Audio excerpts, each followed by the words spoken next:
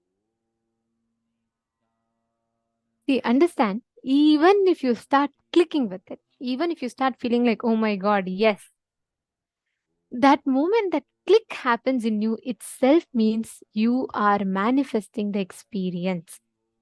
The moment you start cognizing inside you, the moment you start feeling, like, yes, I do, I feel like I am manifesting, I am also getting that experience. The moment you start doing that itself means you started manifesting that experience. Now, the only thing that you need to do, the only thing that you need to make sure that you're bringing in your inner space is absolute completion, and without any judgments, doubts, you want it only this way, you want it only that way, drop all of that. Just let Swamiji radiate through you and manifest. That should be your only goal, only focus. Understanding? Okay, so now we're all going to be entering into the next session, a very, very important one, where we're going to be understanding about how you can practice the presence of God. See, right after Paramashivoham, when you go back home, you have to deal with your same boss, you have to deal with the same ecosystem, you have to deal with the same type of people. But now you're going to deal with all of that as a different personality altogether. What does that mean? How exactly can you speak to them? Can you relate with them? How do you bring that space of completion? That is what we're going to be learning about in this session. It's a very, very powerful technique, so do not miss it. I request all of you to listen to this fully.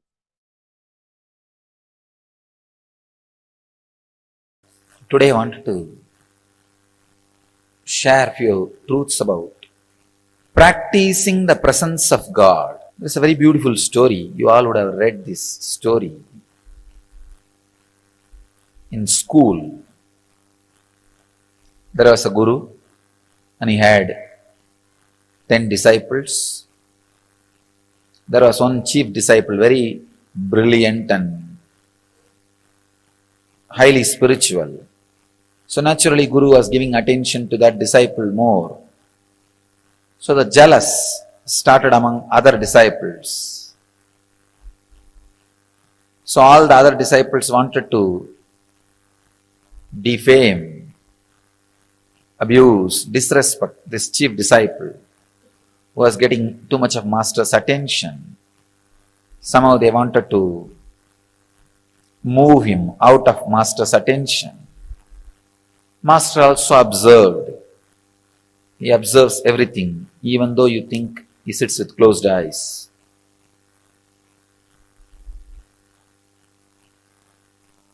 He observed what goes on, all the absurdity which goes on when he is with closed eyes, or when people think he is with closed eyes.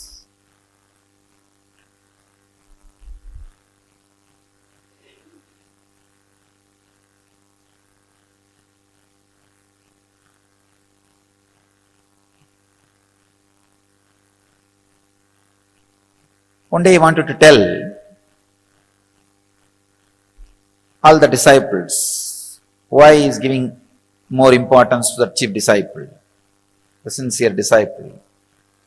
So he called everybody, kept a small test, giving each one of them one banana and telling them, go and eat in a place where nobody sees you, where you are not observed by anybody. All the fellows ran here and there.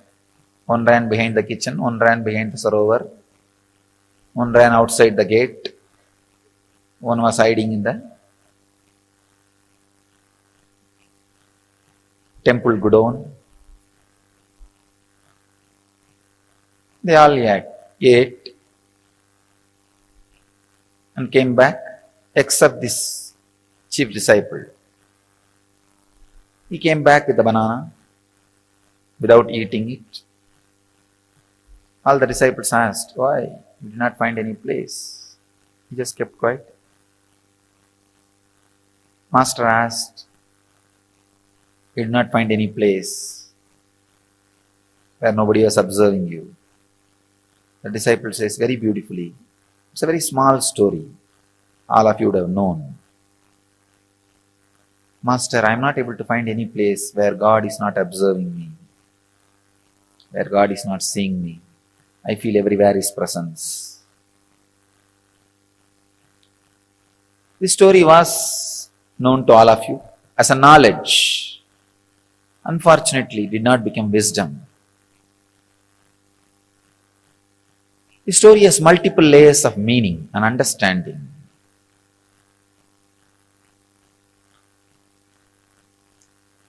First thing,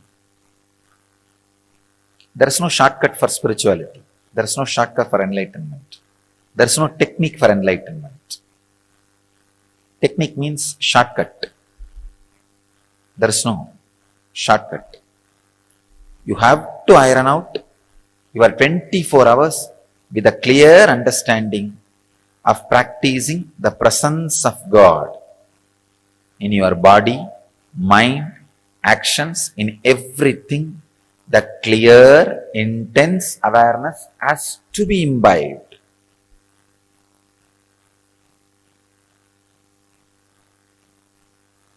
Second thing, whatever you experience as God,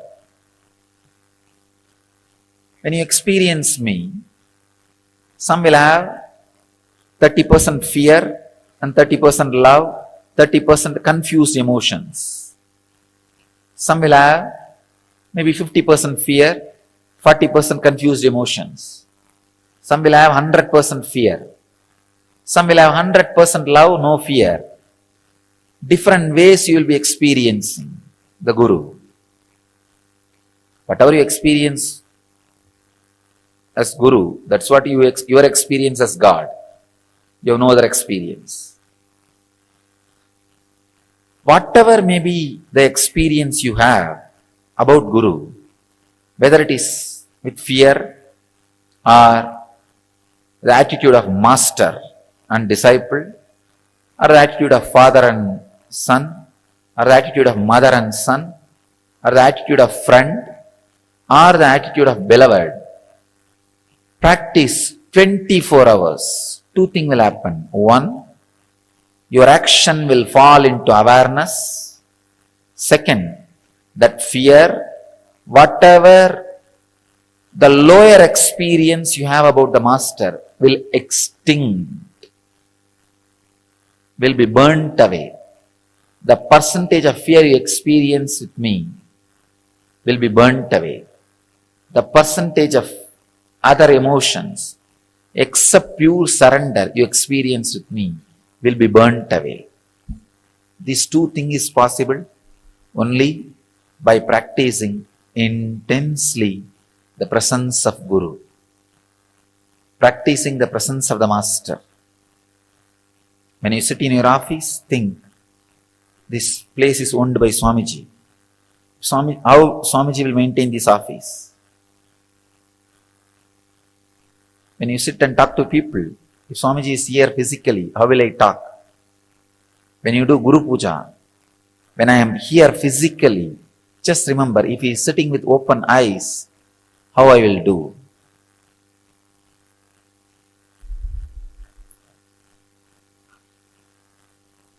Practicing the presence is the only way. Is the only way. Only way. Your arrogant, egoistic logic can go on justifying, no, there is some other technique. Or you can go on postponing with it. That is what I call hypocritic loopholes. The air hole, air bubble in the copper wire will not allow the copper wire to be a conductor. Electricity will never flow. Same way, the hypocrisy between the relationship, when you practice my presence, the hypocrisy you handle, you have it, it's like air bubble, will not allow the Guru-disciple relationship to happen, will never, the presence will permeate, penetrate you. Practicing the presence with tremendous respect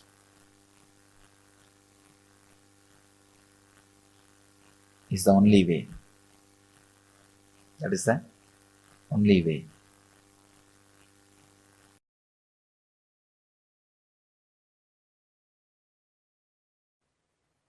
Understand this initiation, this Shaktipada is the purpose of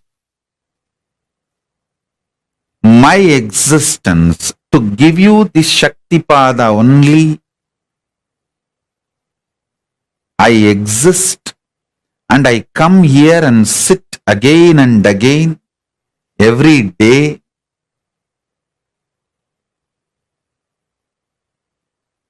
This is the reason I am alive and I reveal myself to all of you.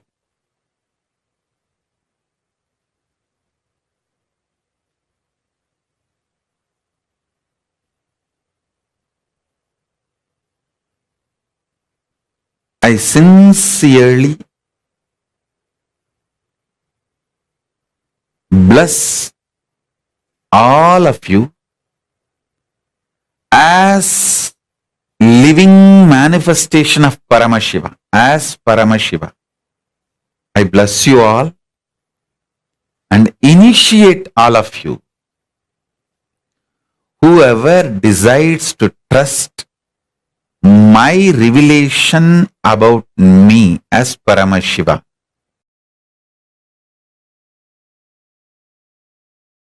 I tell you, once this happened, Arunagiri was supposed to give me an initiation.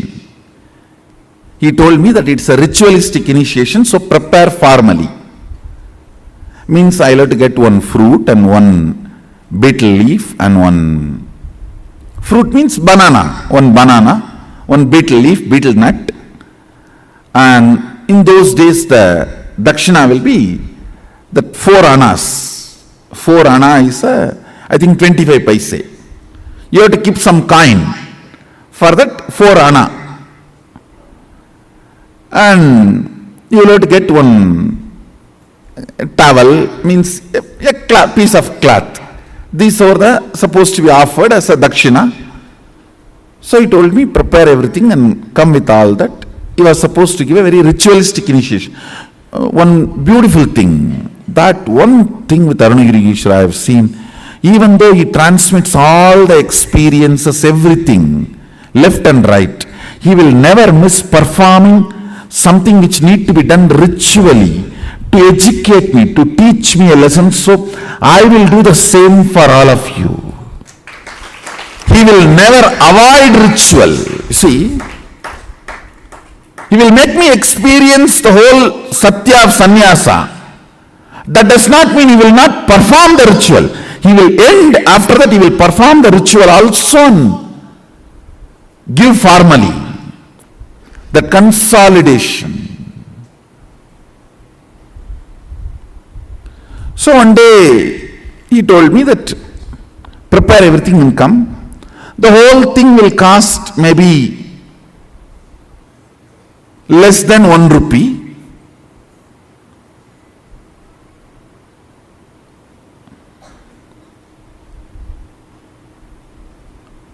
Because the towel, already I had one towel, means that angavastram. Only the other few things I need to buy, which is less than a rupee. With including that 4 anna I am supposed to give as dakshina, whole thing will cost only less than whole thing will be 1 rupee.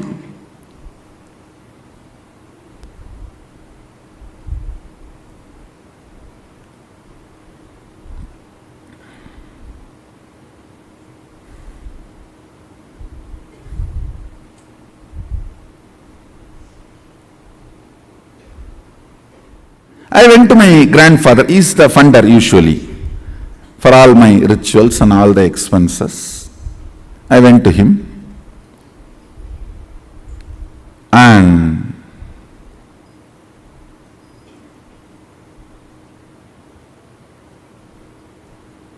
I still remember that the steel table, and that side he was sitting in the chair, and usually kids when they go and sit on, that is my bar, that jumping bar, in that I will put my hand down and try to jump 3-4 times, tata, tata,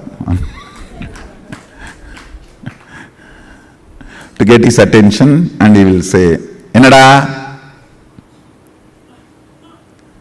Swami Vantya means, what Swami, you have come?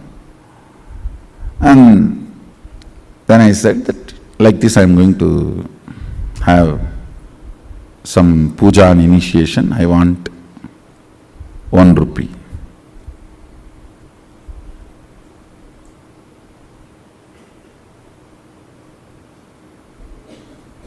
He will not usually handle the cash, so he will look at the cashier, will be just sitting next to him. He will look at him, and they, in the eyes itself they have a signal how much to give and all that. And by now I had already studied the signal. If he just shows through the eye, only what I ask will be given. If he shows with a little smile also, then little more than what I ask will be given. All that signal now I studied. And if you stand on the table and jump few more time and nacharchify, in the Tamil it is nacharchify means nagging, little nagging. Tata, innum Tata. Tata, Tata, means if you stand and nag, nacharchify, you will get 1 more coin or 2 more coin. And he told me that by the time before sunset, come. Before the sun sets, I am supposed to go to Aranirugishwara, so he has to do the rituals and give. I know now sun is going to set. I need to run. But I was standing there nacharchifying.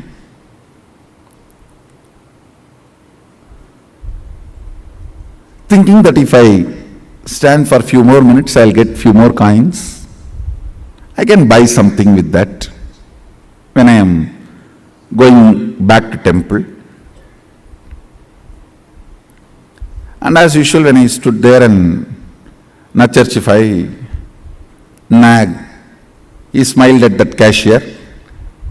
That fellow, Ayyo Baba, I have not seen a person like this. He will count such a way almost that he will tear that note, or almost half of the weight of that coin will go away the way he rubs. His name was Shanmugam, my grandfather's partner. And he will count. Ndara, Samervaya. Finally, he will put that coin. So because I was standing and nagging, I got a few more coins. I think 2-3 coins he gave. I took it and ran. By the time almost sunset has happened.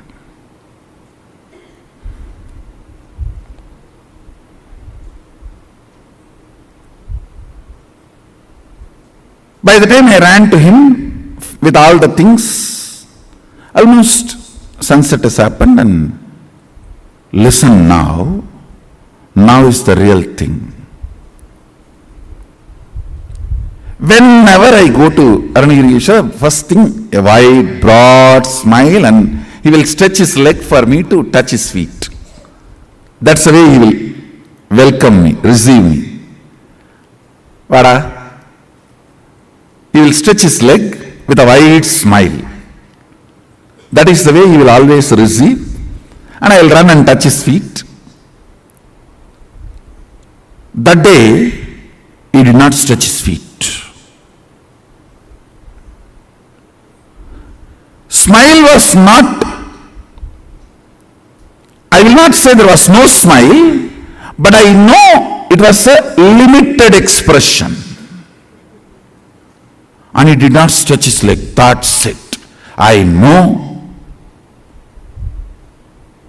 Underline, slight, but very strong message for me. Fortunately, I had such deep Guru Bhakti Sadashiva gave. Even the light warnings from Guru made me wake up from my blind spots and catch his feet, change my cognition.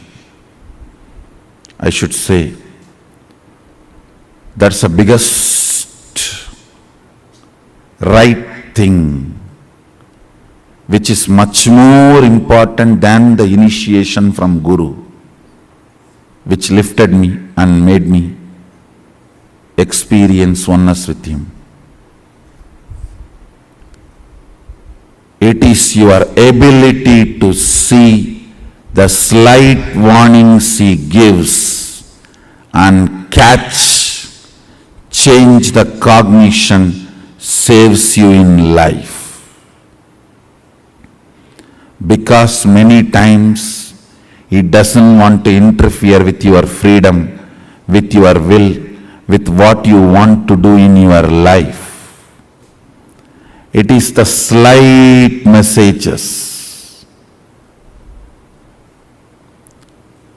It's a light underlines. Listen carefully. This underlines light warnings. Very subtle messages. If you can catch that and change your depth, you are saved. He did not stretch his leg.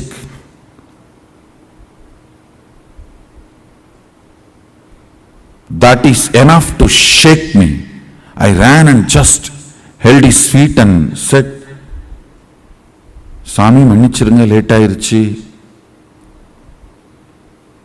தப்பு பண்ணிட்டனே, means forgive me, God delayed,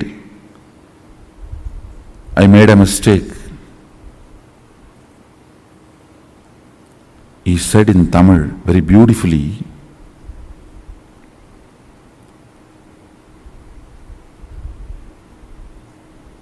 இந்த சேவையை விட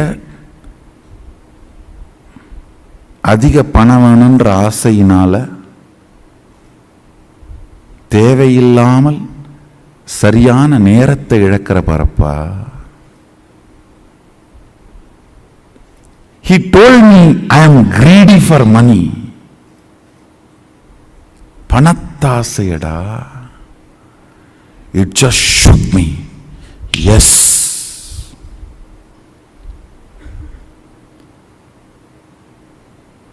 Because for initiation, I'll try to repeat the whole conversation. See, for initiation I need only 1 rupee. I don't need to be standing there and nagging my grandfather for a few more coins.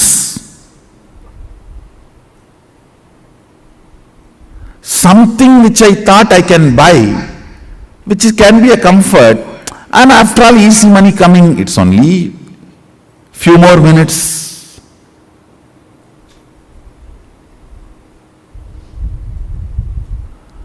That casualness,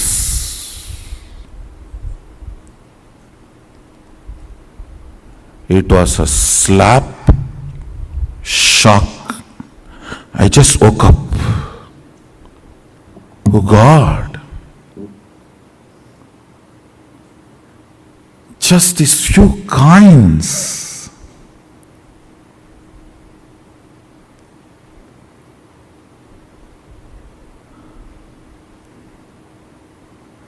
And I am a guy who never touches money. Only like this initiation or any of this Arunagiri work I touch money. This coin. And I remember I collapsed completely inside. Fortunately, decided to choose the Guru, Arunagiri Yogeshwara, and dropped that remaining coins which was in my hand at his feet. Over. Never ever. Even the casual greed. Over. Not even because it is coming effortlessly, why not? No.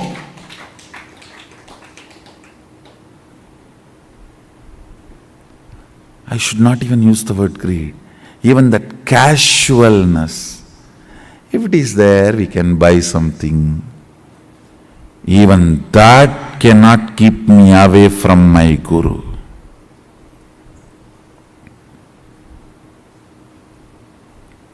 It was too small incident, but too big cognitive shift in me. Over. Over.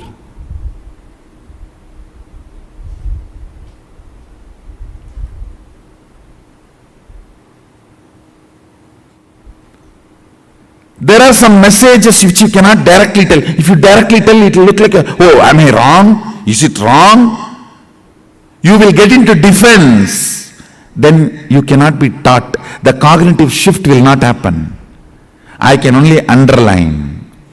Even a casual desire for little money should not keep you away from Guru. I can only underline. I cannot directly give you. If I give this statement directly to you, you may get into defense. Then transformation becomes painful, difficult.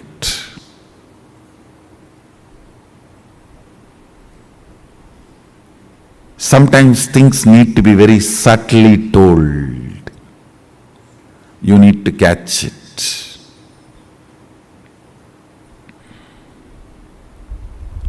You need to catch it. Only if you catch the subtle messages given by Guru, your cognition will be consolidated. Your cognition will be consolidated.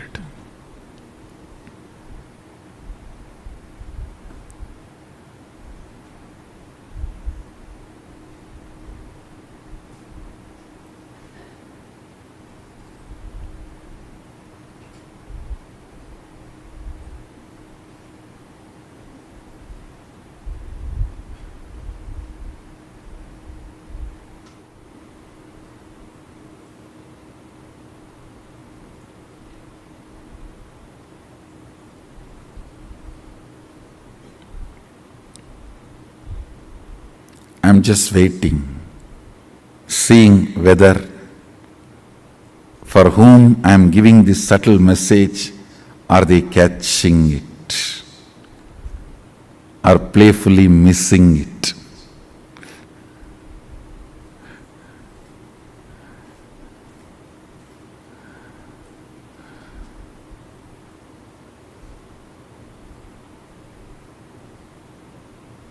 There are some who cannot be recovered. They are doomed. When I say the name, you are doomed. You can't be recovered. You are going to be drowning. So as an evidence, I am leaving this name. You are not going to save yourself. Only when you are not going to save yourself, I tell your name. If you are going to save yourself, I don't tell your name. I only send the message.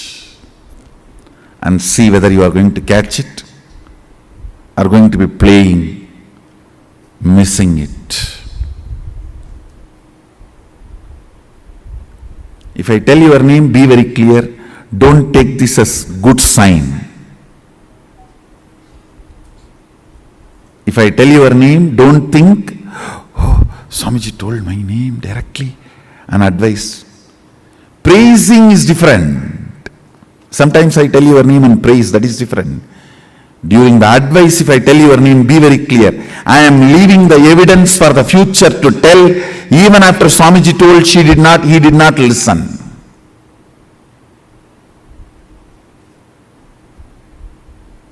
If I don't tell your name, only leave the message, I have a hope you will catch the subtle message and consolidate, catch the blind spot even you are missing, which is inside you, and change your cognition. If I am telling your name, it means very clear, you are too arrogant. You are not going to change. I am telling your name so that the future, you will be the wrong example for the future to learn lesson from you.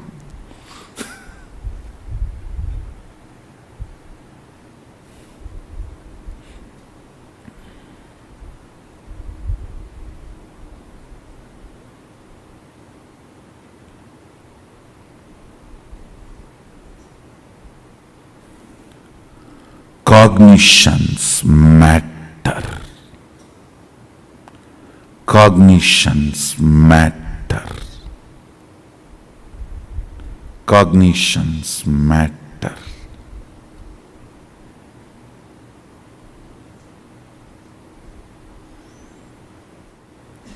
Do you know the funny thing next what happened when I collapsed at his feet? Dropping the coins.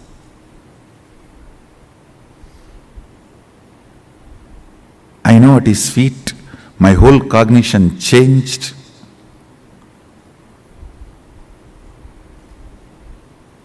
I was completely new.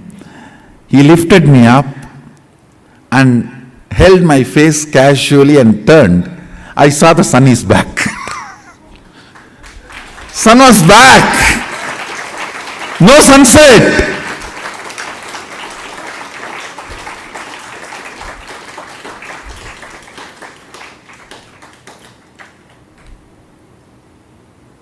He smiled and said, getting sun back is much easy for me than teaching you with the subtle message. This was more difficult. The moment you become defensive with Guru, it is spiritual suicide. You are done. Nothing can be done after that. Sometimes if Guru tells directly, you get into defensive with Guru. Over. Bye.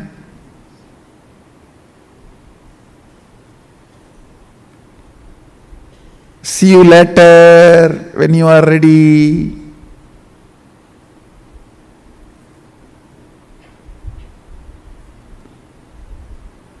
Understand?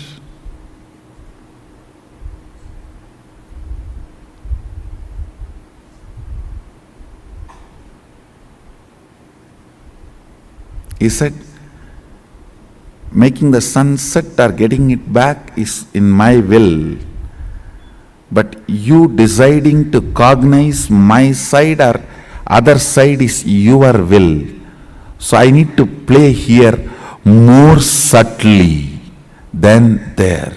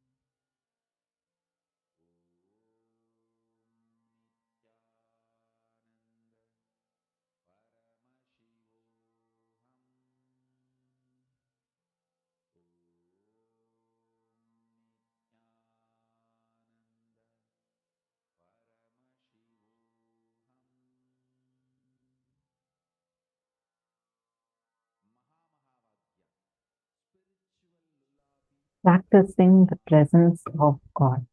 So beautifully. It was not just about practicing the presence of God, but the connection with the Guru and how to have stronger and stronger connection with the Guru and continuously talking to Swamiji, continuously talking to Paramashivam, and how this will deepen your oneness, that feeling connection that you have. Many of you understood this. How many of you clicked with what Swamiji had revealed? Please take a few minutes and share. What are the clicks that each of you had? How many of you have started living this Atmalinga-centric lifestyle where you started talking to your Atmalinga, your Atmamurti, and started feeding your Atmalinga? How many of you have started that?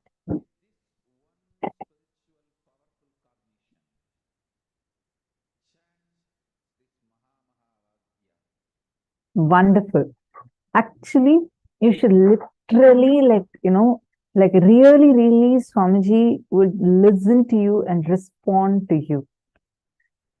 Like, one of my favorite things that, recently, I think last program, Swamiji had told on the 21st day, saying that start living an Atmalinga-centric lifestyle, and you can literally go talk anything you want to Atmalinga, right? So I was like, okay, I'm going to make it a little more stronger. So what I started doing is, I don't keep alarms at all to wake up in the morning. So I started telling Swamiji every day. I'll tell my Atmalinga, okay, Swamiji, right now I'm going to sleep now at this time. So tomorrow morning, sharp at this particular time, you should wake me up. And sometimes I'll say, okay, you only should ensure that I don't think I'm going to be doing yoga, able to do yoga tomorrow. So you only somehow ensure and make me do yoga. Really, I'm seeing every day till now, without fail, every day, exactly at that time that I'll tell. I have a clock, not to keep alarm. I don't keep alarm. I have a clock with me, small clock, in which I started checking the time exactly like if Swamiji is waking me up exactly at that time. And every day without a minute missing. Sometimes I'll say, by 45, I need to wake up. So, Swamiji is without missing a minute. The time I ask, that's the time. Every day I feel like Swamiji is waking me up. And not just that, it's like a very easy thing. Like if anything that I want, if I'm just talking to Swamiji, just go to, I have a small photo of Swamiji and then the Atmalinga, right? So I keep talking so much. And many times I'll feel like, okay, see, this is not happening properly. Now, I need a strong push to make this happen. And then exactly the very next day, I'll be very sure it will happen because I know it, Swamiji will do it. And that's exactly what happens. Anything and everything, always, you understand, really try it. Don't do this thing of telepathy. See, Swamiji knows us much more than what we know. Only when you actually speak it out, you don't need to talk such that other people hear. You need to talk such that you hear. Your voice you should be able to hear. And just talk to Swamiji. And really, you can just talk, tell whatever happened, and don't feel shy. Come on, he knows us way more than we know ourselves. Really, he knows us. He knows very clearly how we think, how, in what situation, how we behave, everything he knows. What all patterns we have. Despite knowing, we probably think we know about ourselves maximum only in this birth. He is seeing us for birth together. Do you think he does not know you? He knows you much, much more than what you think you know about you. And despite of knowing everything about you, he still loves you. Understand? He still loves you. That's why you have that love for him. Just start talking to Swamiji. You feel angry, you feel frustrated, really go and actually talk to your Atmalinga. Tell Swamiji, Swamiji, this is what I'm feeling. Right now I feel so angry at this. This is not working out. Like really go and tell. And I'm telling you one thing from my experience, I really strongly inside me feel like Swamiji is my best friend. Like really in so many situations, it's only Swamiji who can help solve things. Like he'll just be there with you, no matter what. Try it out. All of you just try it out. Start talking to Swamiji. And before you're eating something, give it to Swamiji. Just offer a little bit to Atmalinga. Like take and feed to Atmalinga. Every time, even it's okay, even if you think, oh no, this food was cooked in the morning, now it's already night. It's okay. You're going to eat, then heat it to the right extent. How you're going to eat, give it to Atmalinga. He's just there with you. Slowly, you will find that you will avoid overeating. And actually, a lot of these things that I experience, like whatever I feel like, okay, when things are, I'm not doing something in the right way that I'm supposed to be doing, I just tell Atmalinga, I just tell Swamiji, see, this is not what I'm supposed to be doing. And I know Swamiji will just do something and make sure I'm aligned within the next 24 hours. It will just happen. Try it out. Don't think that, okay, I know I have a very strong connection with Swamiji. You see, I telepathy to Swamiji. He can hear, but you don't listen to yourself. Only when you talk, like actually talk it out, you would start listening to yourself. Otherwise, it's like your thoughts. You have like 100 thoughts running inside of you.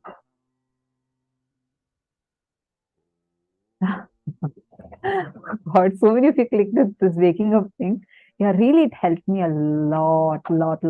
Like, because I'll feel like anytime it might be. And if I feel like this is not, like I'm not able to get up. So one day I actually told Swamiji, tomorrow, even if you wake me up, I may not get up. So make sure to keep waking me up till I get up. And that's exactly what happened. Like I just felt like actually someone is waking me up. I wake up and see there's really no one around. And it's working like every day, like a miracle, but I know that's because I talk to Swamiji. Swamiji will make them do it. And all of us can experience it. Same way. Let us say that you have a very grumpy boss and you're so afraid you didn't meet your deadline. Just tell Swamiji, look, see, I was enjoying your darshan. I was sitting in your darshan. I really did not have time to finish this work. And I know very clearly, if I go to office, my boss is going to be not good with me. Can you do something and make sure that tomorrow my boss doesn't come? Something, I should just have a day off and then let me catch up with my work. Really, Swamiji will do something to that fellow and he will have some problem and will not be able to make it to the office. You will have your day to finish your project. You ask whatever you want.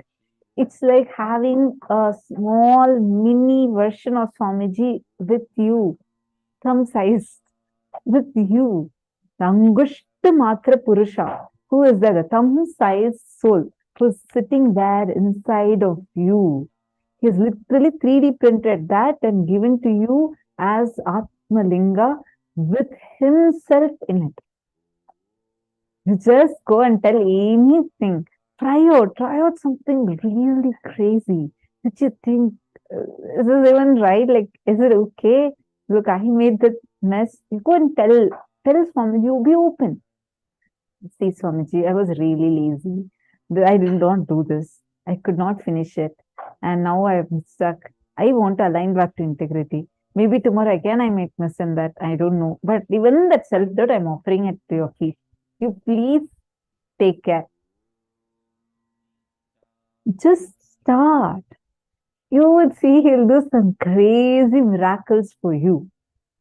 At times, I'll think like, oh God, why is this happening like this? This is not what I actually asked for. But by end of the day, I'll realize, I'll be like, oh God, no, Actually, this is the exact pattern that I wanted a breakthrough from. Yesterday only I asked Swamiji, and today Swamiji has manifested this whole situation just for that. Like really, you yourself would start understanding that. And you have an argument, you go and actually argue, like really talk to Swamiji. It really, I don't even want to use the word helps. So it's not some kind of like a technique or anything like that, right? Like I feel it's more like you living with Swamiji. Just start doing the same way. You're not manifesting powers. That go on, even if you want to rant, like literally rant, do it. Rant to Swamiji. It's okay.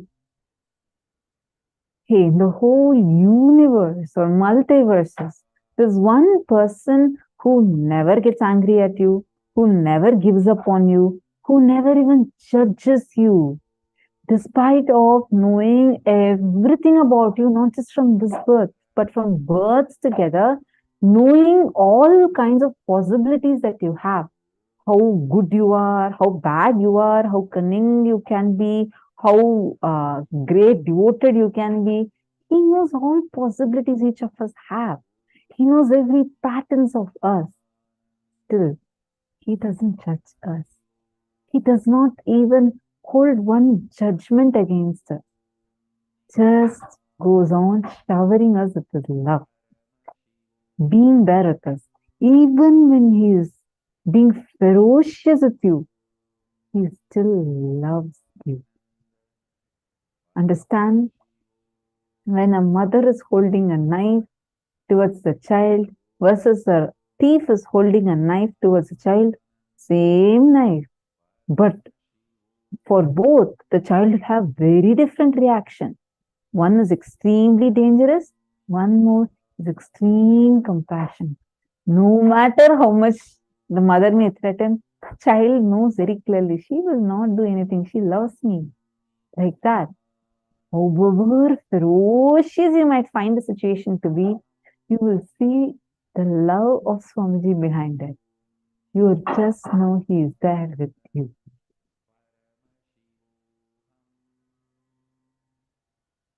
Okay, I'm having another question. What to do when this does not happen? What do we need to change or update? Talk to Swamiji. Ask Swamiji that question. Ask your Atmamurti. Go ask your Atmalinga. Swamiji, I asked you this history. This did not happen. What do you think I should be changing? You ask. He will respond to you. Really, he will respond to you. And I can challenge this because I know for sure this is the truth. Really, Swamiji would respond to you. And you'll even start hearing his response.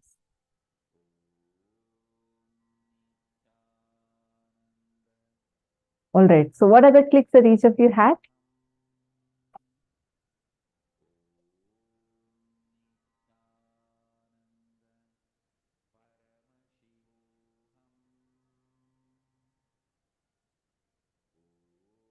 Come on. What other clicks each of you had? Please share. Okay. And how many of you are going to start living this Atmalinga-centric lifestyle? Can I request all of you to click a picture of you with your Atmalinga and post it on the Facebook? You can just post your selfie on the Paramashivoham Facebook page.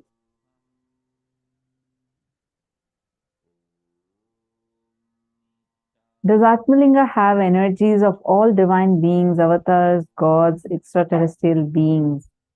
Okay, Ma Sonia Rao, first thing, in Hinduism, we don't call them as extraterrestrial beings. They are beings who are existing in various planes, but not with the kind of loaded meaning this word extraterrestrial beings or aliens have. Second, Atmalinga has, I'll show you. This is Atmalinga.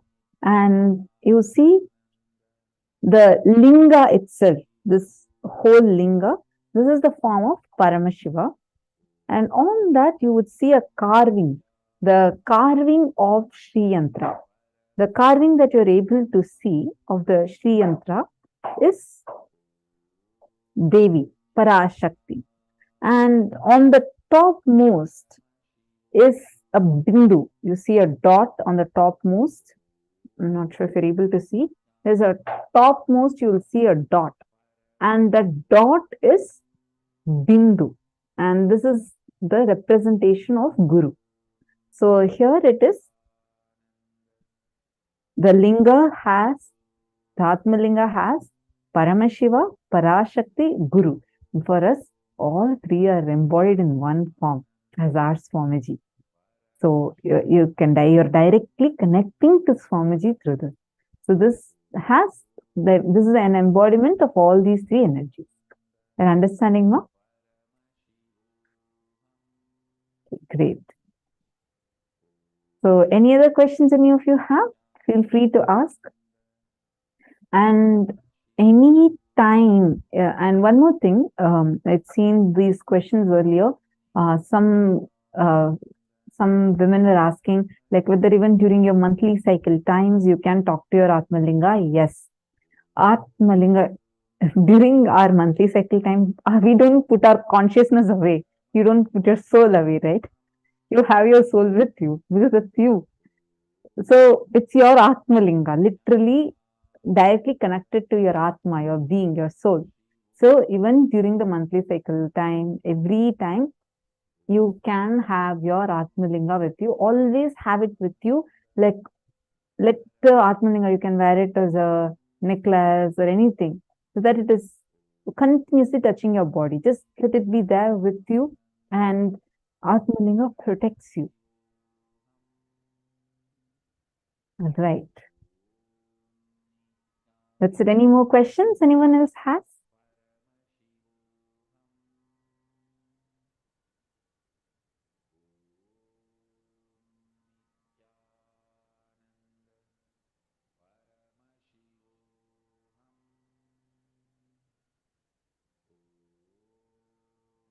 Nitya Krishna Priyan, a very beautiful question. Which language should we speak to Swamiji in? Like, what is a language, right? Can we speak in English, or is it okay to speak in Chinese? It is okay to speak in Chinese. This is your Atmamurti. Atmamurti means, see, actually you can talk to Swamiji in whichever language you feel comfortable in talking. All languages Swamiji understands, because there it's not just Swamiji in this physical frame, it's the cosmic form of Swamiji. And so you can talk in whichever language you're comfortable with. If you feel, no, I always talk to Swamiji only in English, then talk in English. Whichever you're comfortable with. He is yours personally, exclusively for you. So celebrate it and enjoy it.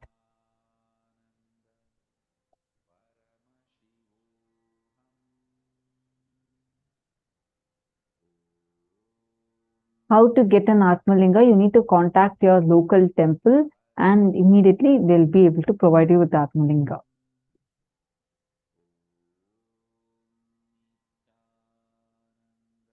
Great. Now, holding on to this, shall we all move to the power manifestation? Okay, in this round, we are going to be doing a quick round of consciousness over matter power. And here you're going to be manifesting the power where you're going to move a deity in the silicon surface. All of you can basically keep your Atmalinga itself and move your Atmalinga on a silicon device. Just keep your tablet, your phone, all the devices are made of silicon, so you can keep that and start manifesting. Through your will, just hold on to your will, look through your third eye, and you can just request Swamiji, can you come this, like roll and come this side, come towards me. Really, the Atmalinga would start rolling. They'll very fastly start manifesting, so you all can start now. Paramashivoham. Om Nithyananda. Paramashivoham. Om Nithyananda. Paramashivoham. Om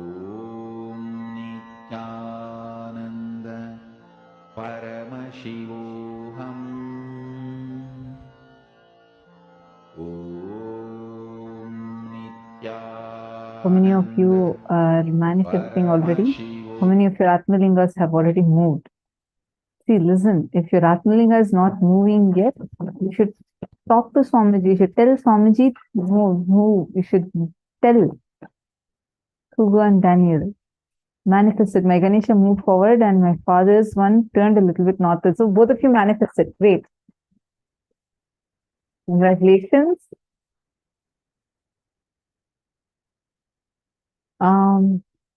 Zize Feng. Can I bring the Atmalinga to religious places? Yes, yes. Zize Feng. Atmalinga is your best friend. Do you take yourself to the religious places, your soul? Then take your Atmalinga there. Understand your relationship with your Atmalinga is beyond the societal moral conditions. Okay, there's nothing pure, impure, nothing. That's why you can talk everything to your Atmalinga. Even what you consider as your worst parts, you can tell that to Atmalinga. For example, you may feel that, oh God, it's so bad, I cannot get this angry. You can actually offer your anger also to Atmalinga. Tell Atmalinga, this is what, Swamiji, this is what exactly I'm feeling inside. And this is the whole thing I'm going through. Just tell. Swamiji will really, really respond to you. It's like having Swamiji's miniature version with you. And he would talk to you, respond to you. You can take your Atmalinga to other religious worship places. And you can offer the puja also there to your Atmalinga. So yes. Come on, all others also sit and do the power manifestation intensely.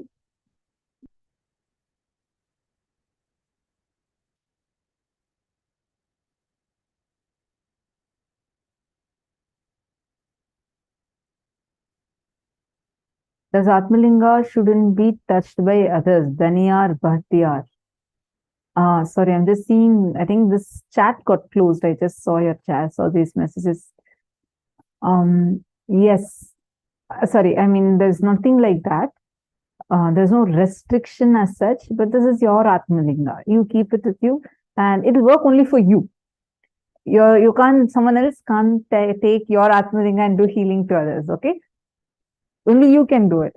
It's exclusively, just see it like this. Swamiji exclusively for you. And he'll only listen to whatever you say. He'll not listen to what others say. He'll only listen to what you say. And it can be with you continuously, talk to it. And just relate with him. Do seva to him. Now, see, puja is more a ritual. Don't make it a ritual. Make it like your lifestyle. Every day you go eat your favorite food, offer it to Swamiji. Just eat, how is it tasting? Ask Swamiji. Like really ask. Like it should not be just okay, Naivedyam Nivedayami. That's one that you do during puja time. Apart from that, when you're sitting with your Atmalinga, you're going to eat, tell Swamiji, so this is the fresh food I made. And I want to just offer this to you. How is it tasting? Do you like it? Ask. Talk to your Atmalinga. Danyar Bhatir is laughing. Yes, you can just relate with your Atmalinga more and more. At the time of puja, beautiful can be applied on Atmalinga. Sorry, I think you missed a word. Yes, you can offer anything you want. That's what I'm saying. You can offer clothes to your Atmalinga, you can offer chandan, you can offer kumkum, and you like your favorite perfume that you're putting, take a little bit and put it on your Atmalinga. You can actually dress up your Atmalinga. You can do alankar for your Atmalinga. He is literally your Swamiji version with you. Many people tie turbans and have their own, make a small simhasan for Swamiji and keep Atmalinga on that. So, a different question. What should I do with the Subramanya yantra we made? I used turmeric to make it. What should I do with it? Use it in puja, cooking, or something else. Use it only for power manifestation. And even that will also help with healing. Like, for example, like you are sick or something, taken and apply this Aushadha. Every day, ritualistically apply that Aushadha in 3 places. Here, here, and here. The 2 temples and the 3rd eye. It will help in 3rd eye awakening. Do it every day. Okay, Pankaj Kankaraya.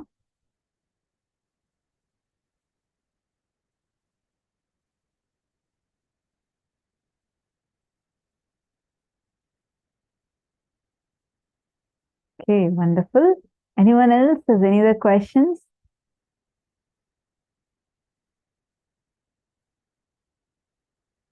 Sorry if we are attending to your questions a little late. We have like 10 rooms, so I'm just trying to catch up with all the rooms.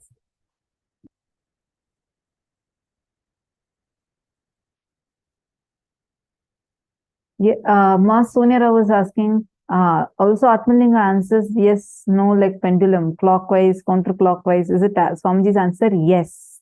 Yes. See, for example, you have 2 options. You want Swamiji to choose. Keep 2 options and pray, Atmalinga, please roll 2. Which one will be the right? Swamiji only should guide me. Roll and tell me, choose which option is right. Correctly, Atmalinga will roll on that paper. So, it's miraculous. It is a real thing that you have with you, and it will be very miraculous. Ma Prematavasi, my deity is moved. Congratulations, wonderful. Take a video of it and put it in the Facebook. That's nice.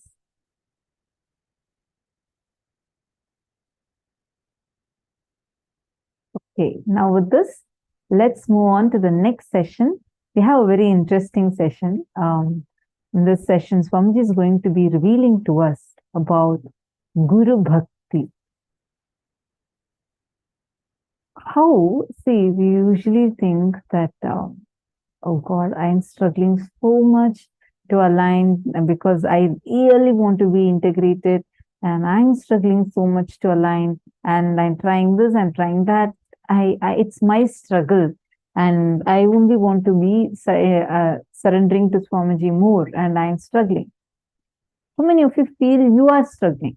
Means in different levels. I mean, all of us feel that in various places where our strongest patterns come and stand. Swamiji reveals something really sweet. Swamiji says, don't think you are struggling. He is struggling to manifest through you.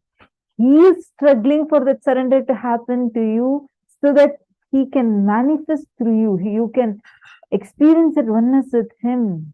It is his struggle, not your struggle. Just that one thing, if you cognize, everything will feel so sweet for you.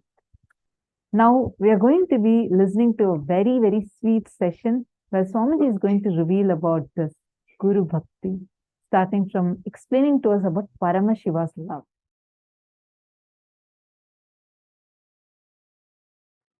Whenever you fall for someone, you are in deeply love with that person. The human being, the person for whom you fall for, you are in love. That person takes you for granted. You feel the other person for whom you have fallen is not loving you so much as you feel for him or her. Listen. Whenever you fall for someone, you always feel the other person for whom you have fallen, that person takes you for granted, and that person does not love you, have feelings to the same level you have. Sometimes this is the way you feel, sometimes this is truth also. With ordinary human beings, this is the way love is acted, reacted, given, received, reciprocated. This is the way the love flows with ordinary human beings. With the divine, with Paramashiva, the logic of love is totally different. Listen. When you love me, when you fall for me, first thing, I raise you. Second, I shower life energy in you. When I shower life energy in you, your consciousness is the most superior asset, wealth, property for you and for the world. Listen carefully.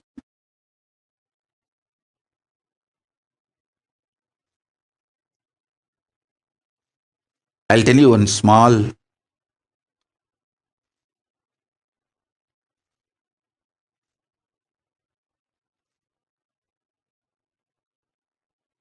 very sweet, intimate happened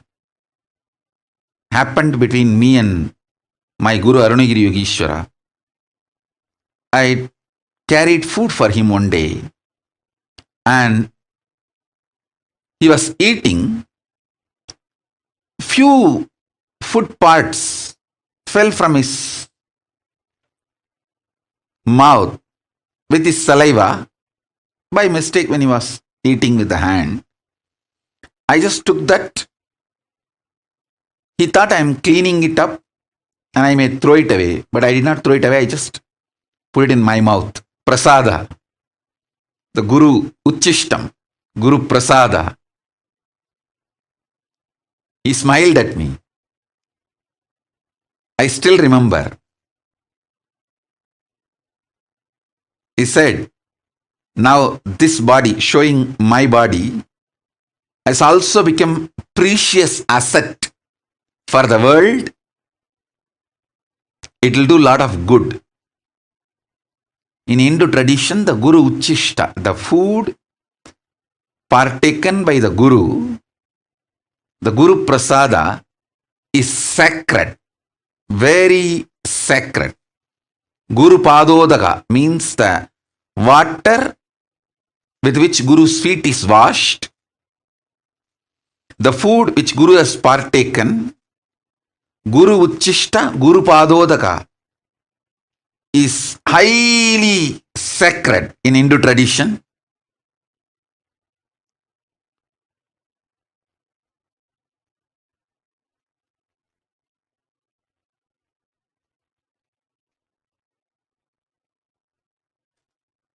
He said,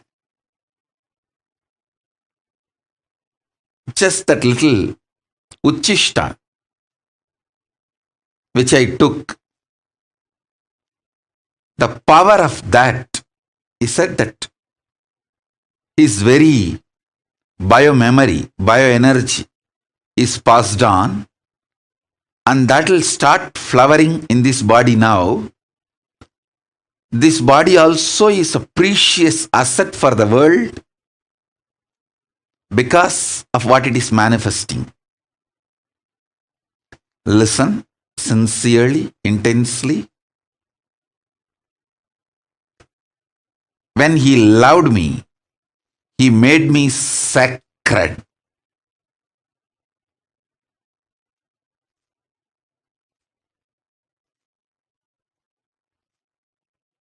When I fell for him, he raised me and he made me sacred by showering his love on me. Listen.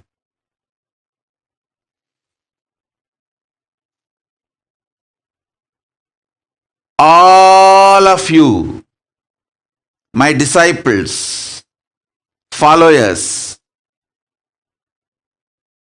whom I initiated, all of you have received the greatest, best Uchishta That is mantra, the Mahavagya, which I used most in my life, is the Mahavagya. The mantra, if you have received, you received the best, greatest Uchishta from me.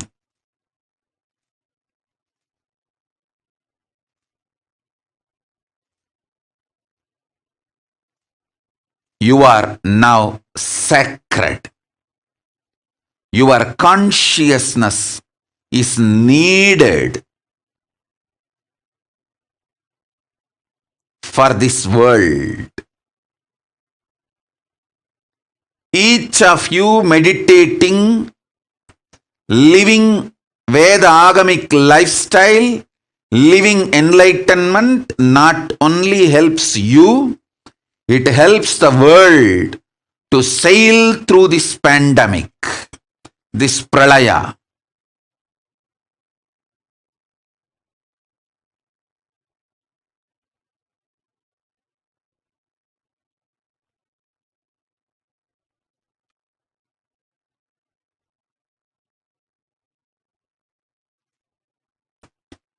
So when I fell for my Guru, he raised me and showered his love on me and made me sacred.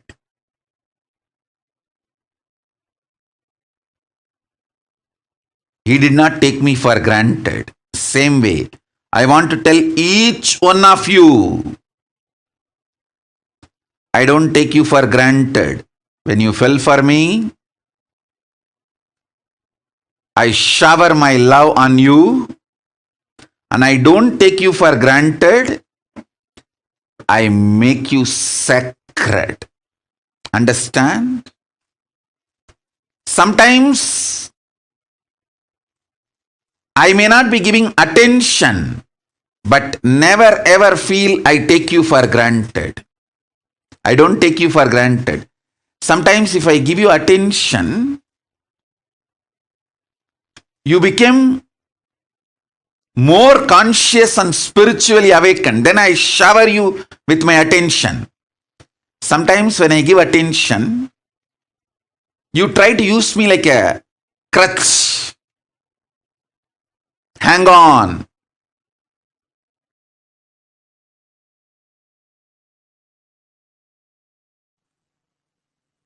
Paramashiva's message directly from Kailasa.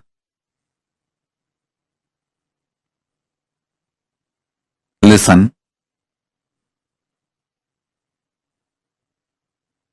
Reality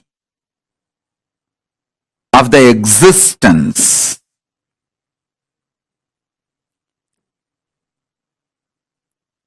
manifests as consciousness in you,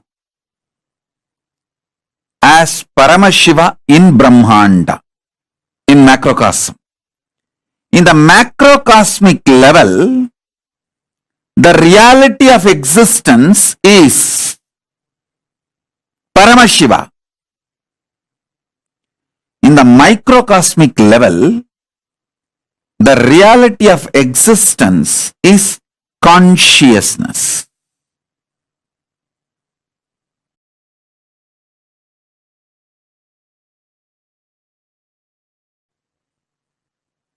Listen intensely.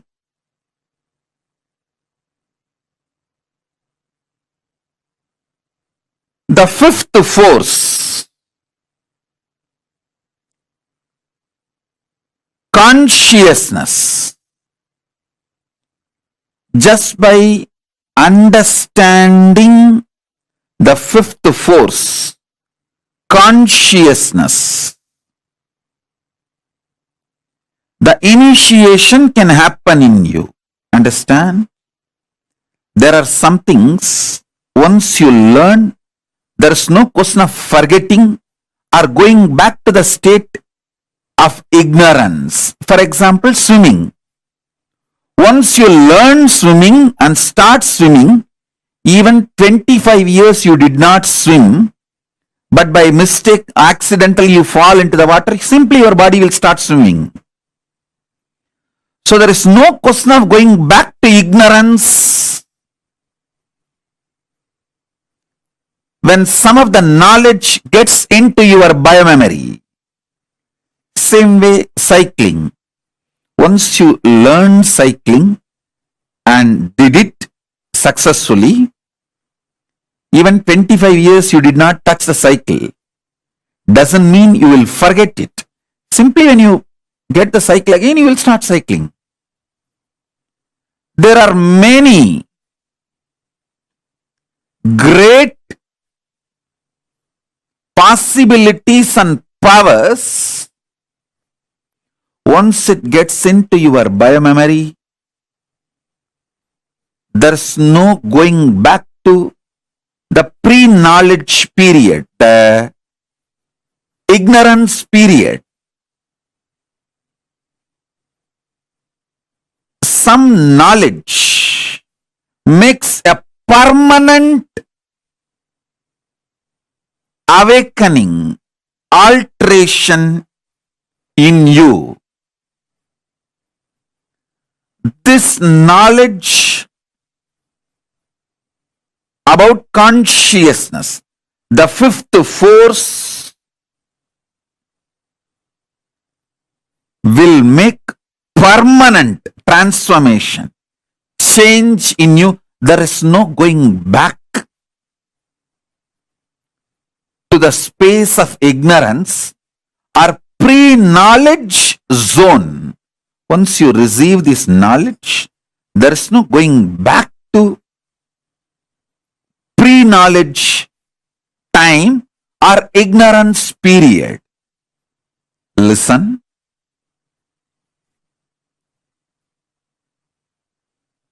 Greatest that can happen to human being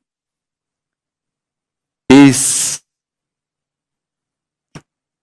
this conscious reality becoming the existence, part of your existence. Listen. This conscious reality can be part of your existence if you have a direct feeling connection, Guru Bhakti. It can just like a jumping of the flame, transmission of the lamp. Hey, Paramashiva is real. Over. You just know. Swamiji said it. Paramashiva is real. Paramashiva is real. And based on that, your whole cognitive shift happens. Your existence shifts. From that reality, you cognize, exist, act, manifest, gravitate, do everything.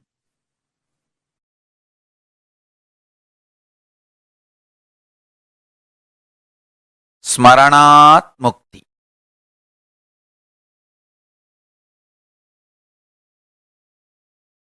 Remembrance liberates.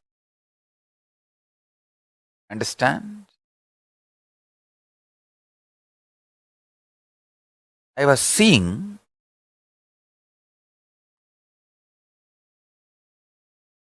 during my morning settling down period, when I was settling down from Samadhi, I was seeing what is the most important thing I should remind people.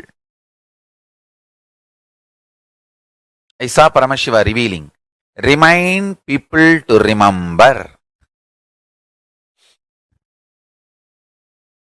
Constantly write remembrance. Understand? Whatever I need to tell, I have already told. Enough has been told. Understand? Literally last 41 years of my public life, I have said whatever need to be said. And I am going to continue to say. continue to reveal. All these will be useful to you only if you remember them in right moment. So essence of whatever I said, saying, going to say is remember the right powerful cognition in right moment.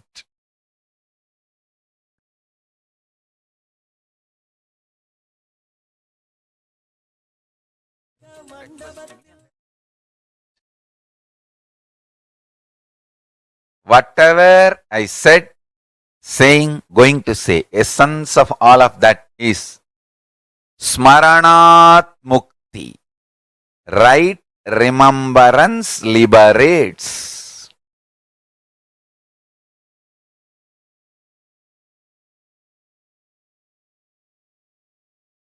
I can see clearly how beautifully, systematically my life evolved.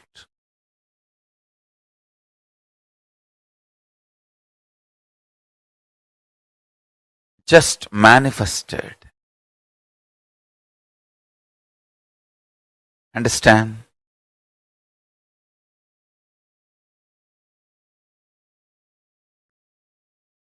When you remember the right powerful cognitions in right time, immediately liberation. Anything does not liberate is not right remembrance. Anywhere the right remembrance happens, immediate liberation.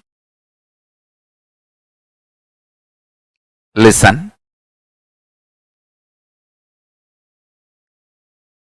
Life is all about how many times you remember powerful cognitions and experience liberation, and how many people you help to remember powerful cognition and manifest enlightenment. That's all. That's all. Understand? The more and more people you support to get powerful cognitions, the more and more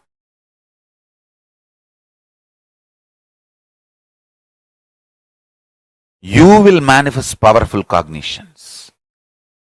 Paramashiva says, when you make one person have Sivadiksha, whatever japa he does, the punya he gets and the same punya you also get. It's an ultimate cosmic blessing you can get for yourself and for the world. Now, remember this one powerful cognition, Smaranat Mukti. Remembrance liberates. Remembering right cognitions at right time liberates, empowers, enlightens.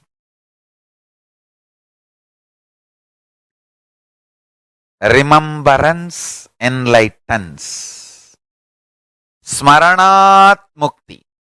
If I have to literally translate that word, Smaranat Mukti, into English, right remembrance enlightens and empowers.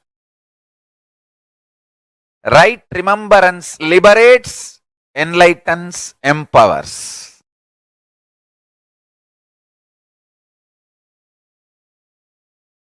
Smaranat Mukti Arunachalam.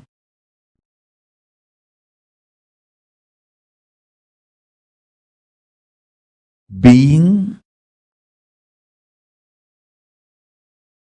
with that which neither need to be remembered, can be remembered, nor can be forgotten, or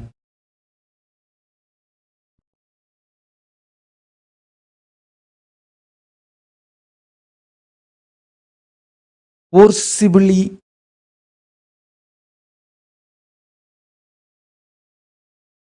no need to remember it. Anyway, you can't forget it. Being in that space is Arunachala Smaranam. Now I'll initiate all of you. Whatever I received from my Guru Parampara, I'll transmit that to all of you. Listen.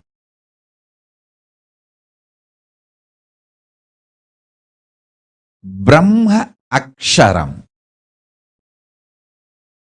Mahā Aksharam. It means just the 3 dot in Tamil letter, 3 dot. It's called means just put your throat on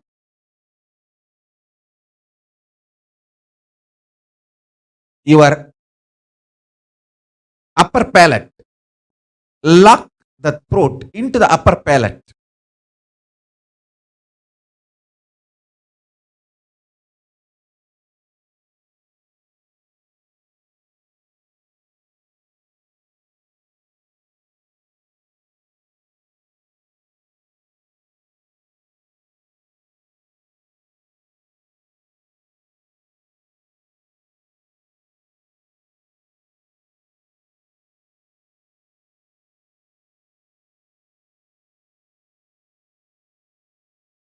Listen. Listen sincerely. I'll repeat. Brahma Aksharam. The Mahā Aksharam. Ultimate mantra. Truth. This is what I received on this Yoga Pattabhishekam day. I am giving you that to all of you.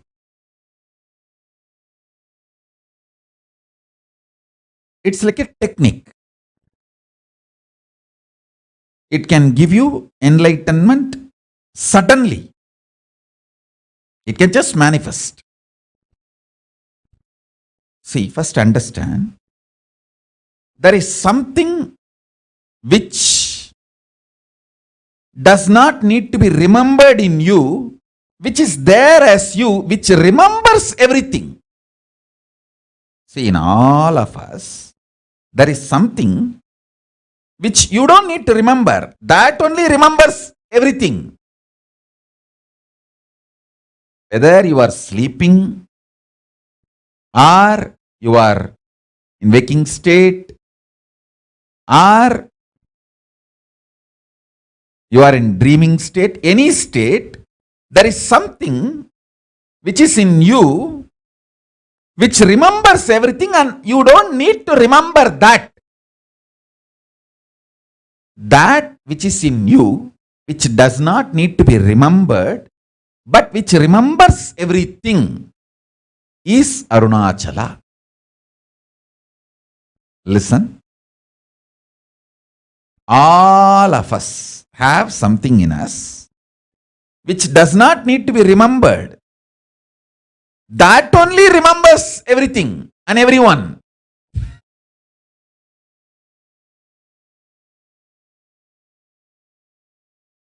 That is Arunachala. That is the most powerful reality. Remembering which does not need to be remembered or cannot be remembered, which remembers everything. In you, there is something which cannot be remembered or forgotten, but that only remembers everything, including what you think as you. Listen. Cognizing that, sit with this means putting the lower throat on the upper palate. It's a Tamil letter. Just project that Isaki Swami's page.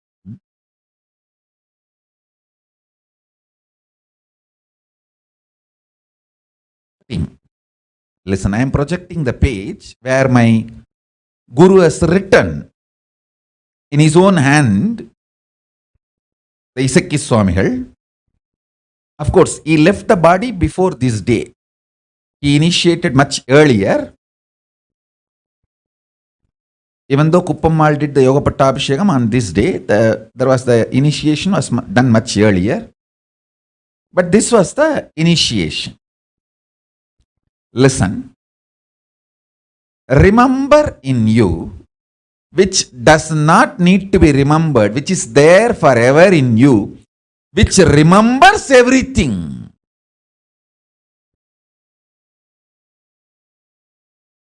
In you there is something which you don't need to remember, you can't forget, which remembers everything. Listen to these three qualities. In you there is something which can't be forgotten, which does not need to be remembered. It is there all the time. That only remembers everything in you. This three quality is what the three dot. The three dot is these three qualities.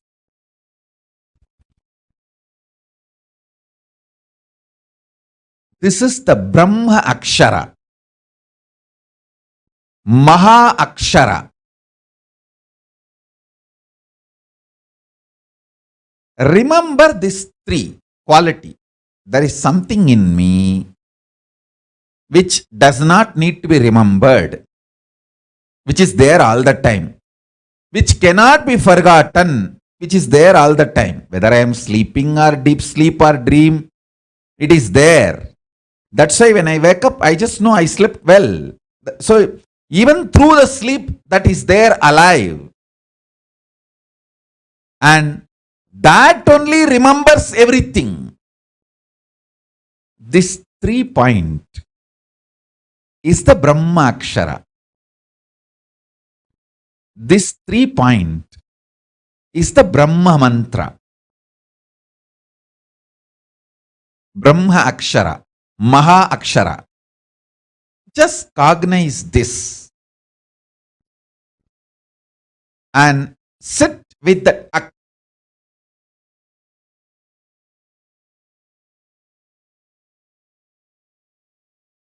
This is Arunachala Smaranam. Just by Smarana, Mukti, liberation. It is a very simple but very clear initiation. All those were done. I'll give you now the essence. Listen carefully. Number 1, Brahma Dhyanam means being in that ultimate Parabrahma, Paramashiva, Parandama, which is the ultimate. Paramam, Paramatma, Paramashakti. All these words you can use. That Paramam, ultimate. Being in that Paramam, that is called Brahma Dhyanam. Brahma Aksharam, the syllable which puts you in that space. Mahaksharam, Brahma Aksharam. That Brahma Aksharam is this 3 dot. You can see in my own Guru's handwriting, Brahma Dhyanam, that word in Tamil it is written, and 3 dot. That 3 dot is the Brahma Akshara, ultimate mantra, which puts you in Samadhi immediately. And now I will give you precise cognition. This 3 dot means, understand, there is something in you which you don't need to remember. It is there 24 hours. When you are waking state, when you are in dream state, when you are in deep sleep state, it is there. Even during deep sleep, it is there. That is why after sleep, when you come out, you say, I slept so well. So it is there. You don't need to remember it. And you can't forget it. It is there. Which you don't need to remember, which you can't forget, and that only remembers everything. These three qualities put together, there is something in you that is Arunachala, that is Paramatma, that is Paramashiva, that is Parabrahma, that is Parandama, that is Paramashakti, that is Paramaguru, and that is Paramatma.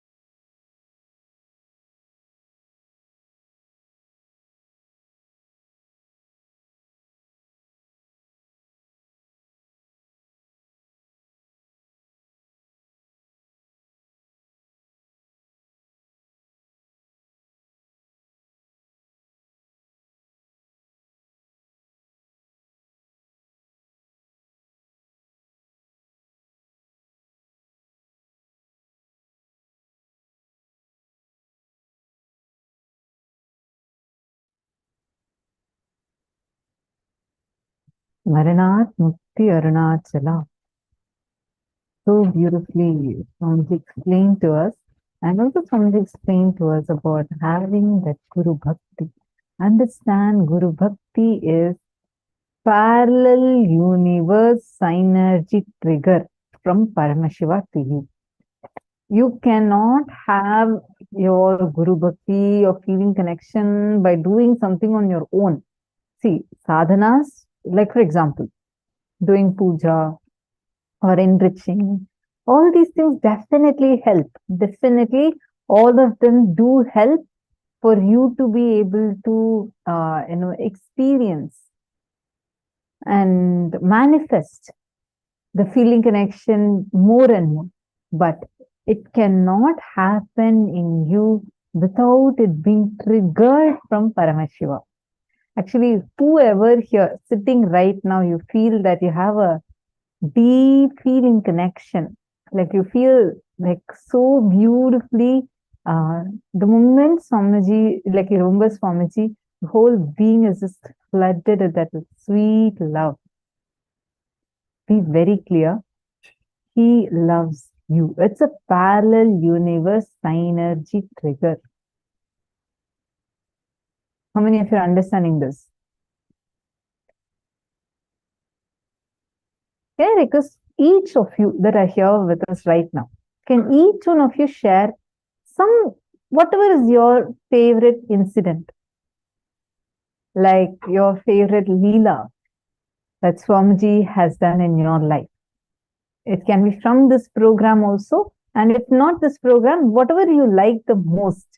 I request each of you to share your favorite moment. It can be some miracle, or it can even be just a darshan where Swamiji called out your name.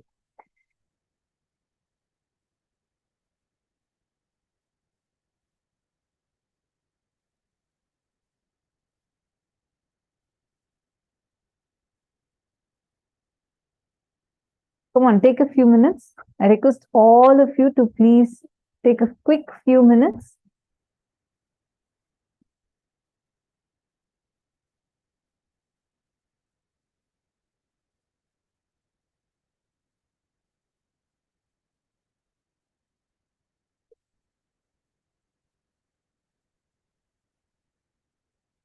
Some favorite moments of yours with Swamiji.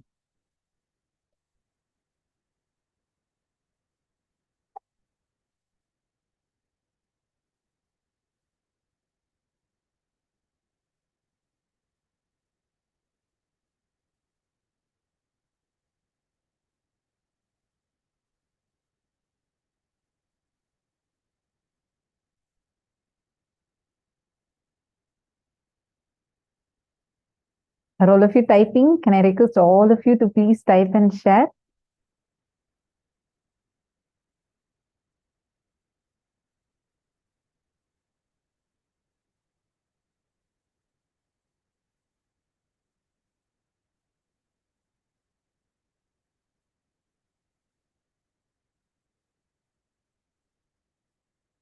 Oh, Jennifer Poirier, I'm asking in your life, not his life.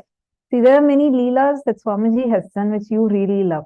But there are some miracles, the way he has manifested for you. It can even be the first time. See, understand. Earlier I used to think, oh, no, I don't have any such big miracle. People have visions and all that. I never had that. But then when I started, we had this in Gurukul.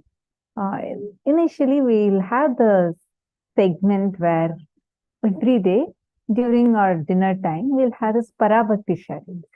Each kid will have some amazing experiences. I was completely new to Gurukul, completely new to Swamiji. Like, I did not know Swamiji. I didn't know anything.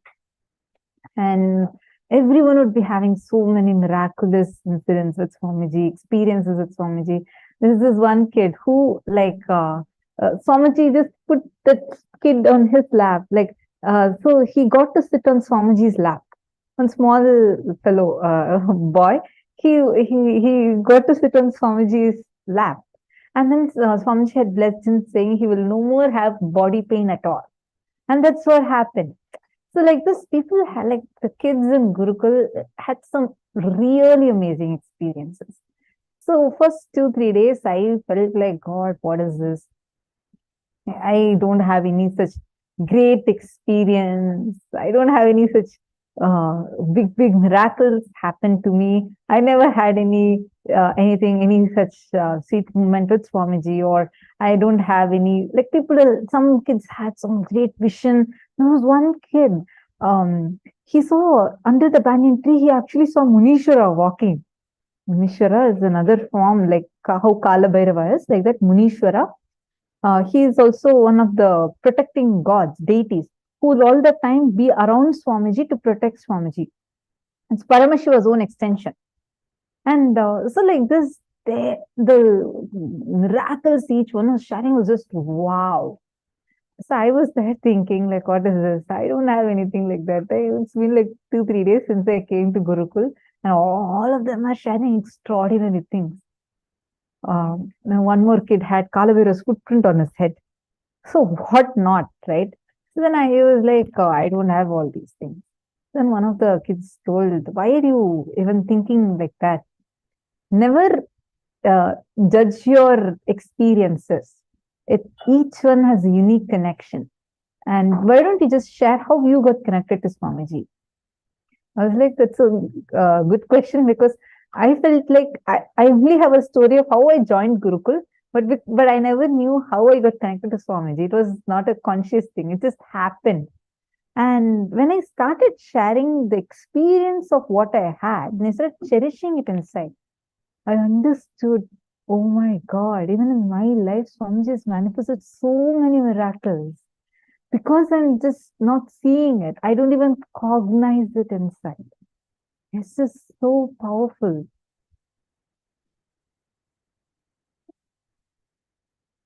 So each of you take a few minutes and please share. Okay. See, some of you share. So yes, Ma, there are a few, Ma. In this 21 days, I was never caught up with my husband, especially during darshan. I will choose to be in one room where he can't get out. Also, I'll pray to Swamiji that he only should help me to attend the whole darshan without any disturbance. Either he would step away during that time or he would be busy on something else, which would be very surprising for me. One miracle happened. Okay, Ma Nithyananda Jnana Yogini has posted. One miracle happened. When I got my Atmalinga, Swamiji appeared in my dream that day. Wow. Very nice. And Ma Ganapati has shared. Swamiji manifested SJP first payment for me and took away my SDHD. And I love darshan and he blessed me. Wow. That's so sweet. So Swamiji had manifested your SJP payment for you. That's wonderful. Ma Parameshwari, how did you receive your Atmalinga? The way how I received my Atmalinga, it was so magical. Share more.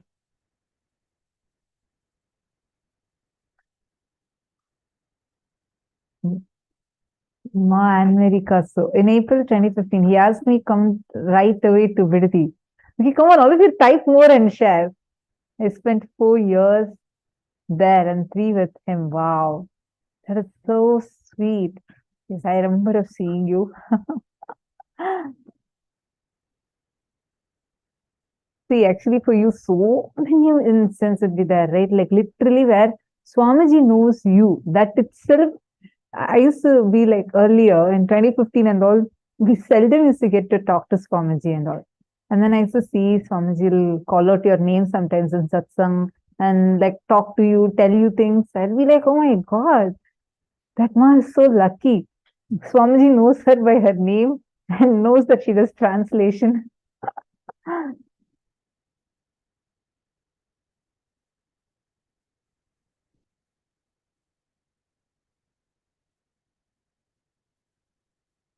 So sweet, Mananda Mahapurna. Come on, in this room, all of you please post. Ma Ananda, Ghora Rupini, Ma Nitya, Venkatesh Ananda, Ma Zian Lee, and Wei Huang, Ma Jnanadaini, Ma Nitya Naresha, Ma Shukrendraananda. Each of you please share your sweet memories, moments.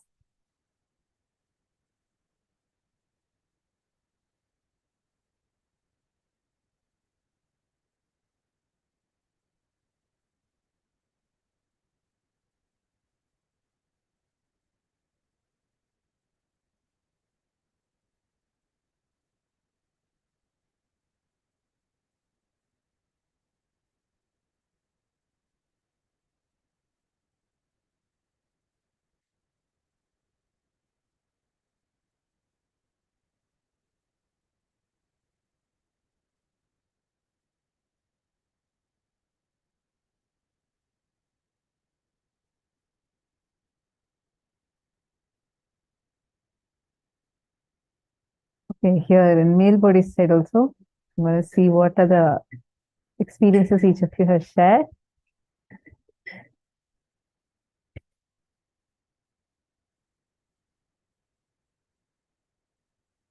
Because of Swamiji, I got darshan of a few devatas before. Ganesha, Shani Deva, Lakshmi Devi, Surya Deva, Varuna Deva. Wow. That's so nice. Actually, you know what's even more nice, Shane Dennis? See, like despite of you coming from a different country, even knowing these terminologies is something that I really enjoy. When I see people from various different backgrounds, everyone getting to know so much of authentic Hinduism because of Swamiji, and you see you're having darshan of these deities. That's wonderful. So sweet to know.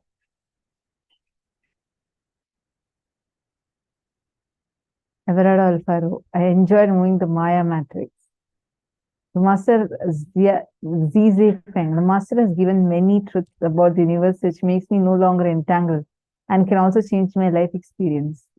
Swamiji came to my dream and guided me to a bhajan room.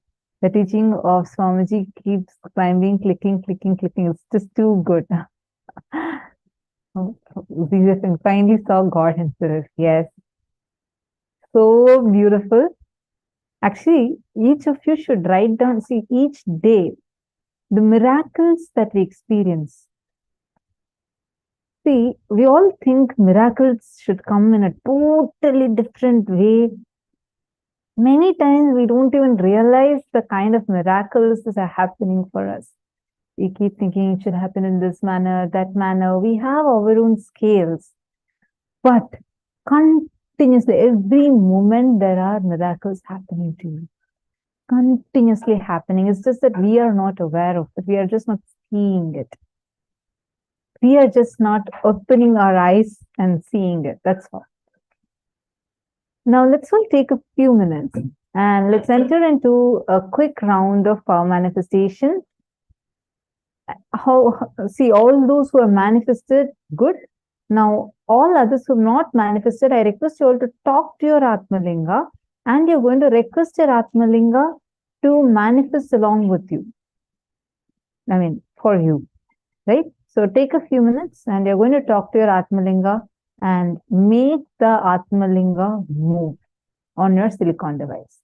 Let's get started. Please start chanting the Mahavakya.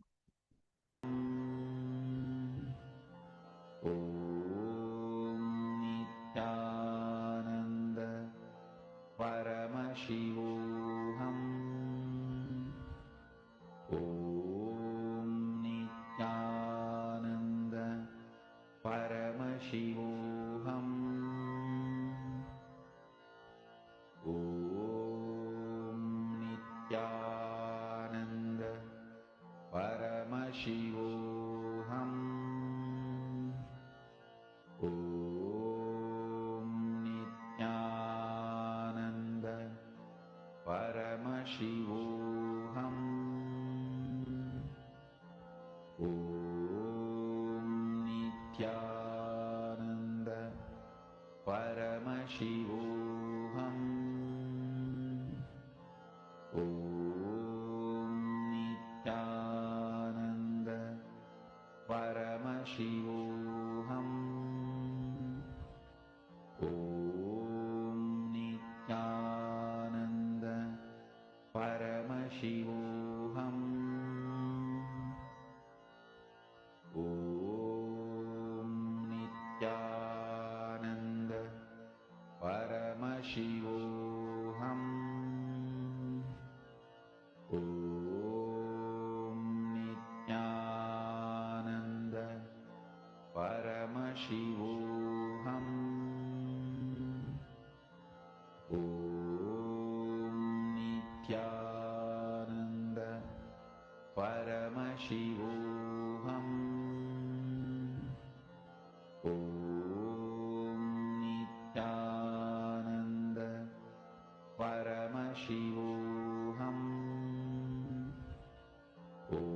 Om Nithyananda Paramashivoham. Om Nithyananda Paramashivoham. Om Nithyananda Paramashivoham. Om Nithyananda Paramashivoham. Om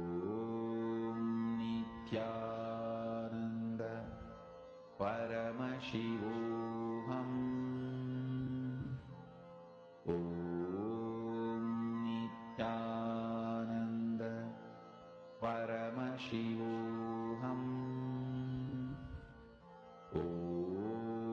Nithyananda Paramashivoham. Om Nithyananda Paramashivoham. Om Nithyananda Paramashivoham. Om Nithyananda Paramashivoham. Om Nithyananda Paramashivoham. Om Nithyananda Paramashivoham. How many of you started manifesting? Linga and start manifesting. Paramashivoham. All right. So now let's move to the section. Please, session. Swamiji is going to explain something very important on why Kailasa is needed. What is Kailasa? Why is this revival of Kailasa important? So we are going to listen to that revelation now from Swamiji. So let's listen.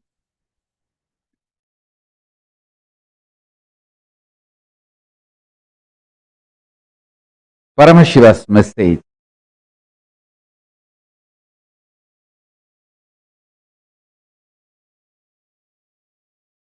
Directly from Kailasa. Listen. Human DNA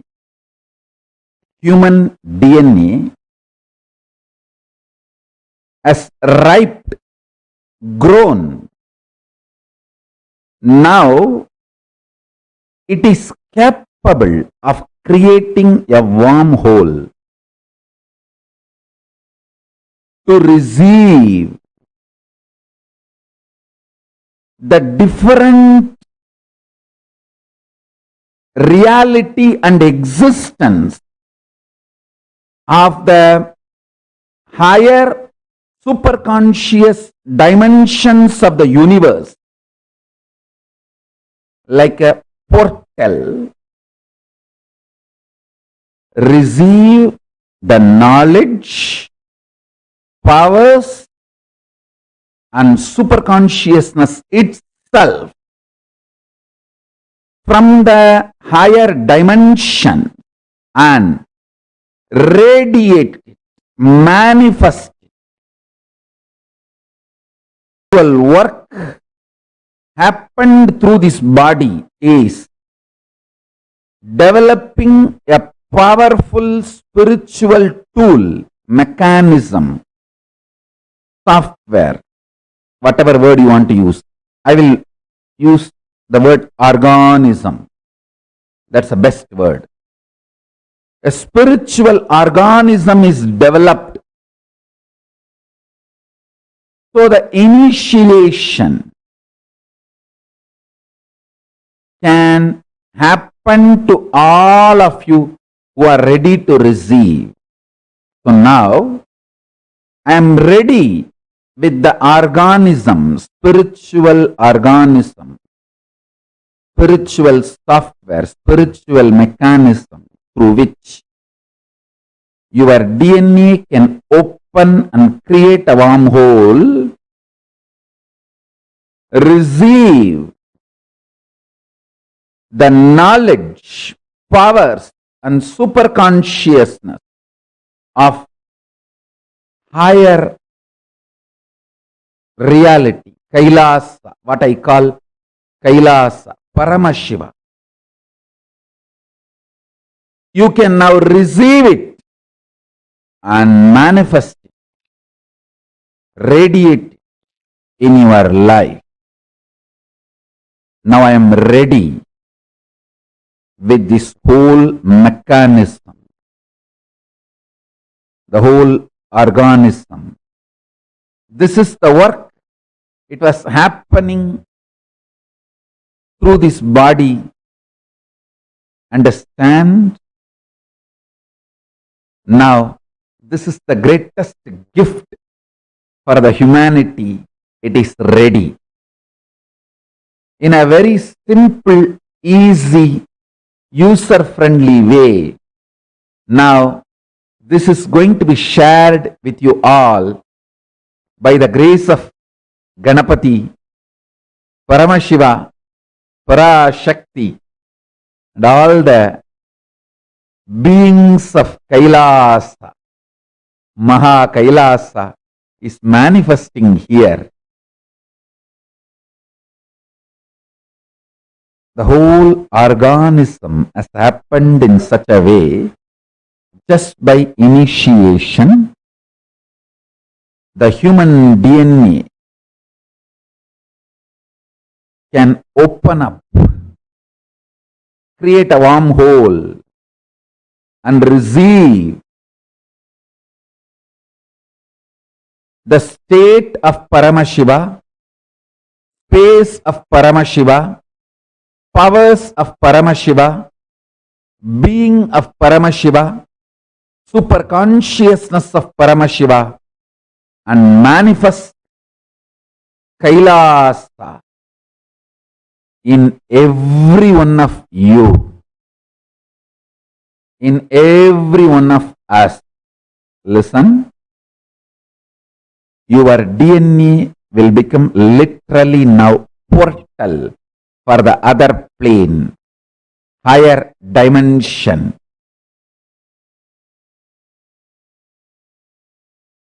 The superconscious space I call as Kailasa. Constantly something was happening in this body to better and better and better the whole initiation mechanism, organism. Understand? Bettering the words of expression is the job of a teacher. Bettering the science of initiation is the job of the Guru. Bettering the organism of opening your DNA and making you manifest everything of Kailasa is the job of Paramashiva, and he is doing his job absolutely beautifully, rightly, in bestest possible way.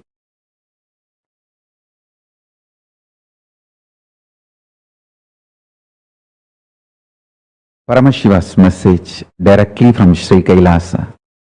Listen.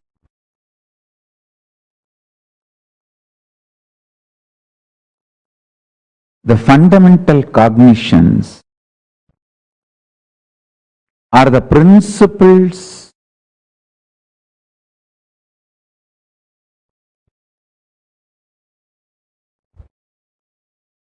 the foundation principles you cognize decides whether you are going to build a materialistic ecosystem around you, so-called rational ecosystem around you, or an enlightened ecosystem around you. Please understand.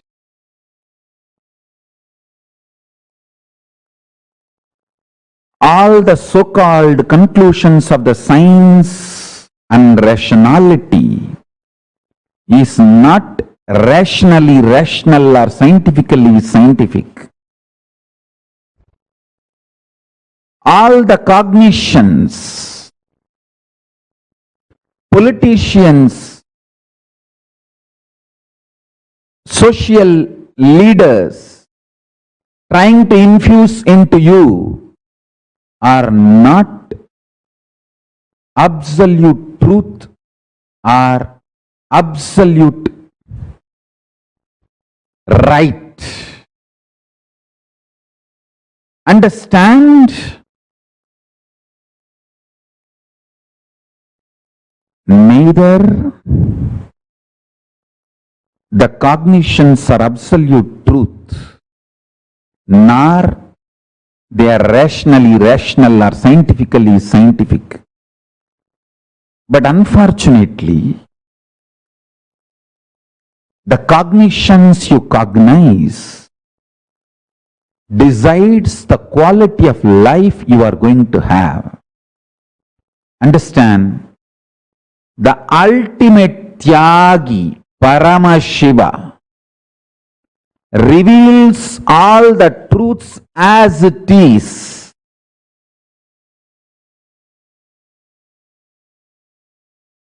See, I am trying to create the ecosystem where thousands of you will start understanding these truths I am teaching and practicing. For example, Los Angeles, San Jose, Toronto, Vancouver, Seattle, Ohio. I want hundreds of families to settle down around the temple. Houston. Not as commune, but as community. Not gated community. No exclusivity. Just like regular US citizens, as part of them, I don't want to say that only our people should be there all around the temple. No. Like lot of devotees have moved their houses around LA temple. Within the 10-mile radius of LA temple, too many of our devotees have moved. Like that, in the temple area, in that city, in 10-20 miles radius, at least few hundred devotees, few thousand Ananda Samajis settling down. Temple becomes ecosystem where day in and day out power manifestation science is taught. I want full-time volunteers to settle down. I am deciding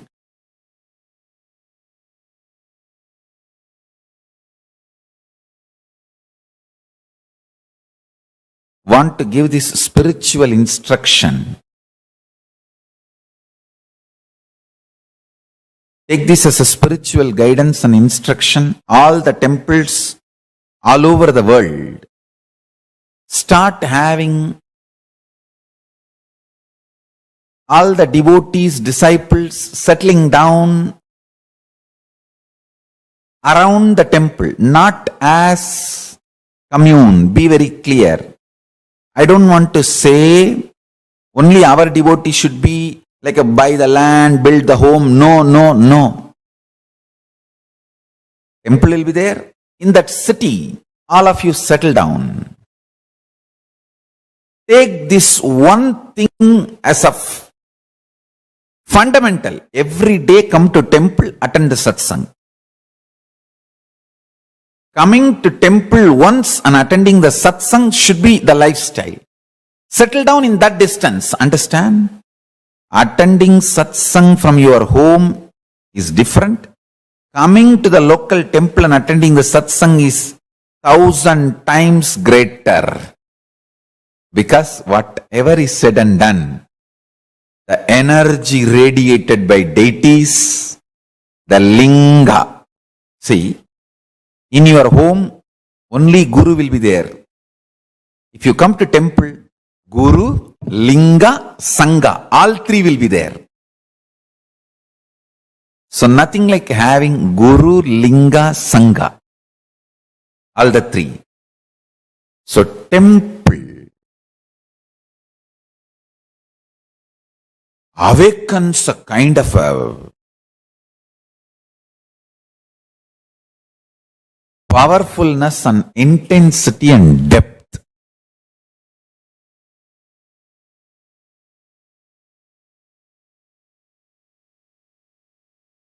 These 5 should be available in all temples. 1. All the major deities of Hindu sampradayas, starting with Ganapati,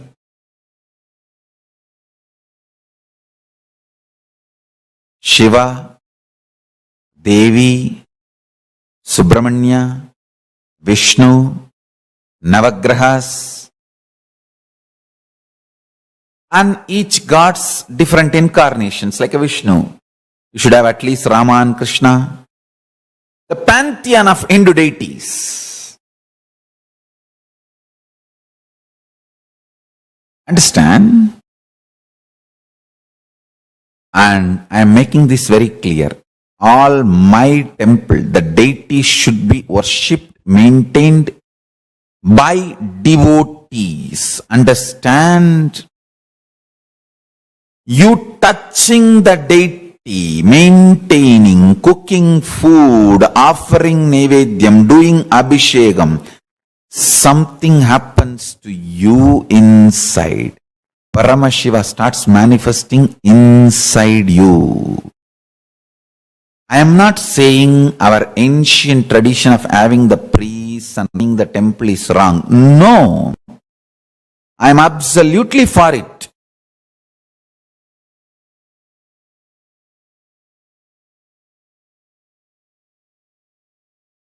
Even if I appoint priests for our temples in future, I will be more happy if devotees directly relate with the deities. They touch, do abhishekam, men, women, both. All community, all gender.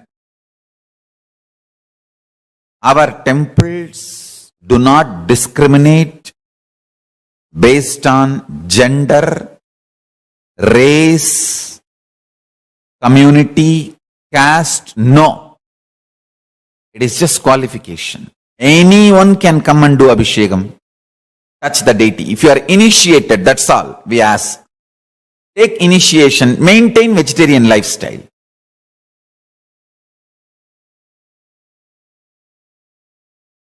Even if we get priests in the future, maybe I will let the priest do the abhishekam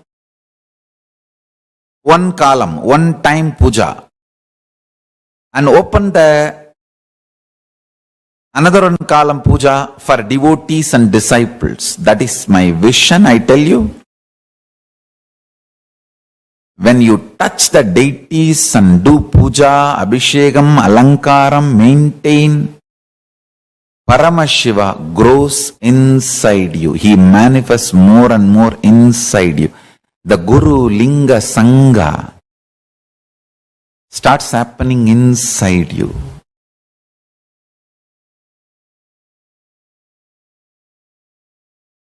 This is what my vision of Kailasa. I want every US city to have one Kailasa. Every US city to have one Kailasa. Especially if there are more than 10,000 Hindus. I should use the word Hindus because unfortunately we are looking at only Indians as Hindus. We forget the Hindus from South Africa, Hindus from Mauritius, Hindus from Fiji, Hindus from other parts of the world. Hindus from Nepal, Hindus from Pakistan, Hindus from Bangladesh, Hindus from Sri Lanka. We don't even remember them. Hindus from Malaysia. So our temple should be Hindus-centric, not Indian-centric, Hindu-centric.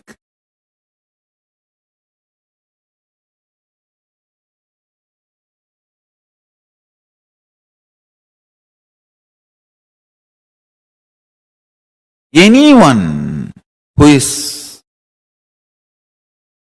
initiated can start practicing. Our temple should be more a place where practicing is done. powerful practicing is done. Understand?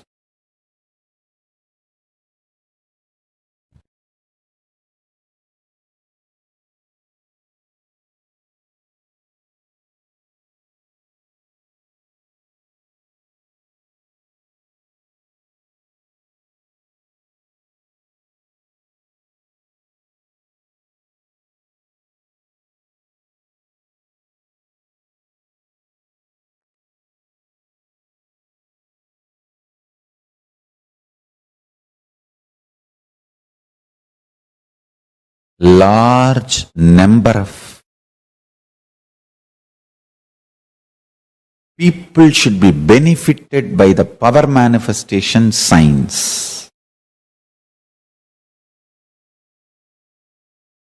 Every day, power manifestation should go on in all our temples all over the world. Understand, the first component is all the deities of Hindu Sampradaya should be there, which will be maintained by devotees from any race, caste, community, anyone who takes initiation to live Hinduism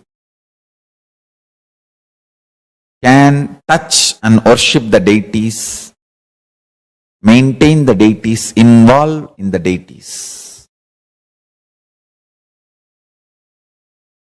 And I wanted to tell you,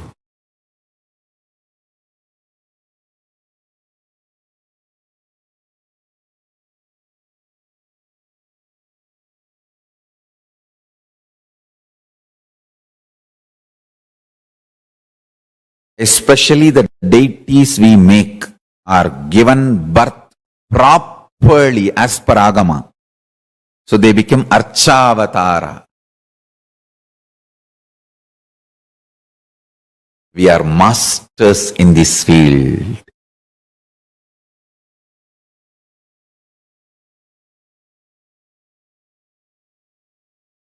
We know why we do what we do thoroughly. That is the uniqueness of KAILASA. Nithyananda's Hindu temples, Paramashiva temples, Paramashivalayas, large size Hindu deities of all Sampradaya. That's the first thing in all our Kailasas. Second thing, understand? Every day, power manifestation science should be taught by committed celibate sannyasis. Anybody who wants to commit and take this sannyas life can start gathering in the localities of our temples.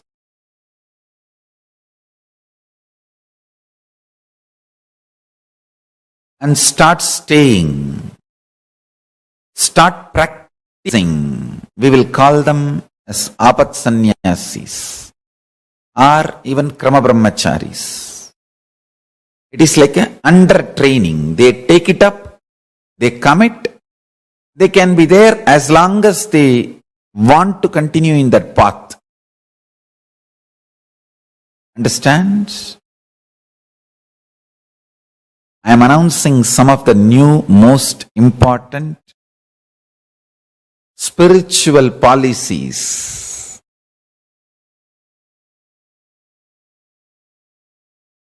KAILASA should have deities first. Second, large number of sannyasis. Krama.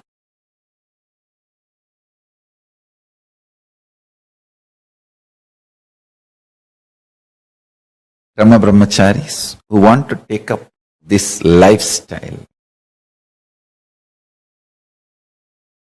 and maintain the temple, maintain the Kailasa ecosystem, who start manifesting powers, teaching, guiding people into manifesting powers, making people understand the importance of enlightenment and introducing Hinduism.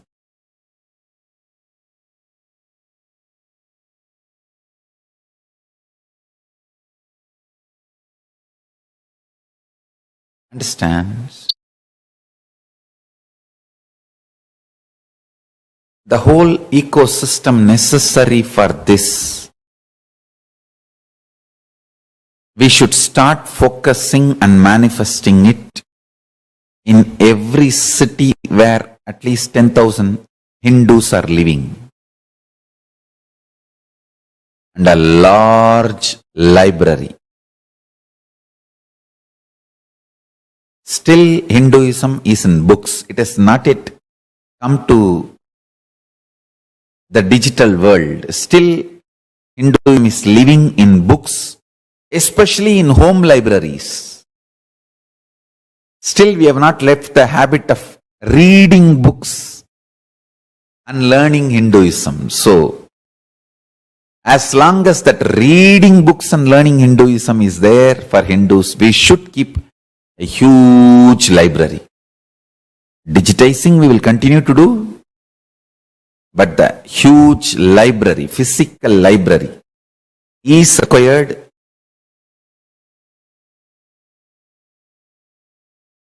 Library with the ambience maintained by the Bondsman Noble. How they have a very happy ambience for people to hang out, read.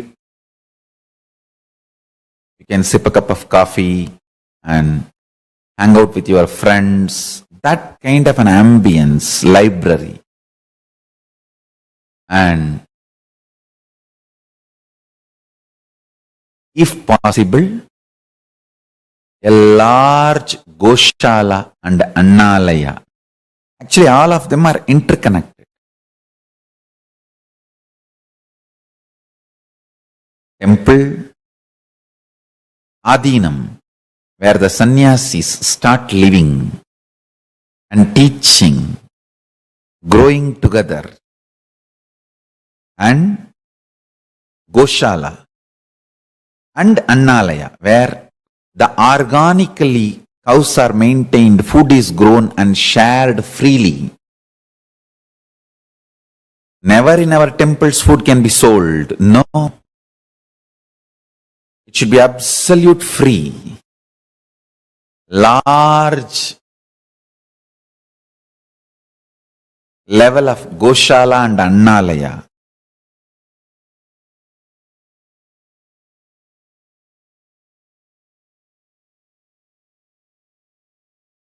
Temple with large size deities, power manifestation, science, and enlightenment science taught by committed large number of sannyasis day in and day out.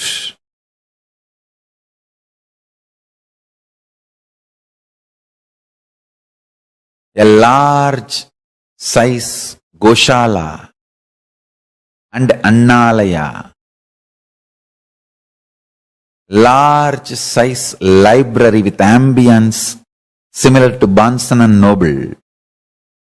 Fifth, last but not least, at least few thousand families of devotees settled around the temple. This is a complete Kailasa ecosystem. So, anybody comes there, whether 7-year-old kid or 70-year-old man, he is given everything related to Hinduism, and Hinduism becomes just such a happy living lifestyle.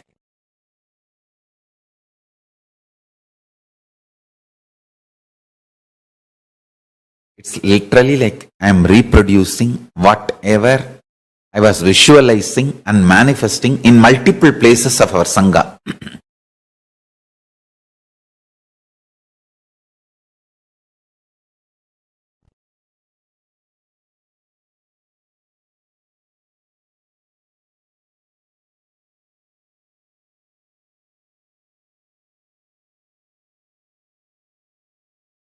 N pregnancy to Antyeshti. Everything, all the kriyas with the knowledge should be done. With the absolute Veda agamic knowledge. From N pregnancy to graceful exit. Everything should be done.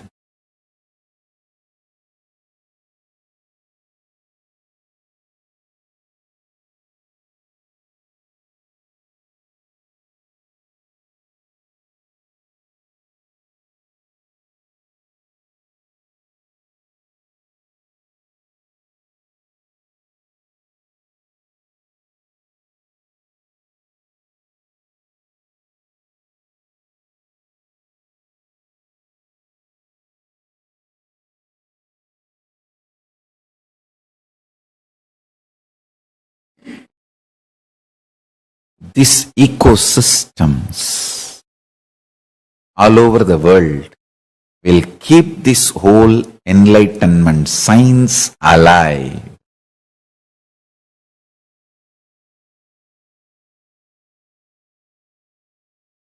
Sri Kailasa alive.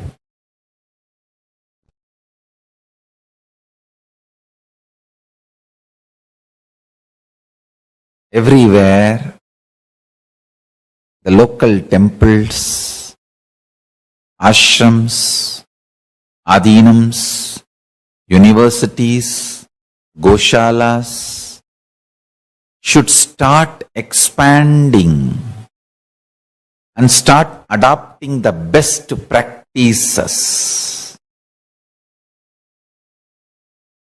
of Sanatana Hindu Dharma. Should start evolving more and more local governing bodies. Local governing bodies.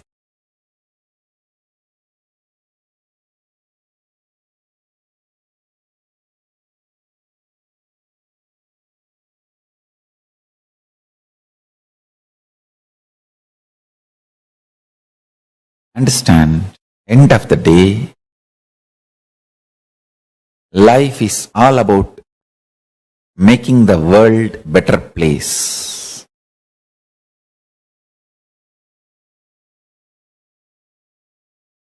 Thousands and thousands of people should be inspired and enlightened. Constantly, thousands being inspired and enlightened.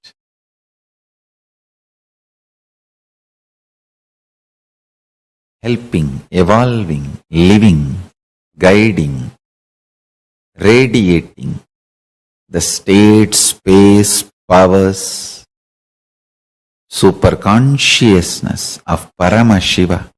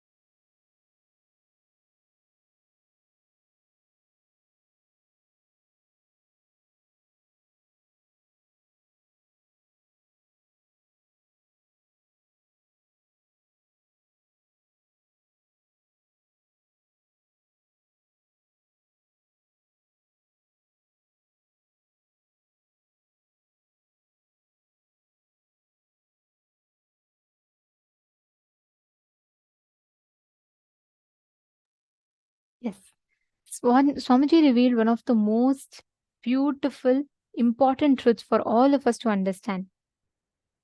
In this session, Swamiji revealed to us about what is the necessity of us having Kailasa, and how just by that Guru Bhakti, you can manifest that experience of Kailasa. See, please understand, the moment you manifest the space inside you, Kailasa manifests outside you. Every one of you that are here, that are sitting here with us, Kailasa is literally like the one of the best ways that we can be part of reviving all these sciences from Hinduism and making it accessible to the world. Like Swamiji said, when Swamiji was just 3, right, Swamiji started this revival. And so many years of relentless hard work today stands as the foundation of Kailasa, the founding pillar of Kailasa. So today we are going to be having a very, very beautiful session where we will be showing you all, taking you all through the different aspects of how you can be part of Kailasa, like the different projects through which you can be a part of Kailasa. Now, just one thing I want to tell you all. See, please understand. The moment you manifest the inner space as Kailasa, outside you, Kailasa will manifest. There is a very, very beautiful story, okay? This is the story of a very great Nayanmar. And he used to, his name is Pusalar Nayanar, okay? So Pusalar Nayanar was a very great devotee of Paramashiva. It so happened at that time, there was a great king who was building a grand temple for Paramashiva, who was having like a huge, big, beautiful temple for Paramashiva. And he was planning, he said, okay, on this Tithi, I want to have the Paramashiva installed, and Paramashiva should come. Basically, installing Paramashiva means like, literally Paramashiva coming to their place and gracing, right? So he tells that, this is the date, and he's fixed. And that night, Paramashiva comes to his dream. And he tells, look, I know you've built a big temple for me, but there is another person who's also built a temple for me.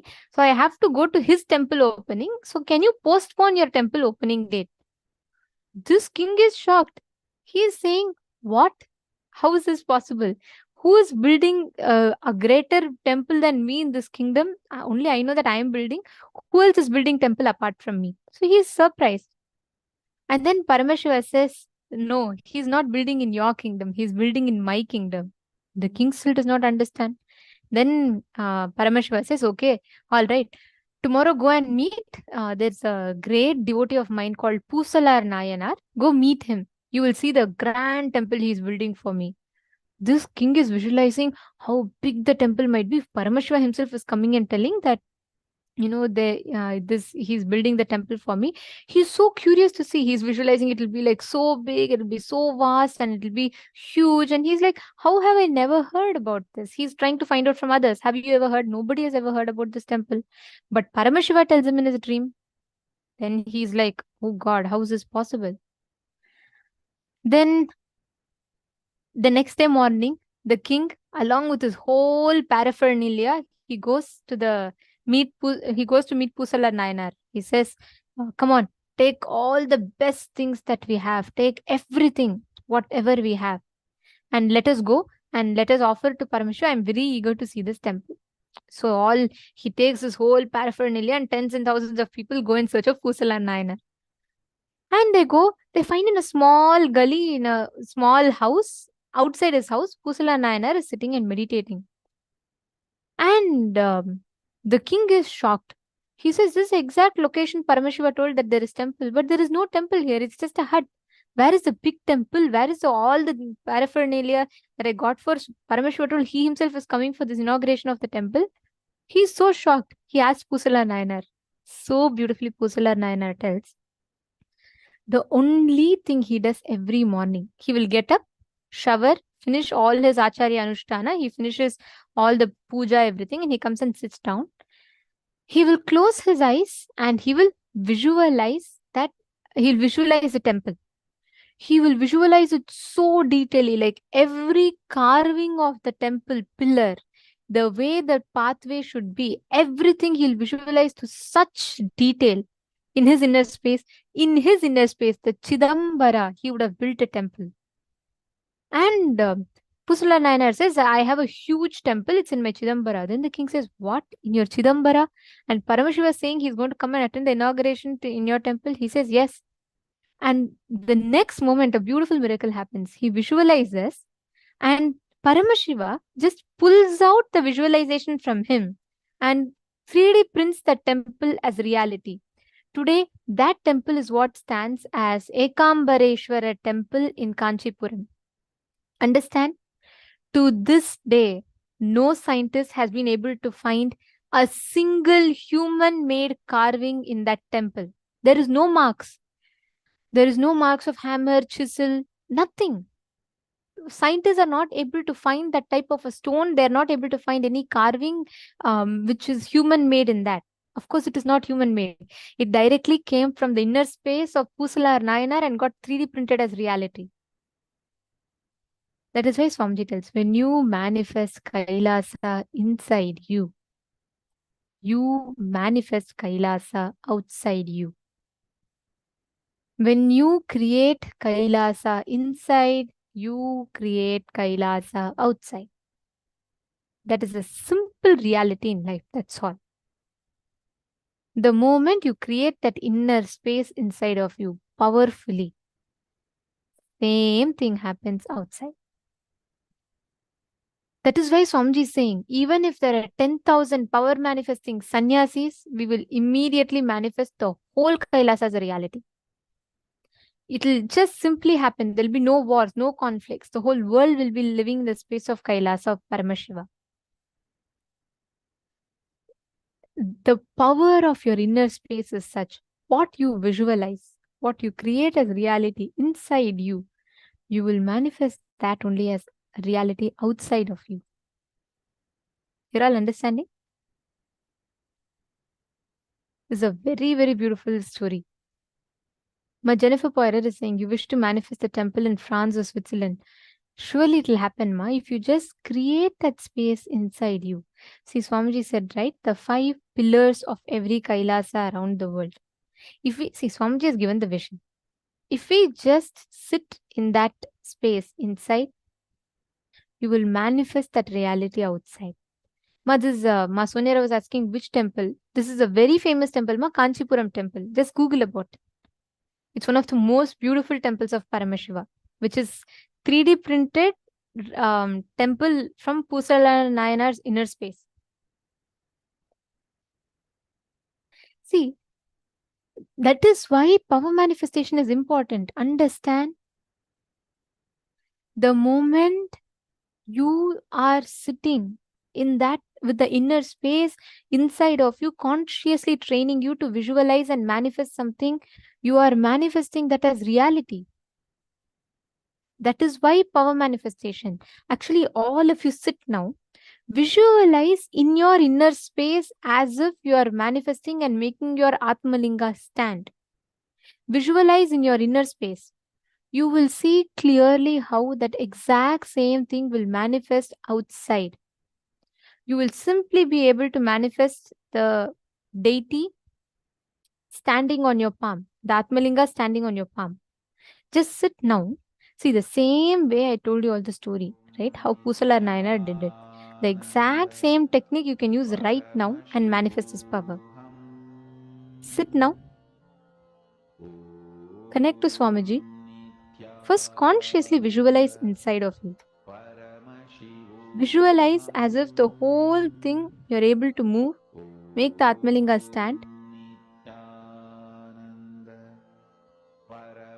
Decide to manifest inside you. Leave outside. First, inside you, drop all the doubts and visualize. It's a very powerful technique. If you're able to completely visualize it inside you without any doubt,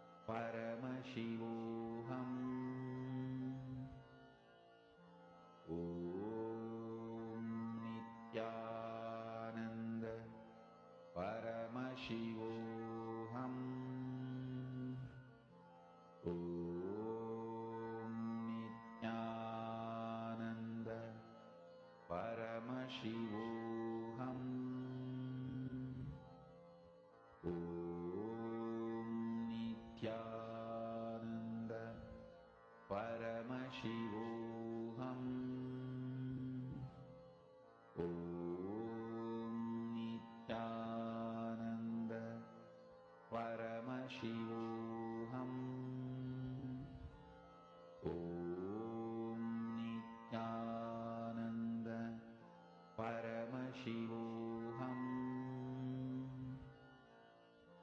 Om Nithyananda Paramashivoham. Om Nithyananda Paramashivoham. Mahamahāvāgya, spiritual lullaby for samadhi, and Suprabhatam, wake up call, wake up song for Paramashiva. This Mahamahāvāgya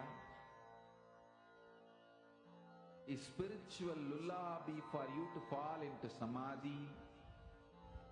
Suprabhatam, wake up song for Paramashiva to wake up in you.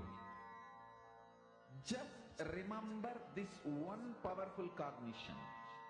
This Mahamahāvāgya puts me in samadhi.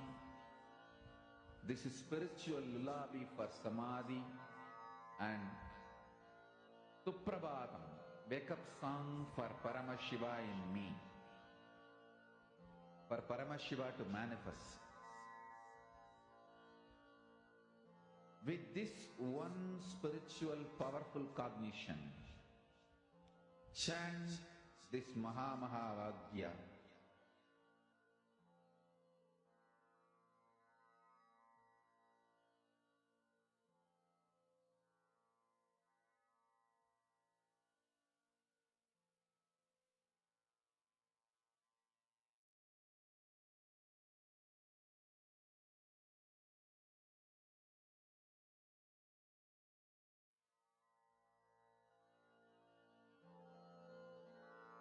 Mahamahāvāgya, spiritual lullaby for samadhi, and Suprabhatam, wake up call, wake up song for Paramashiva, for Paramashiva to manifest.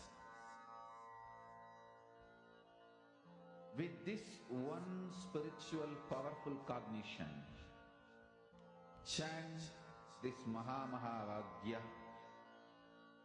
Om Nithyananda Paramashivoham. Om Nithyananda Paramashivoham. Om Nithyananda Paramashivoham. Om Nithyananda Paramashivoham. Om Nithyananda Paramashivoham. Om Nithyananda Paramashivoham. Om Nithyananda Paramashivoham. Om Nithyananda Paramashivoham. Om Nithyananda Paramashivoham.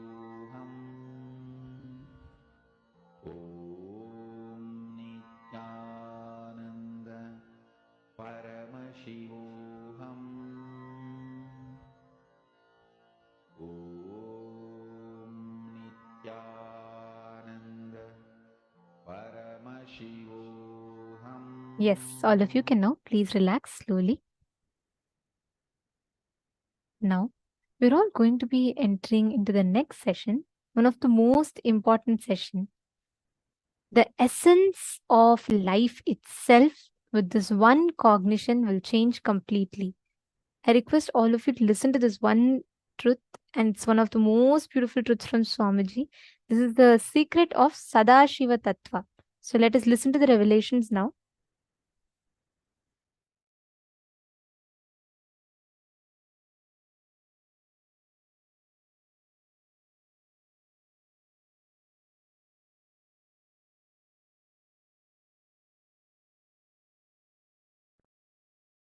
Creation, sustenance,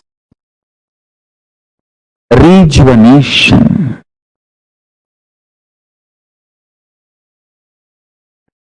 putting in delusion or pulling out of delusion, and liberation. All the five.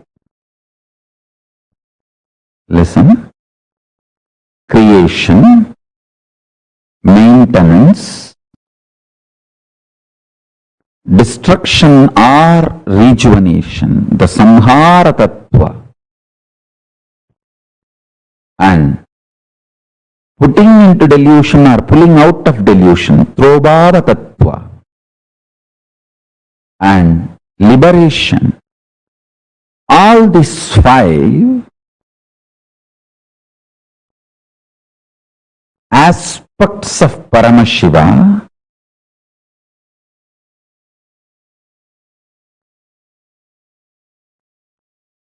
is centered on destruction or rejuvenation, Samhara Tattva. Listen.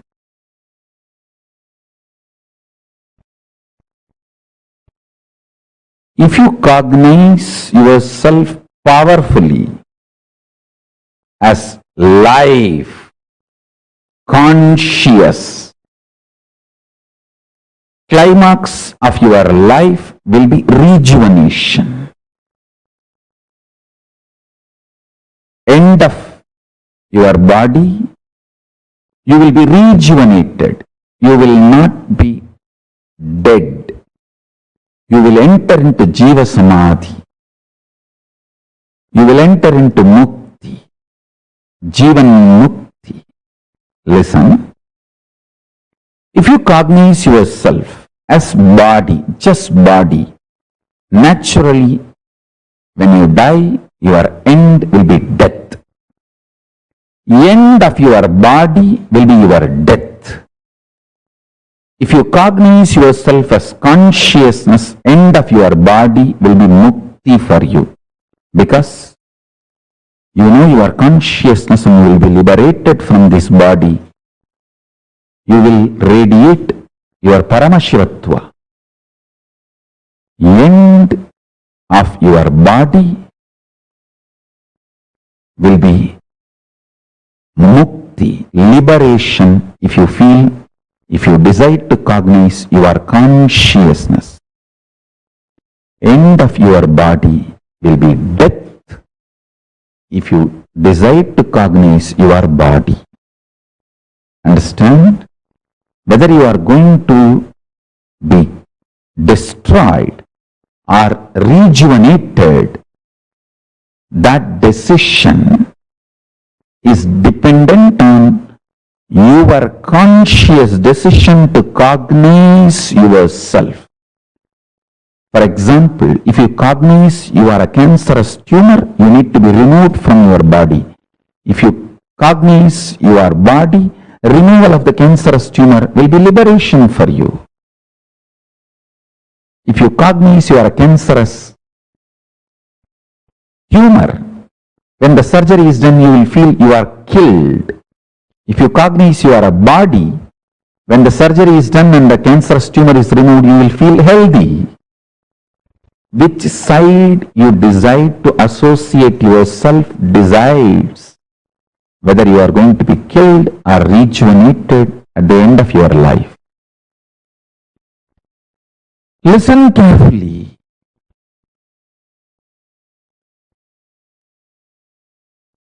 With this consciousness, consciously cognizing, if you start living intensely, if you decide to live with this conscious cognition and start deciding intensely, start making conscious cognitions intensely,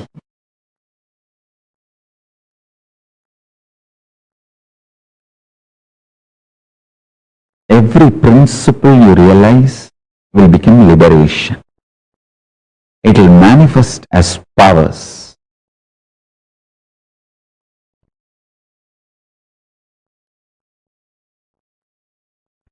Shaktipada, initiation from the master,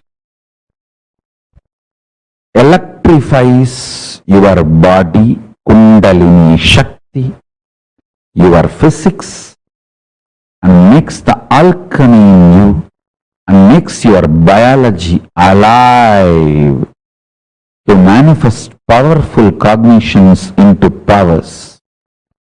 The pure science into applied science. Pure science is the principle of time, Kala Tattva. Applied science is ability to play with time, stop the time or move the time and change the time. Understand? Powerful cognitions, when they are cognized with initiation, they just become powers in you. I want all of you to internalize this one truth today. Then I will lead you step by step, step by step.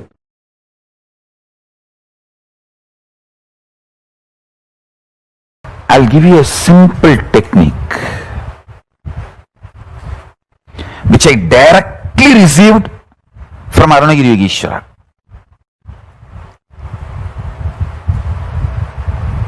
See, Arunagiri Yogeshwara is like literally my uncle, a very friendly, sweet uncle with whom you can tell everything. I'll tell all the gossip stories of Tiruvannamalai.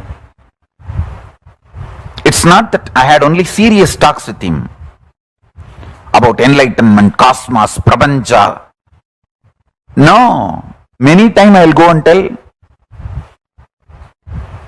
I heard this person is having that person as a keep and this person ran away or that person died. All these village rumors, gossips, I will go and report to him. Once I was reporting a death which happened in village, local village, to him, and said that a lot of people have gathered. This elderly person is dead. So slowly conversation turned towards death, and I asked him exactly what is death and what is its impact on the life. Of course, he gave me many wonderful understandings, realizations, including the experience. He showed me how the life moves and all that. Finally, I wanted to share this part today with you all. Many things he revealed and I'll share that in other satsangs. Now, I wanted to give this one important part to all of you. I asked him, how to conquer fear of death? He stretched his hand and said, anything he asks, will you give? I said, what? How can you even ask this as a question? It is yours. Please tell me. He said, give me your life. I said, whatever I know as life, I experience as life, I feel as life, it is yours. I put both my hands and held his hand and put my head on his hand. And he said, now you are dead. And actually I saw everything stopped functioning. I don't know how long the time was. The next I heard is, I am alive in you from now. And then he said, now I have given this life to you. Everything you have now from this moment is a bonus.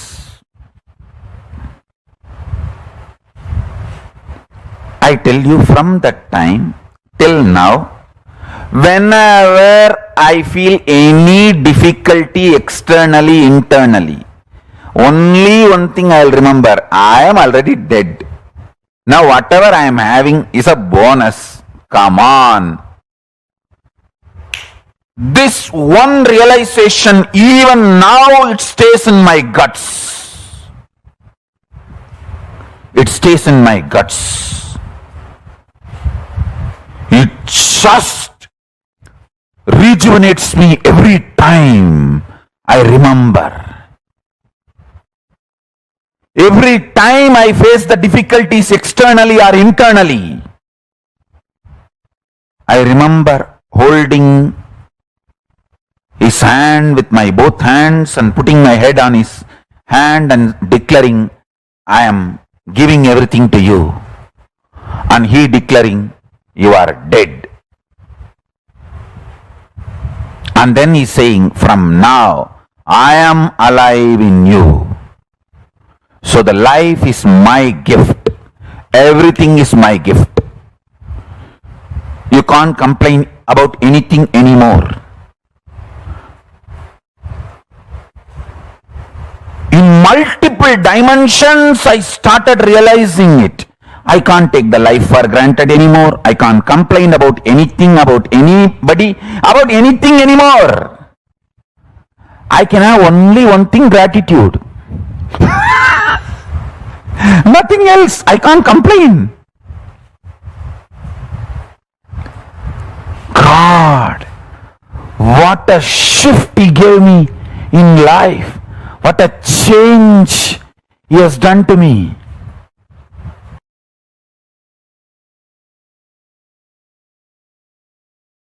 A girl will not even have courage to run and escape from a stray dog, but if the same girl is having her child with her, she will fight with the lion, tiger to save her child, because the responsibility is due to love. Love triggered responsibility is an ecstasy, joy, not load.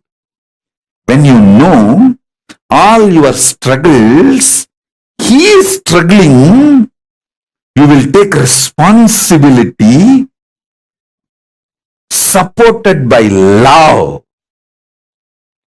Intense love triggered responsibility is ecstasy. If you understand this example, you will understand what I am saying. A girl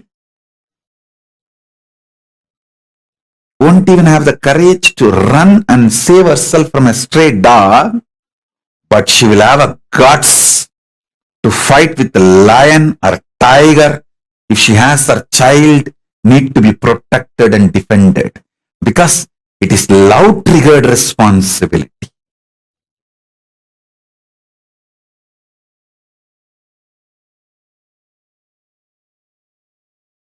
If you start contemplating, cognizing, doing samyama on this powerful cognition,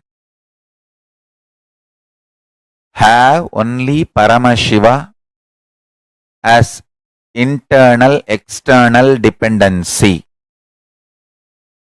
Do not have, believe, think you need to have any external, internal dependency other than Paramashiva, your consciousness. Any fear you have, greed you have, the false belief you have built, you need internal, external, other dependencies other than Paramashiva. Start pinning down those patterns, root patterns, and start the completion process. Start integrating yourself to Paramashiva. You will see miracles start happening. You will see power manifestations start happening. You will see exactly everything you need start happening. Once that happens, you will start convincing others. You will start enriching others. Your economic policies, relationship policies, everything will be integrated to your Paramashivatva, consciousness, existence of Paramashiva.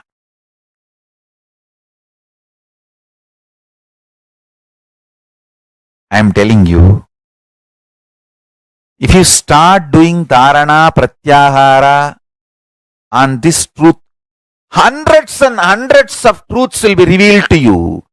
Lot of delusions will start getting destroyed. Have matured conversation with yourself. Do this work. Do this as a homework. Then you will understand what I am saying.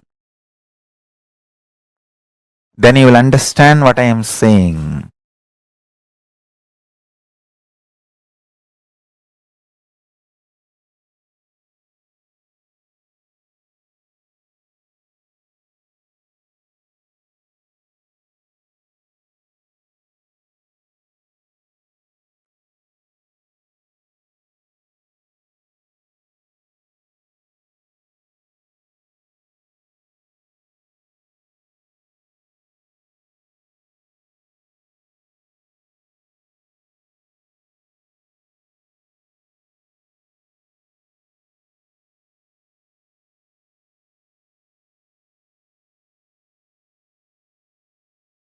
Listen to this sacred secret. Listen. Initially, when you put this idea into you, you will have too much of resistance, anger, guilt, fear, too many things coming out. And powerlessness. No, this is not for me. First of all, this may not be true. Second, no, this is, even if it is true, not for me. No, this may be true for the people who don't have to work for their food and paying the bills. No, maybe it is true for the people who are sitting in Kailasa and enjoying the happy, free life. All kinds of thought currents will come inside. Sit, have a little patience, listen. Listen to yourself and start penning down precisely what all resistance, anger, fear, guilt, powerlessness, what all is getting blurted out, vomited by your immature mind. Listen, pen down.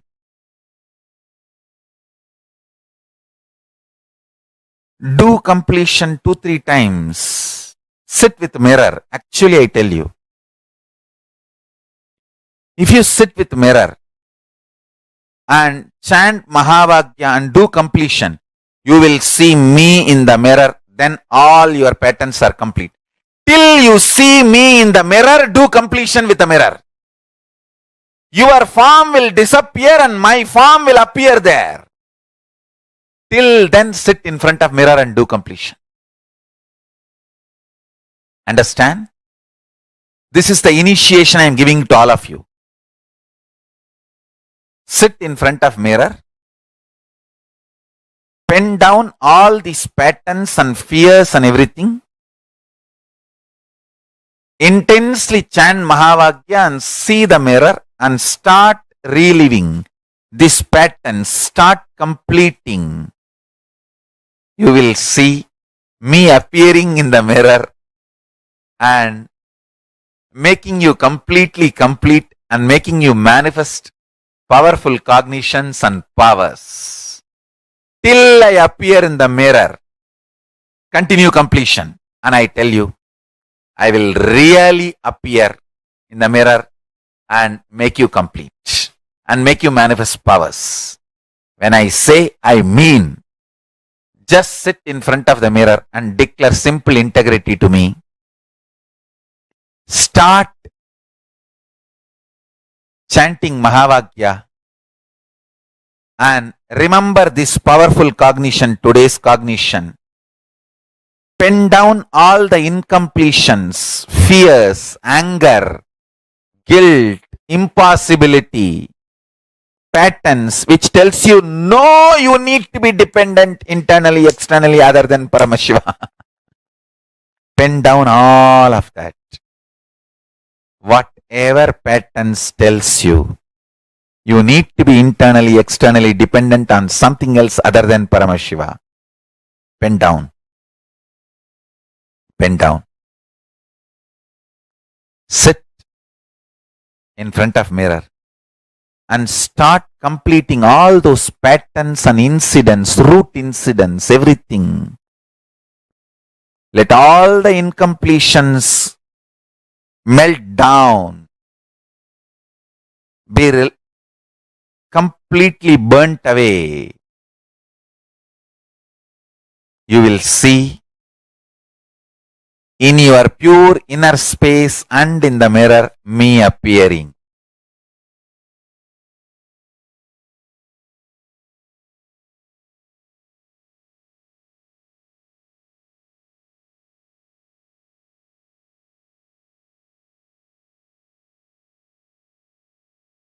Paramashiva and Parashakti's intense presence will be happening. Both Paramashiva and Parashakti will be manifesting through this form.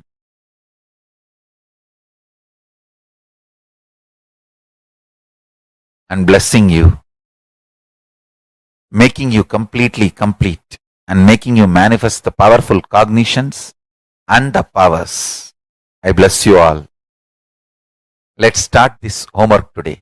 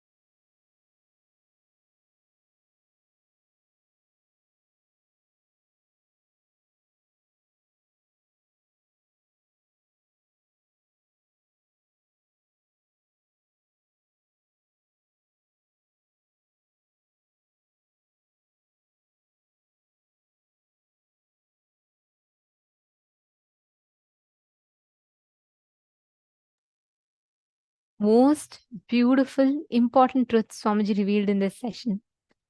If we just understand Sadashiva Tattva, every one of us have a part of us which is continuously dying. some part of us goes through the death. It is whole process inside of us. One of the most unique, most important truths that Swamiji revealed. You declaring, just offering your life to Paramashiva, knowing death is your dimension. When you know destruction is one of your dimension, it becomes rejuvenation. When you know you put yourself in delusion, you get out of delusion. If you start creating conscious cognitions, every principle you realize will become liberation. Swamiji was sharing this incident, right? Where Swamiji kept his own, whatever he knows as him, he declared and gave his life to Arunagiri Yogeshwara. After that, whatever Arunagiri Yogeshwara was, he gifted that to Swamiji. Our conscious conclusions in life. See, for example, after you go, let's say after this program, you have to go back. You have to deal with your same family, your same boss, people who are still having the same incompletions. And understand, you need to just catch this truth. What exact cognition you have inside of you. That is what manifests as reality.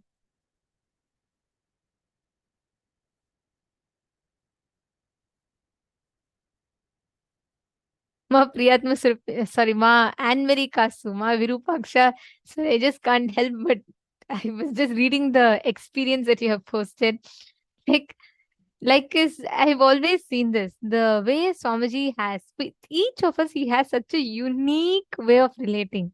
Like the incident that you have posted, that Swamiji once told in Courtyard that he was asking Kalabhairava 3 times to give you a most complicated spiritual name, and then you were grumbling under your breath in the corner that it was too difficult. You would not use the name, and then Swamiji pointed out to you and started laughing, saying, "Look, look, look! This is how she keeps torturing me."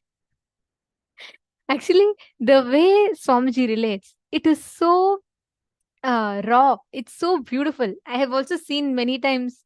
I remember one of the satsangs, Swamiji had stopped saying that, like he gave a pause, saying, if I don't pause enough, then Ma Virupaksha will get angry. So I'll give a pause in the satsang so she finishes translating and then only I'll continue.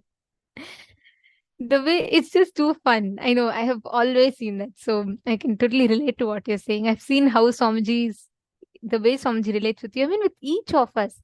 See, that again is one of the qualities, the Ananta Kalyana Gunas. Paramashiva happens exclusively for you. Understand, there are more than 500 of you sitting here. Please understand, Paramashiva happens exclusively for you. Swamiji has happened exclusively for you. That is why all of us here that are sitting and connecting to Swamiji. Every moment, whenever you are stuck in this same cycle, in the same rut, if you just wake up and get out of that, if you realize, hey, who is putting me in delusion? I am putting myself in delusion. The moment you realize you are the creator, you are the sustainer, you are the rejuvenator, you'll realize even death is one more dimension of you. Can I request each of you to post your understanding in the chat?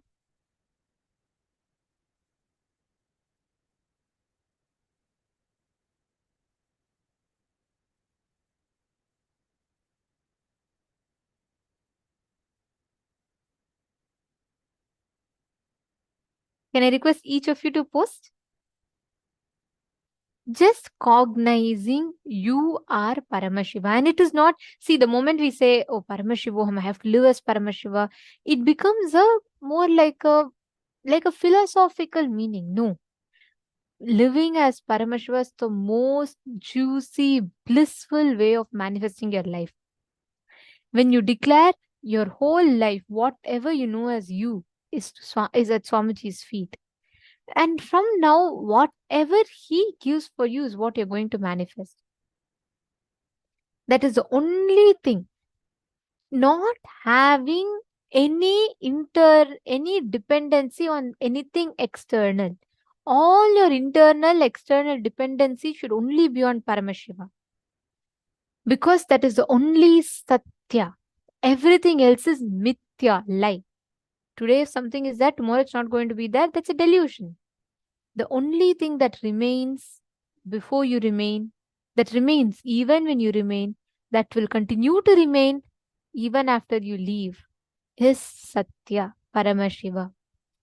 Now, Swamiji himself gave a very powerful process. We're all going to be doing that. Can I request all of you to get a mirror? Can I please request every one of you to get a mirror? We're going to be doing the exact same process that Swamiji himself guided us to do. Yes, please bring the mirror and settle down. You're now going to be seeing yourself in the mirror. And like Swamiji himself said, you're going to be completing till your form completely melts and disappears. And you will see Swamiji's form in place of your form. You will actually start seeing Swamiji appear in place of where you're seeing your reflection. Can I request all of you to get a mirror?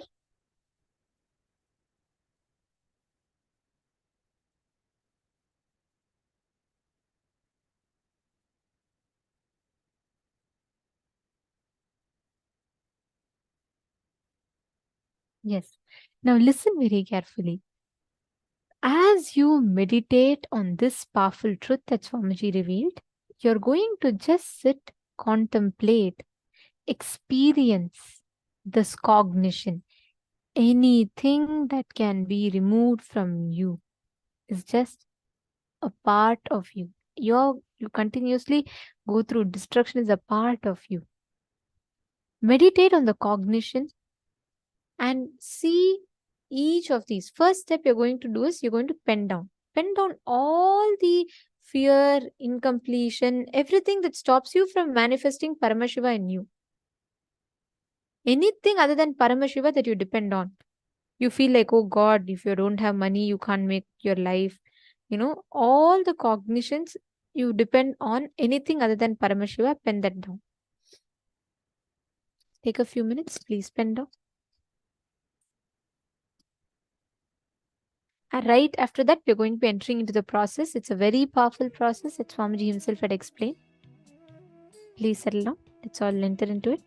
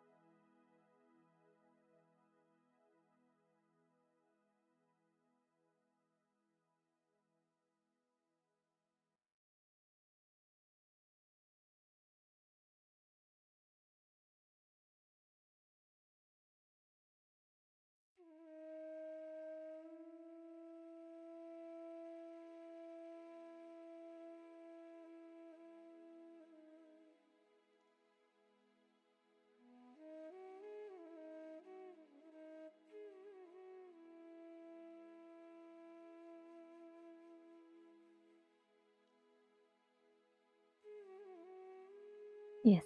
Now, once you finish writing, in the next step, please pick up a mirror. Listen very carefully, the exact step you're going to do. You're going to be meditating on this cognition, and you're going to be completing in the mirror till your form completely disappears and you will see Swamiji's form in your form. Sit, all of you, intensely look at the mirror. Can I request everyone to hold the mirror? The exact process that Swamiji revealed. Look at the mirror till your form completely melts, and in place of your form, you see Swamiji's form. The moment that happens, completion has happened fully. That's the way to measure. Take a few minutes, hold the mirror, look into the mirror, intensely look at it.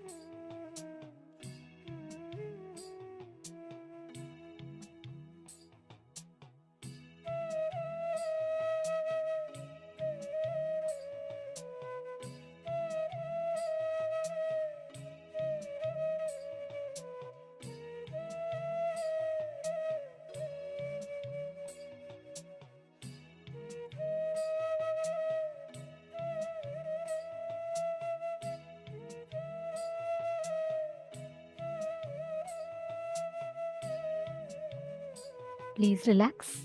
Yes. How many of you were able to actually see clearly and manifest the experience of seeing Swamiji in the mirror? Can I request all of you to post? The exact process that Swamiji explained right now, when Swamiji was revealing to us the process in the session. How many of you actually saw, instead of your form, Swamiji simply replaced it in the mirror and he appeared? Can I request all of you to post in the chat, please? Oh wow, Mahā Bhairava. Very nice. Beautiful. You have manifested that. Understand, that means really completion happened. See, only when you let go of your identity, that means completion happens. And only when that letting go of the identity happens, Swamiji appears in the mirror. Like Swamiji said, if you keep on completing, at one point, your whole thing will just drop and you will see Swamiji's reflection.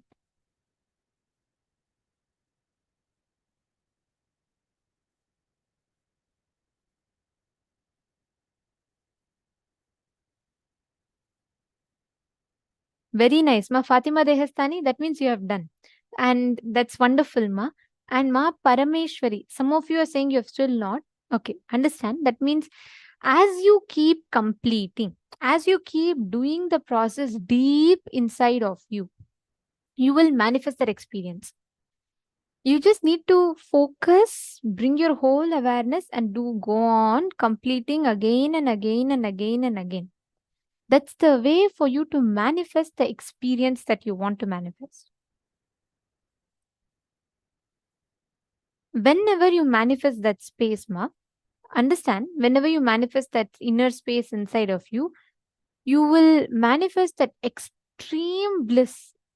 And that bliss will manifest as a reality and experience for you.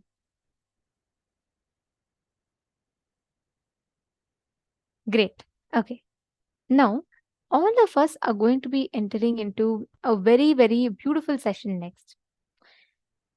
One of the primary qualities of living as Paramashiva is to radiate immense life positivity.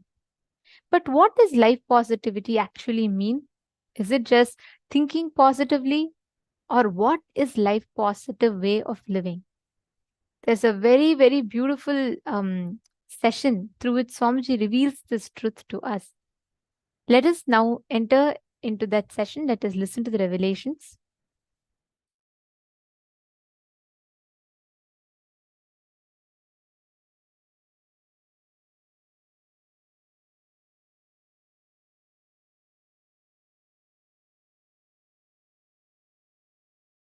Life is the greatest miracle.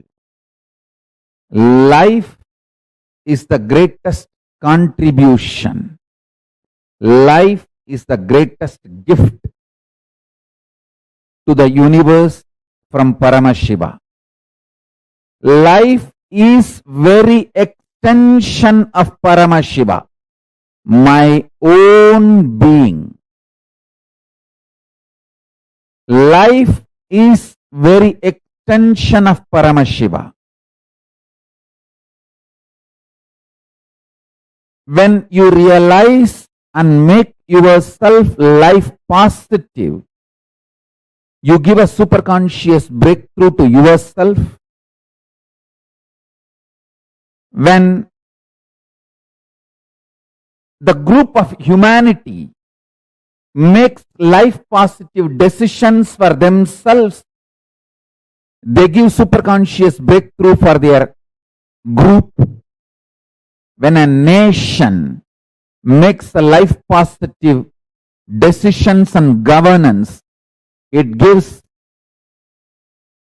superconscious breakthrough to itself. If a civilization makes itself life positive, it gives superconscious breakthrough to itself. If a whole humanity makes life positive decisions and strategies, it gives superconscious breakthrough to itself. Life is miracle. Life is the greatest gift. from Paramashiva. Every life is miracle.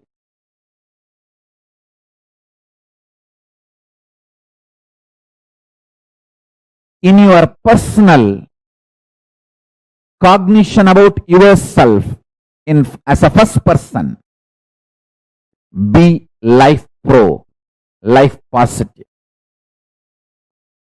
In the second person, relationships with the people in front of you, be life pro, life positive. With the third person, be life positive, life pro. There is something called fourth persons. We don't even remember, like animals. Animals in the ocean, animals in the forest, even towards them, be life positive. There's a fifth person, plants, trees, hills, rivers, oceans, be life positive even towards them.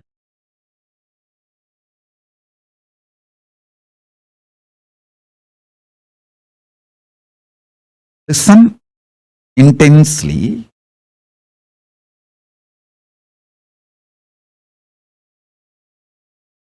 If you operate with intense love,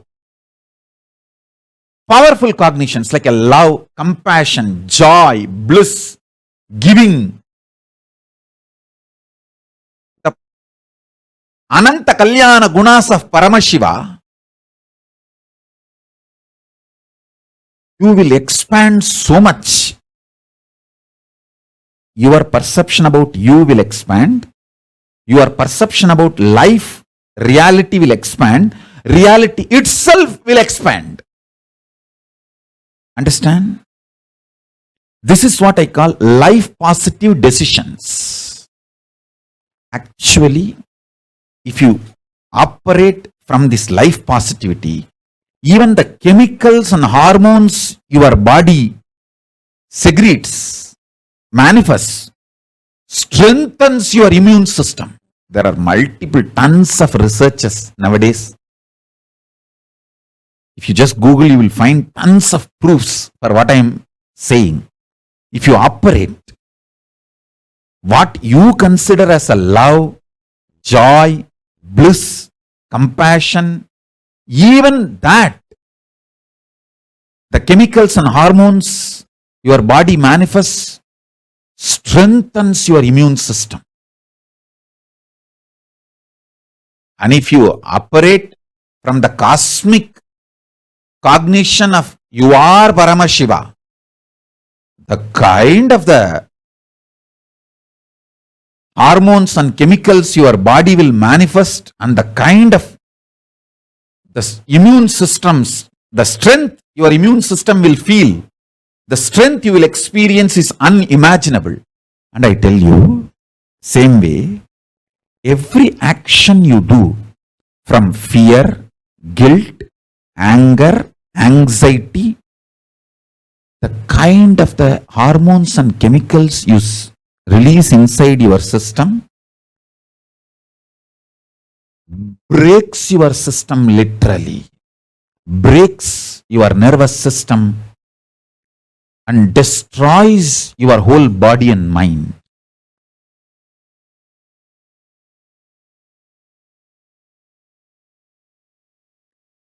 Absolutely for life.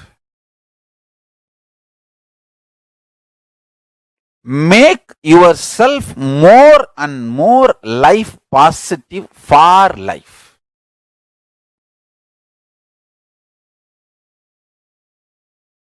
The whole vision of your life matters, not small actions. Vision should be for life.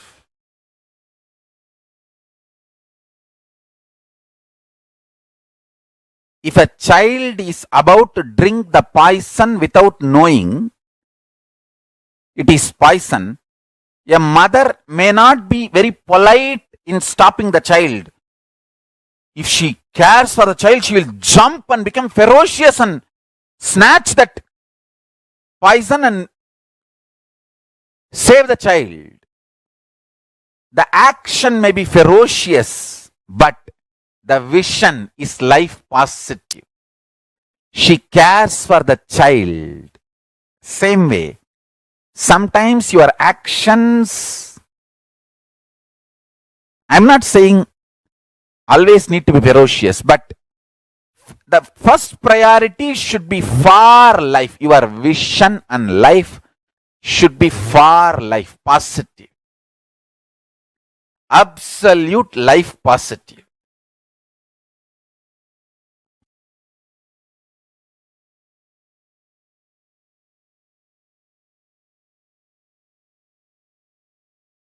Saguni may look very sweet. He was very sweet to Kauravas.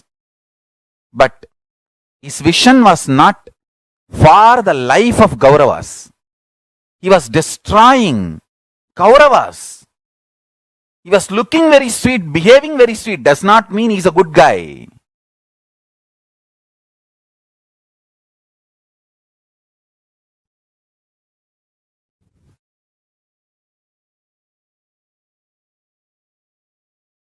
Understand?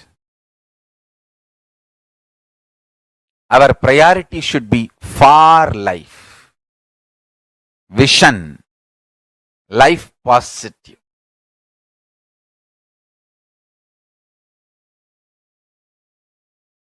Saguni can never win. Traitors can never win. They are fundamentally life negative people. They can never win. Be life positive. Go on be contributing.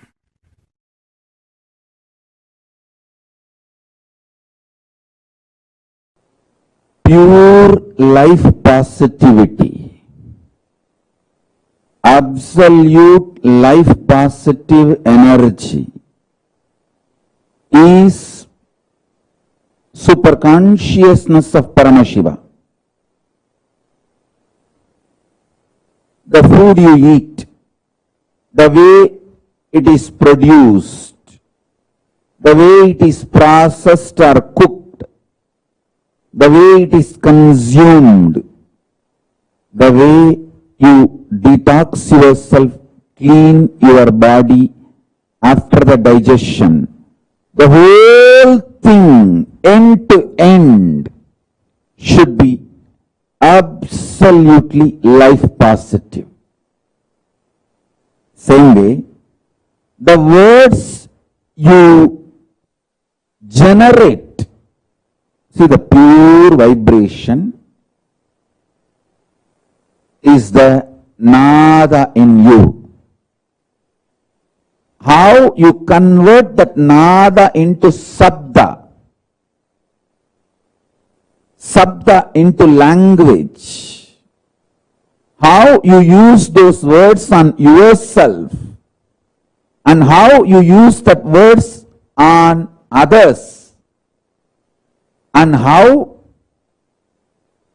others use words on you, and how you consume, get impacted, decide to get impacted by the words others use on you. The whole thing should be with absolute life positivity. Listen, I'll explain step by step. Whether the words you create and use within yourself, use on others, and the words others use on you, and the way you decide to cognize, cherish, get impacted by others' words, everything should be life positive, pure positivity. The way your food, the way your words, the way your consciousness functions, the way you cognize things happening, the way you build yourself, the way you build your life's experiences, everything should be absolutely life positive. Absolutely pure positive. I tell you, I'm going to explain in multi-level, multiple levels, how the attitude and aptitude should be aligned to life positive. And one more thing, till you align the whole thing to pure positive, you are going to come back again and again and again. So better let us do it as early as possible.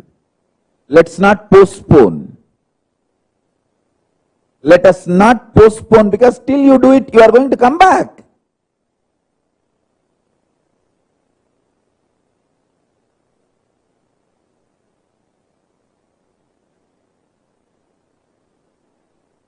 In every level, experience absolute life positivity.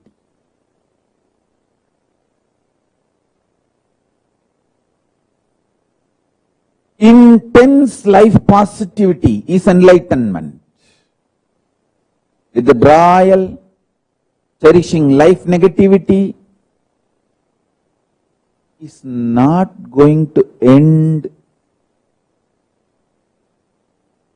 till you become life positive. You are going to continue to suffer wherever you are. So better to choose the life positivity now. Better to choose the pure positivity now. From now, let us start building.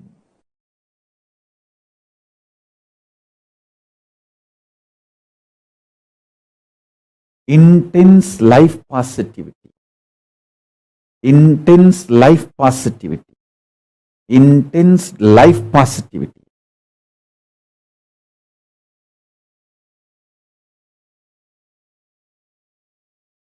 With a tremendous love, activism.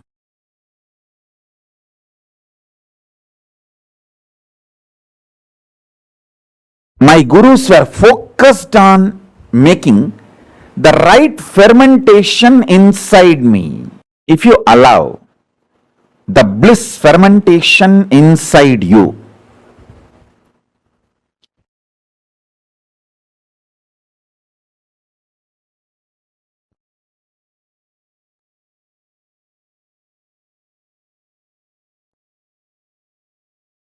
you will be attracting so much of life positivity.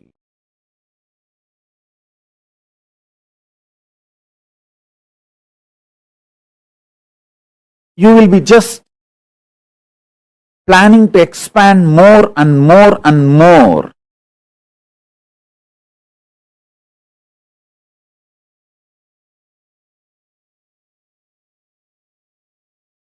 I'll give you the signs of how bliss fermentation can be done inside your system, so that you can manifest sthiti, sustenance, maintenance energy of Paramashiva. Listen.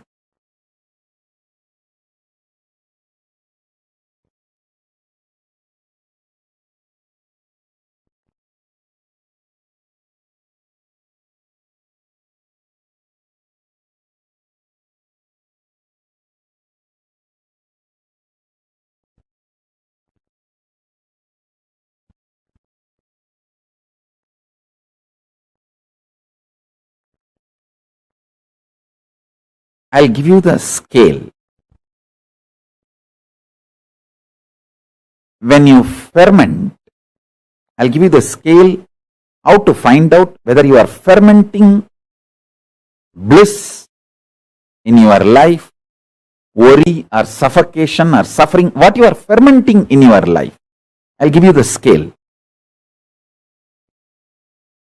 When you allow the fermentation of bliss in your space, inner space, you will be overflowing. You will be just overflowing.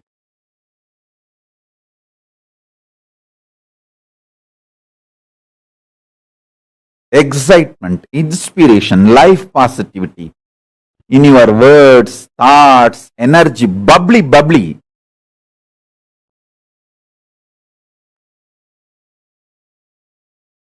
Such an exciting, inspiring.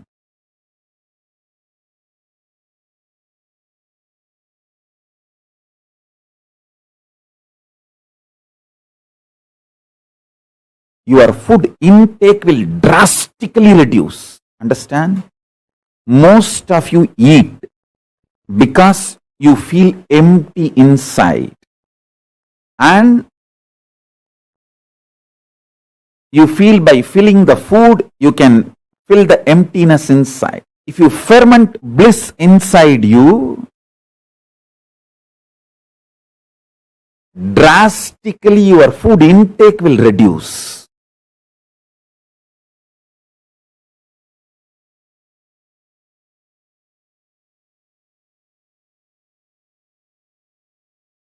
Fundamentally, this principle of rejuvenation and the knowledge about the ultimate reality, the truth, karma,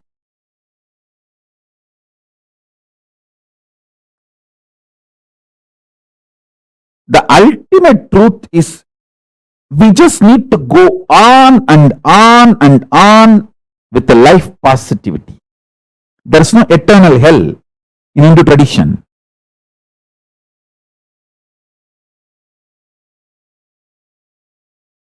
It's giving you chance again and again to be life positive, rejuvenate yourself and rejuvenate everyone.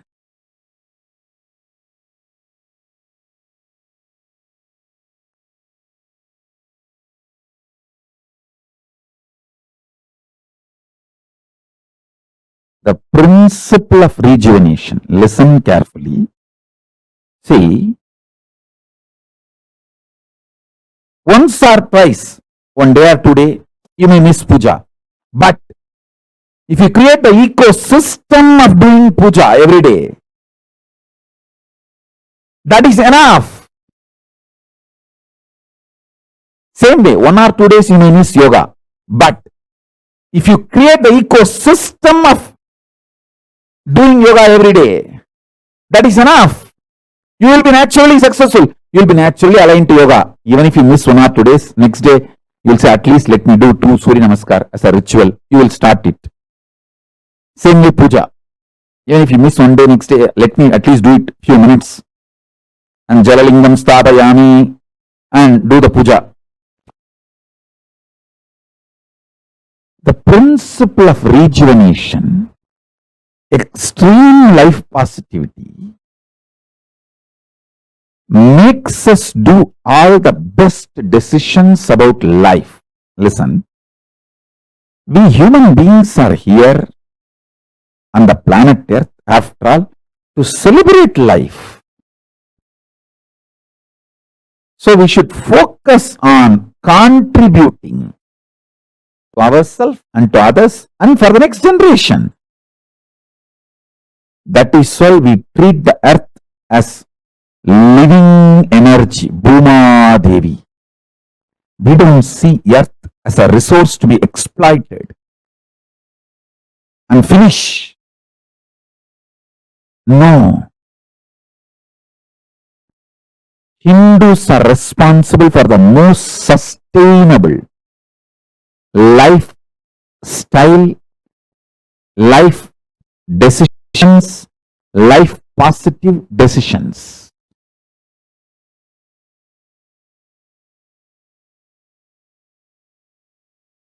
Listen, many times you get so attached with your reactionary, obsessive, compulsive behavior pattern. If somebody points you that pattern, you feel that they are binding you, suffocating you.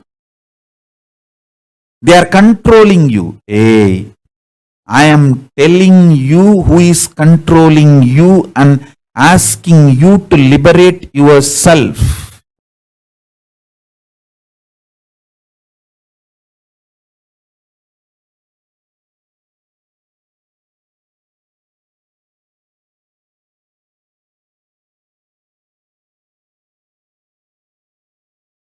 I am your friend, sincere father and mother, not your enemy. I have seen multiple times people, when they associate, identify themselves with their obsessive, compulsive, reactionary pattern and suffocate themselves, they feel the decision they make out of their patterns is much better than living with me or living around me or listening to my truths, and they leave. After that, even though so much suffering comes in their life, they continue to live in that suffering because they took the decision. Their ego and arrogance cannot accept that they failed and come back. Just to retain and maintain their ego, they continue to suffer.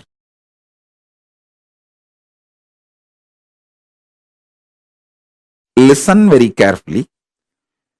The so-called positive thoughts cannot exist without the so-called negative thoughts. Like that is why this positive thinking and all doesn't work. Life positivity only works. Positive thinking does not work. Life positivity is different from positive thinking. Be very clear. Positive thoughts and negative thoughts will always coexist. Life positivity is the foundation. That's a constant. If you study the electromagnetic forces laws, electrostatic forces laws, all the principles, the constant is life positivity. There is no life negativity for life positivity. But there is negative thought currents for positive thought currents. Both are centered on constant, which is life positivity.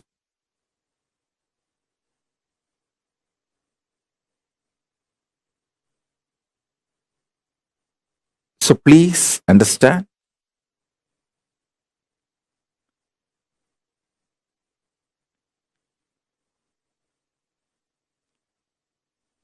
When you feel you are a broken part, you will always be afraid of the other pieces.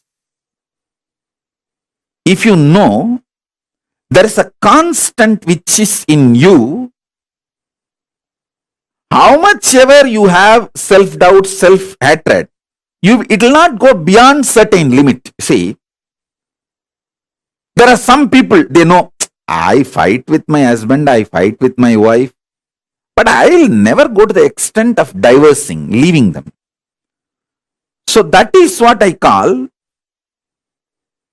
even for your negativity, there is a limit. Even for your negative thoughts, there is a limit. Even for your self-doubt, there is a limit. So that self-doubt will have a self-confidence. Self-confidence will generate sometimes self-doubt.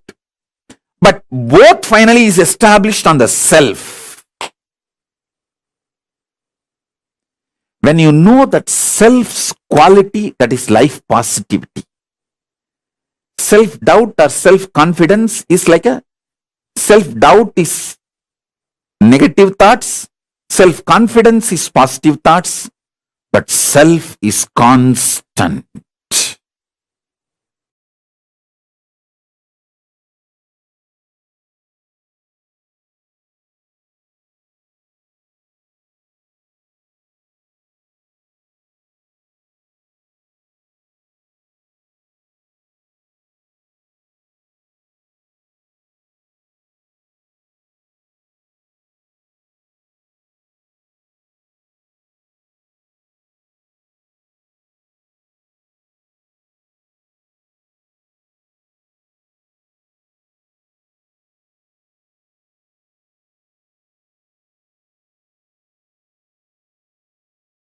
Now listen, let me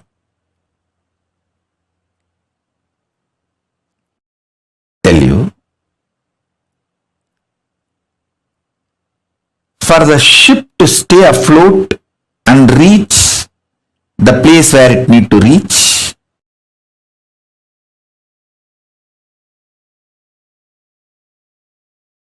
everyone in the ship need to be integrated. It's called collective integrity. A maintenance engineer cannot think, oh, I have done my job, but the fuel manager is not doing his job, or the cleaning person is not doing his job. So if the ship sinks, I will not be blamed, I will not be questioned, I am safe. Let whatever happens to others, or whatever others do or don't do, what is there for me? That level of integrity will not work for the ship to stay afloat. This is exactly done by the Hindus.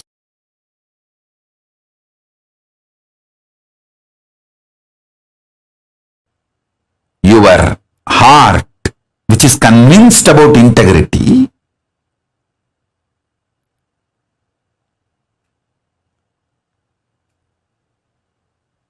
need to convince all the organs of your body and organs of your life. See, when I say organs of your body, you all understand. Heart, lungs, brain, intestine, all the organs. You all even feel, yes, I should convince all the organs of my body. True. But why should I convince the organs of my life? They should convince themselves.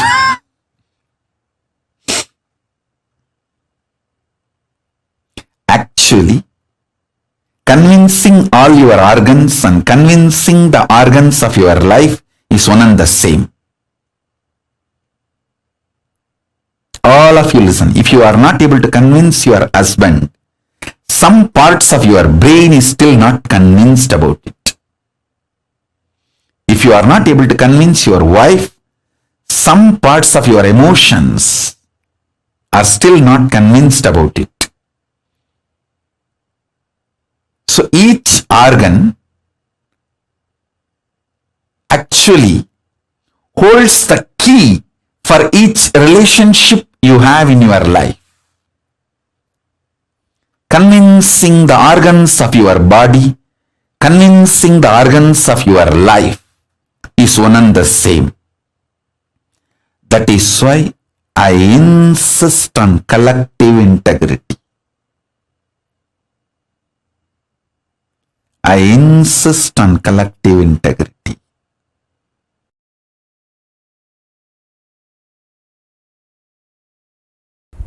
Understand?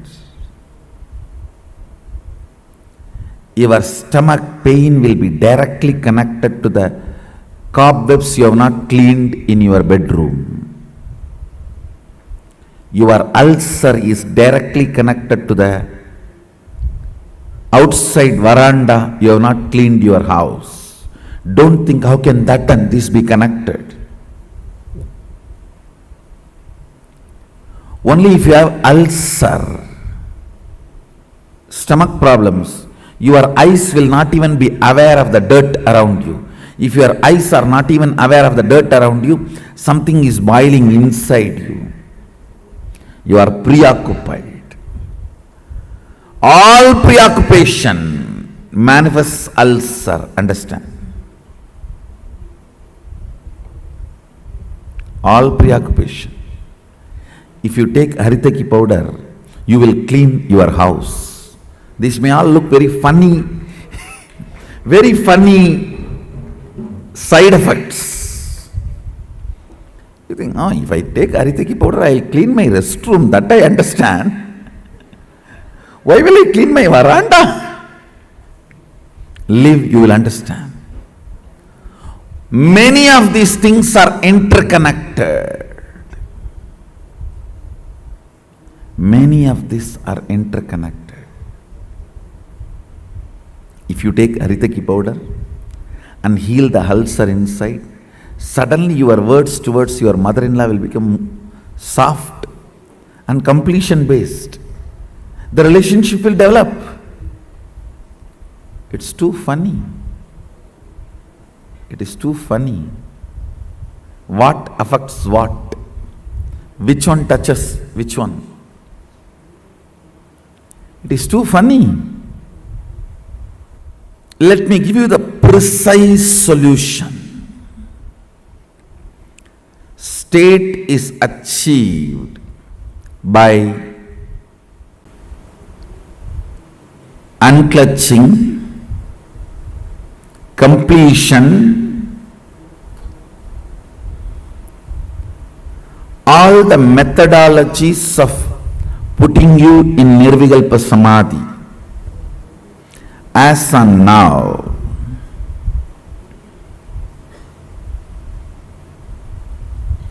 Understand, I don't see any of my disciples at least manifesting any power without touching the Nirvikalpa Samadhi. And I also make sure you don't manifest powers before you touch the Nirvikalpa Samadhi, because if you start manifesting before you touch Nirvikalpa Samadhi, it will be Siddhi, not Shakti. Nirvikalpa Samadhi is too important. Nirvikalpa Samadhi is too important.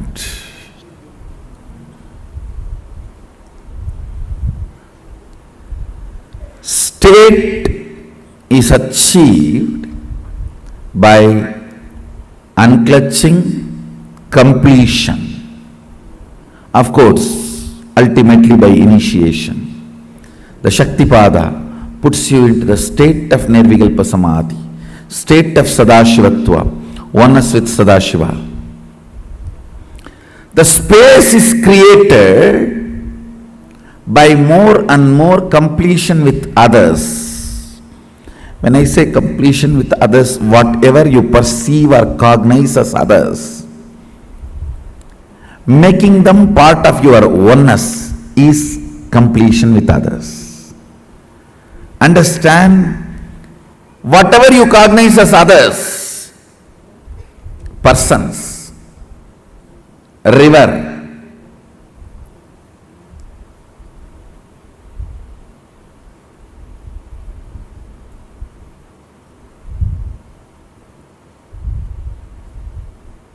hill,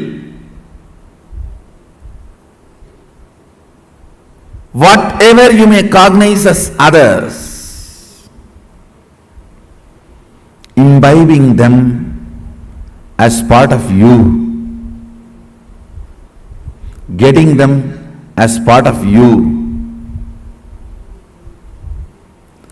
making them feel as you,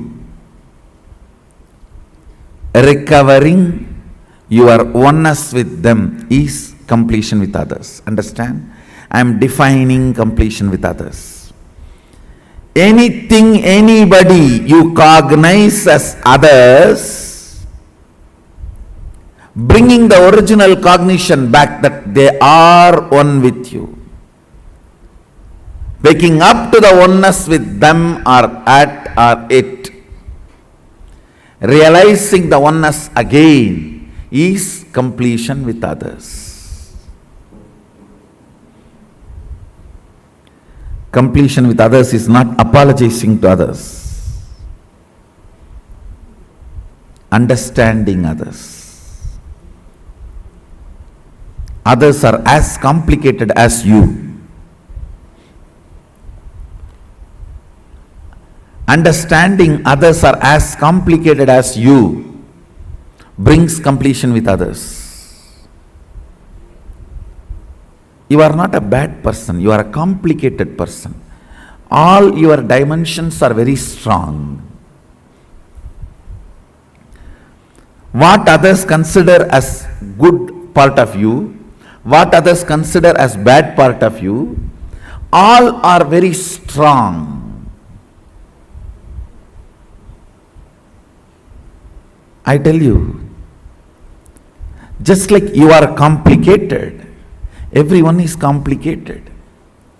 Understanding everyone is complicated brings completion with others, and you start feeling oneness with them. You start feeling oneness with them. Identifying yourself with others, putting yourself not in their shoes but in their crown. Why should always that word, putting yourself in their shoes? No. We Hindus, we put ourselves in their crown.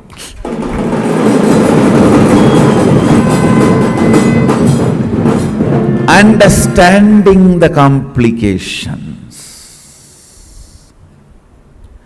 and realizing the oneness is completion with others. Taking responsibility and enriching. Understand completion with others, taking responsibility for others and yourself, and enriching yourself and others. This is what is creating space. Put more and more energy in that.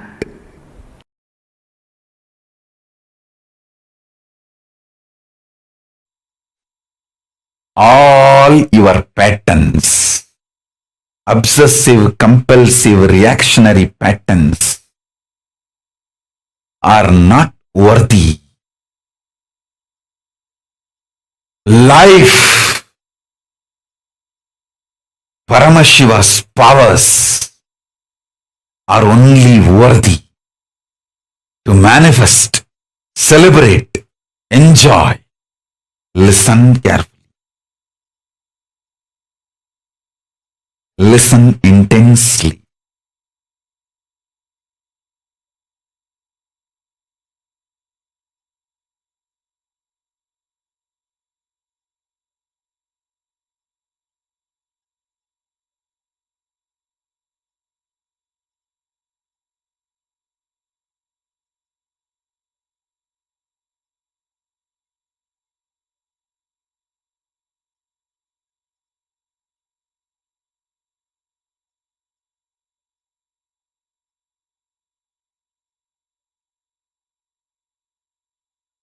Unable to build collective integrity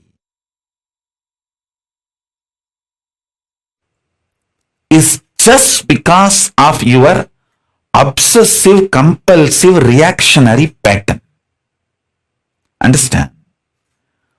Whatever stops you building collective integrity is your obsessive, compulsive, reactionary pattern. Sit and pen down what stops you building collective integrity around you. Behave ferociously with those patterns. You usually behave ferociously with the people, not with the patterns. Behave ferociously with the patterns. Behave cutely with the people. You do opposite. You behave ferociously with people and behave very cutely with your patterns.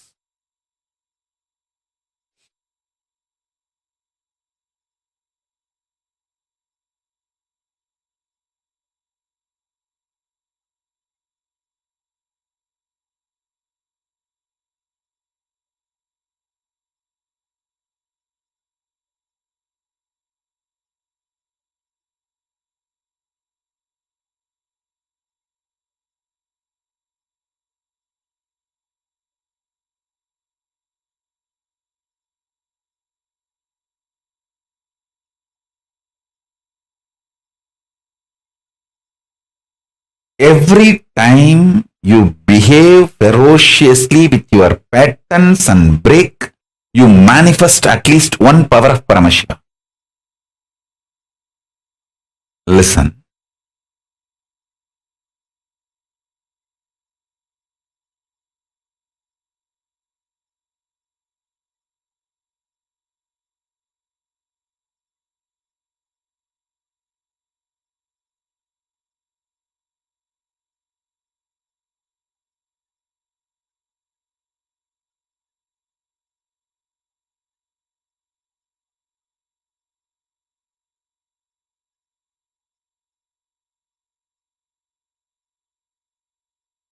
To behave ferociously with your pattern,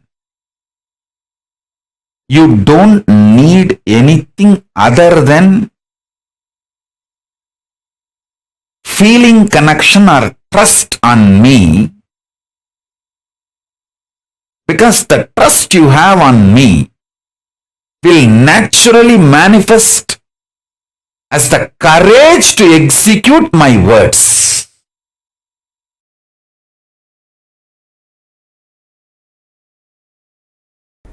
Intense activism, involvement, and deciding to make it happen. Nothing else is useful. Nothing else is required.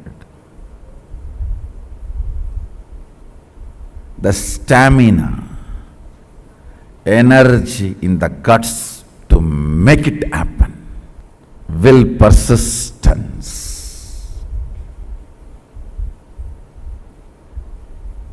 Do you know in how many places the oppositions I am facing?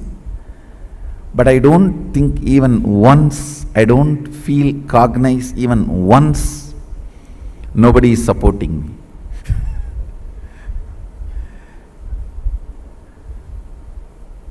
I am very clear because I have taken the responsibility. Sadashiva Himself is supporting me.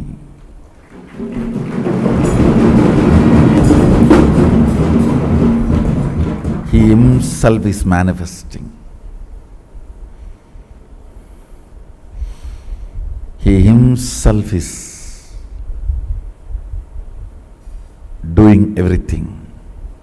Understand, you will have in your inner space 10 choices. One, oh, I am trying every best, nobody is supporting me. One thought current. Loser.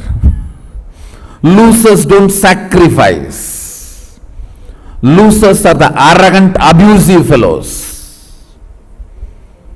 Out of arrogance and abusiveness, no sacrifice will happen. This is another one thought current. The one more thought current. Oh, if I take the responsibility, I am only questioned, I am not supported. You are given everyday food, that is a support. You are given all your basic needs, that is a support. You are given all the survival needs, that is a support. But nobody bothers about all the support available. They think, oh, all my work everyone will do and I will put my name, that is what is called support. So that is what if you are defining and expecting as a support.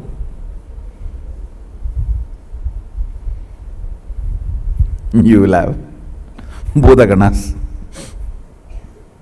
taking care of you.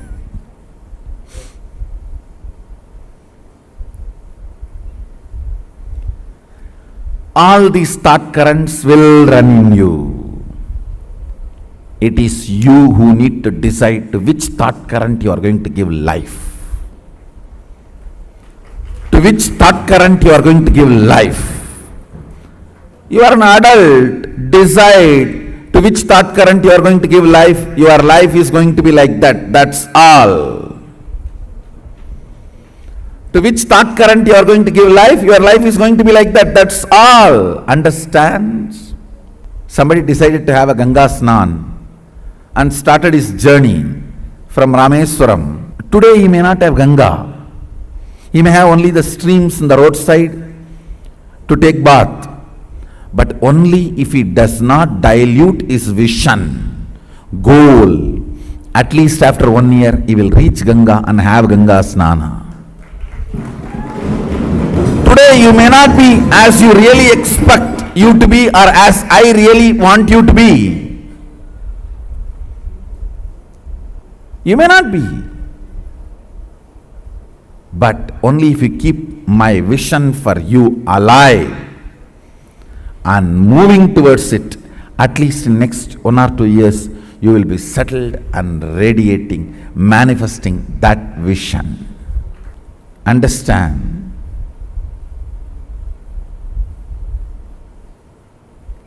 Life happens to you when you decide to make it happen. If you are sitting, let things automatically come.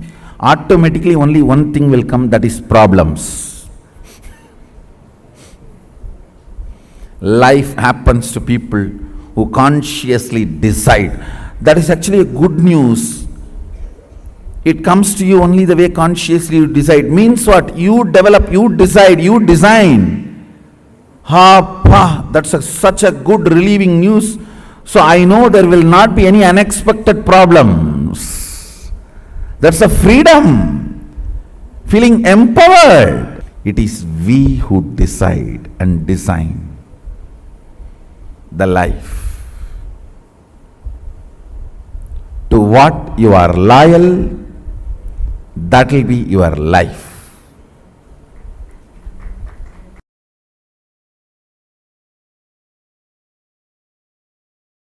Dhyana means Tailadhara Patra. That's all is defined. Means when the oil flowing from one vessel to another vessel, when it is poured, that is called dhyana. Same way, Ganga moving from one ghat to another ghat, one place to another place, is called Shravana. Understand?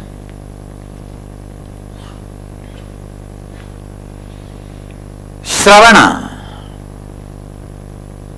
listening, is one of the most powerful process to achieve completion. Most powerful process to achieve completion. When no one stands by you, completion can stand by you. When no one listens to you, listening will listen to you. Develop this habit of listening. You having the habit of listening itself will be such powerful friend to yourself. Please understand. You can develop a best friend for yourself through the habit of listening. Your habit of listening can be an amazing friend for you in all your difficult times. You don't need somebody else listening you. Your habit of listening is enough. It can be an amazing friend.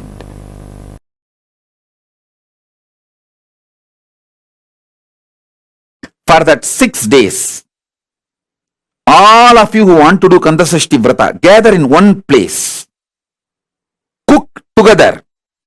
Have only one meal during the sunset. Whole day don't eat anything. Do Kandasashti Parayanam 36 times. Sit as a group from morning till evening. That 6 days take off. Whoever wants to do Kandasashti Vratam, all of you gather in one place. Stay in one place. Rent a place and stay in one place. From morning till evening. Do 36 times Kandasashti Vrata.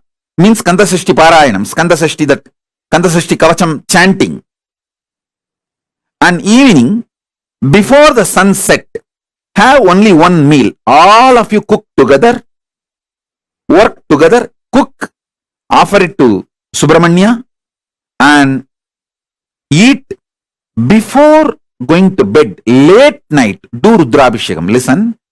In Hindu tradition, in Agamas, Doing Rudrabhishekam to Subramanya is tradition. Night is the time the third eye of the Paramashiva opened up for the Subramanya to manifest. So night time do Rudrabhishekam. After the sunset, do the Rudrabhishekam to Subramanya.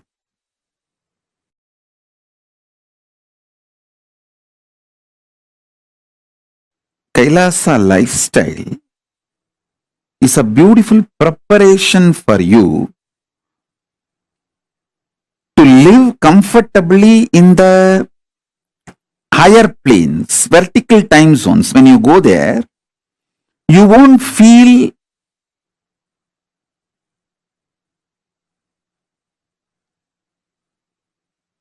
cultural shock.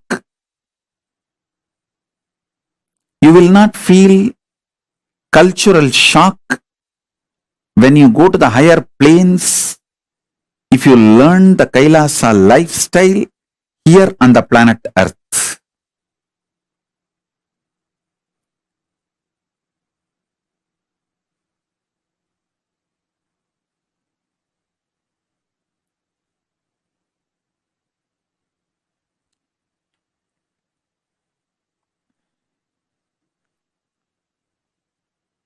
We just need some of the dedicated people. You see, you don't need cunningness, strategy to make Kailasa. You just need Tyagis, dedicated people who have a conscious stamina, will, persistence, making it happen. Will stay strong and make it happen, like Arishchandra, Satyavadi, the Savitri, Satyavan Savitri.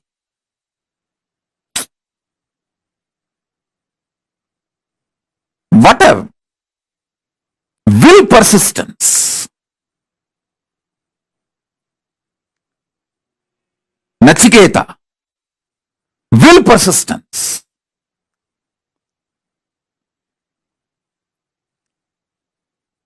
The child fasting for 2.5 days without food and water is equivalent to an adult fasting for 2.5 years. Because for child, food is the only life, source of life. For an adult, there are multiple sources of life. His body has evolved to use multiple things as source of life. But for a child, food is the only source of life.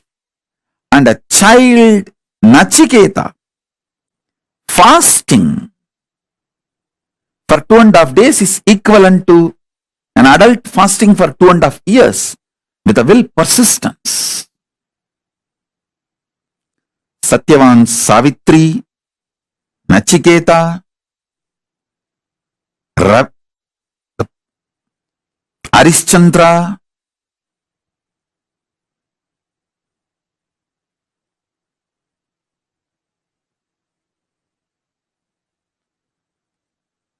what a will, persistence.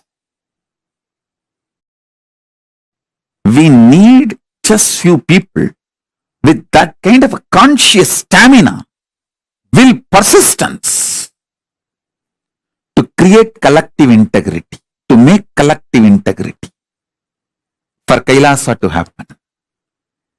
They become the foundation of Kailasa's evolution. Not any efficient, cunning, strategic, no. It is dedicated, Tyagis.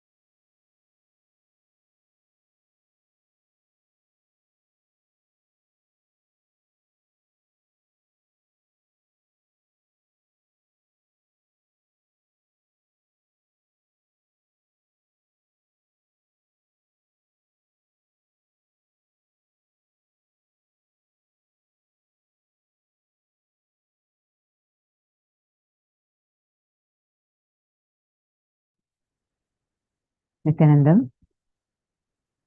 Hope all of us understood about what Swamiji explained on life positivity and collective integrity.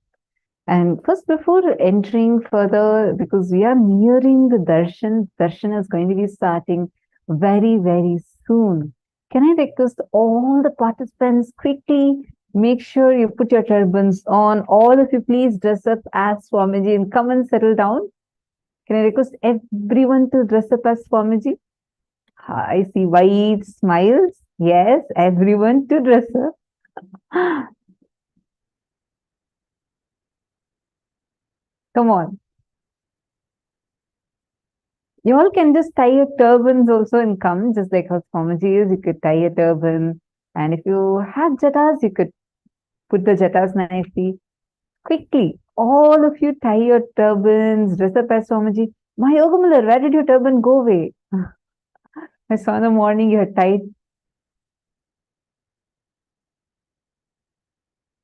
All of you quickly dress up as Swamiji, exactly like how Swamiji looks, and come and settle down. See, manifest Swarupa Samadhi through you, where you are manifesting, being one with his form, looking exactly like him, just manifesting him through you. He will just manifest through you. See, understand, it will be so powerful, just so powerful. Just constantly remembering his form itself will start awakening the powers to manifest through you. Come on, all of you quickly dress up and settle down. In a few more minutes, we are going to be entering into the darshan. How many of you understood about the importance of collective integrity? And what did you understand as collective integrity? Can I request every one of you to please share?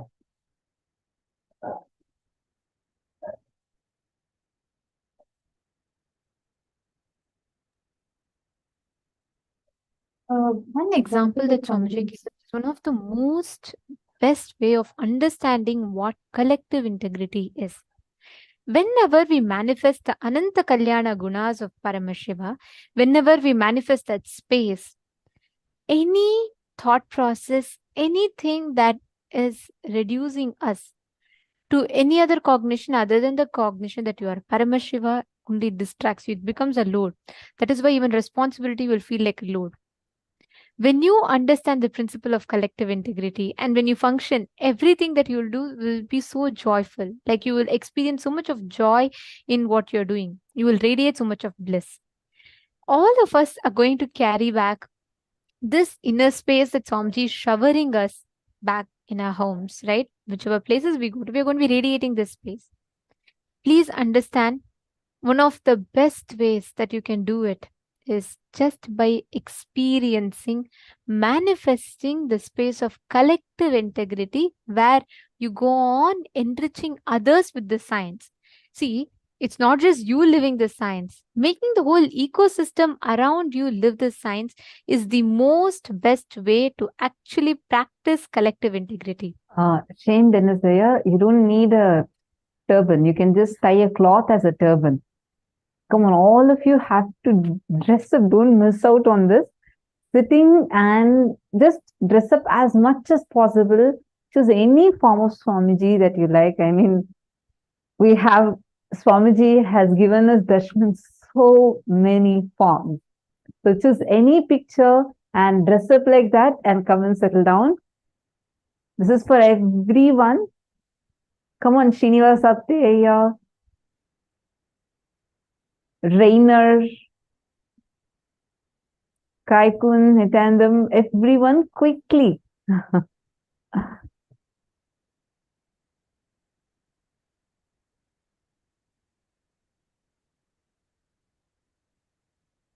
Adamya Sharma, you can get your Atmalinga from your local temple, whichever is your closest Kailasa center over there. You can go there and get your Atmalinga right away.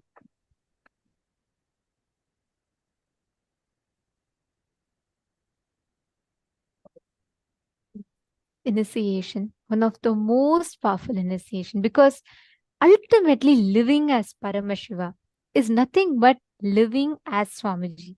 How Paramashiva himself is living. Every aspects that we see, each of us, if the initiation we're going to be receiving today is the initiation of manifesting the Ananta Kalyana Gunas of Paramashiva.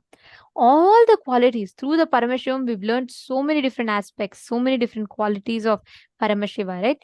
Right from enriching, compassion, tyaga, and how he is the powerful inner space of Paramashiva and the integrity. So many different dimensions we learned. All these Ananta Kalyana Gunas of Paramashiva, anything with which you describe Paramashiva, of which becomes only an attribute to him. All those Ananta Kalyana Gunas we are going to be receiving as an initiation today. Just with this one initiation, Swamiji is going to be programming your whole inner space to literally manifest the space, the experience of Paramashivoham. So are we all ready for it? Shall we all get ready, enter into the darshan? Can I request all the participants to please settle down? Please come on the camera. Yes, and I'd also like to remind all of you, all the participants, to please be on camera. Anyone who is not in the camera will have to be moved. You'll be moved into the waiting room. You will not be able to sit in the darshan. We request all of you to come in the camera. That's all. Please settle down. Very, very shortly, we are going to be entering the darshan. I see many of you who have tried dressing up. Fengs and Yang. Ma, Fengs and Yang, from morning I have been noticing you have put something on your head to replicate a turban. And then Ma Shanta Fields. Okay. All of you look quite interesting. Different ways. Each of you have tried. That's nice.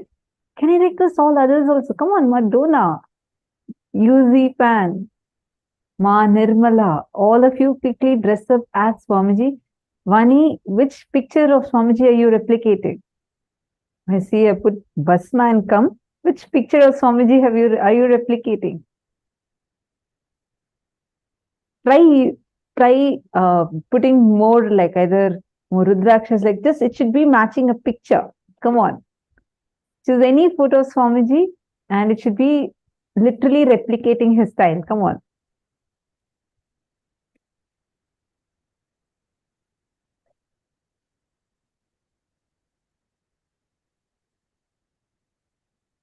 Okay, I have a question for all of you. Swamiji said, there is this one thing when you cultivate, like that would be there even through your toughest times. There's this one thing, like even if you go to your lows, even if others don't listen to you, you just need to practice this one thing which will really, really help you a lot. What is that one thing that Swamiji said?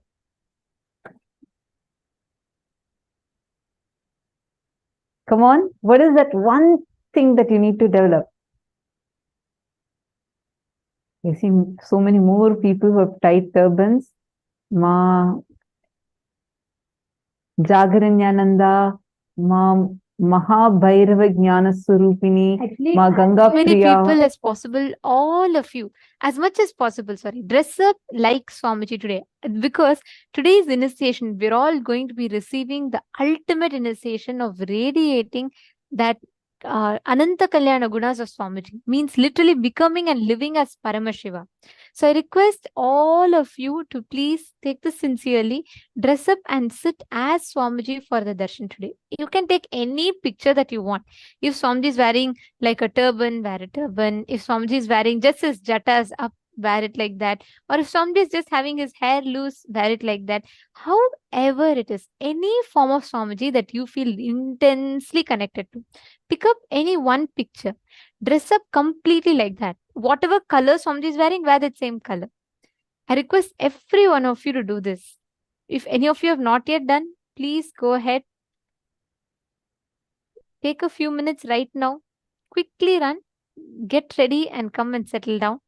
And all of you who have gotten ready, I request all of you to take a few minutes and please go to Facebook. You all can post the original picture of Swamiji's and how you have gotten ready, your selfie, on Facebook with the hashtag Paramashivoham. Can I request all of you to make the post? So you can post that you're ready for the initiation into Paramadvaita with Swamiji. So you can put that as your status and let us know on Facebook. You can tag Swamiji. We'll show you all how to do it. I request every one of you that are ready. I see so many of you beautifully dressed, decked up as Swamiji.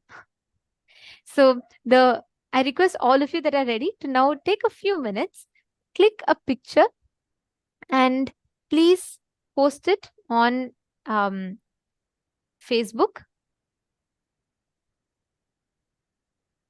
You all can use hashtag Paramashivoham and tag Swamiji.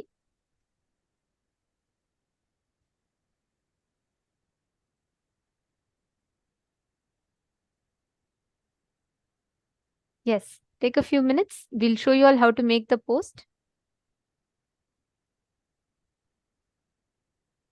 Yes, it's very simple. In few steps, you all can do it. And we will now be showing you all, and we request all of you to follow along. All of you that have dressed up, you're fully ready. You can head to Facebook and you can click a picture, selfie of yourself as you are ready right now. And also take the original picture, the photograph, like how you have gotten ready, and post it. You can head to Facebook, go to create post. The moment you go to your timeline, you would see this option which says write something, right? So you can just click on it, and here you can write whatever, how you're feeling, how excited you are for the darshan, and how you are waiting for today's darshan, and how was the program for all of you. And use the hashtag, just type this symbol and type Paramashivoham. And tag Swamiji. If you just type this @ symbol, and you can just type Kailasas, and like you'll be able to get Swamiji's.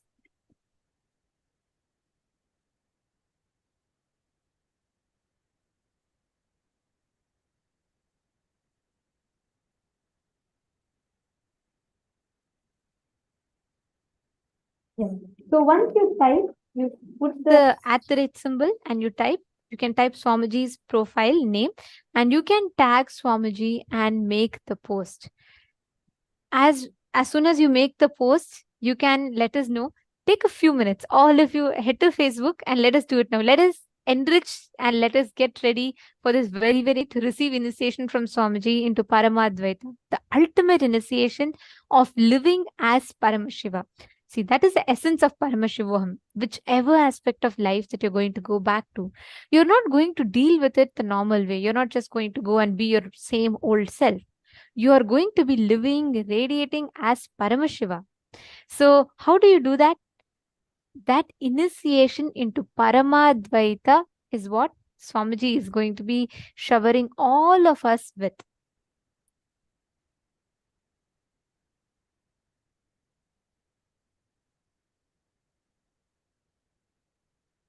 Yes, take a few minutes, and once you all make the post, you can let us know.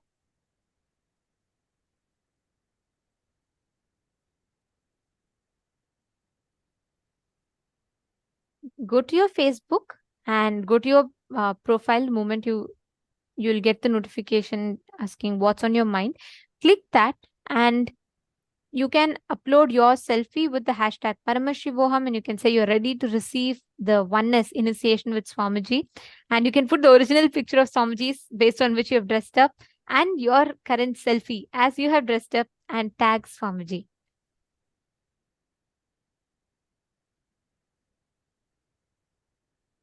Okay, I see so many of you doing it. Great.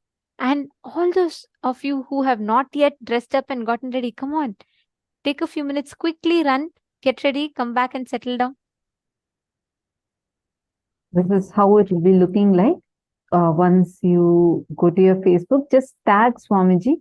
If you just type the @ symbol and type Kailasa Shri Nithyananda Paramashivam, it will come. Just click on that and you'll be able to tag Swamiji and use the hashtag Paramashivoham. And all of you will be seeing there's a small symbol, a green color symbol at the bottom here, next to add your post, that says like, that shows it's an image, right? If you click on that, it'll take you to your gallery and you can post your selfie from that. So take a few minutes, use this hashtag and tag Swamiji, and all of you can make your post.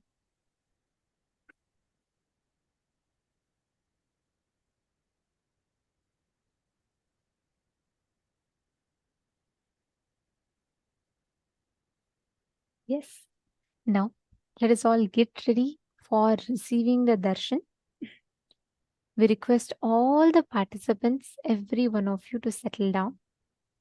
Today, during the darshan, we are going to be receiving the essence of what Paramashivoham stands for.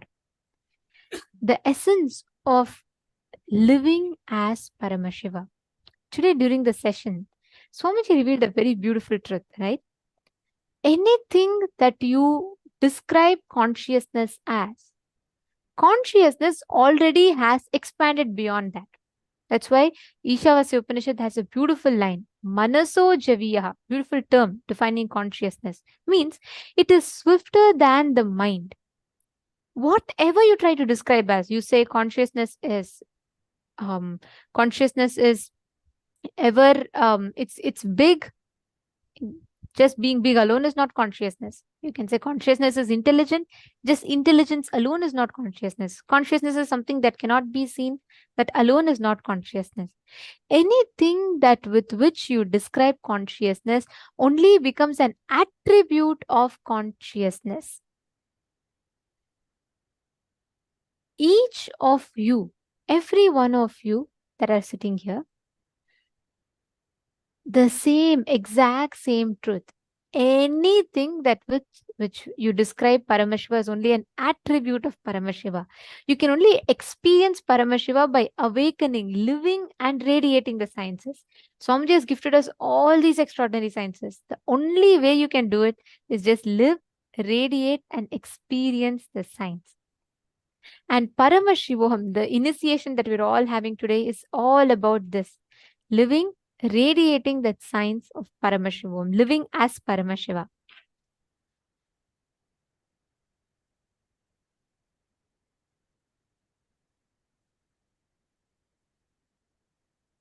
So each of you now,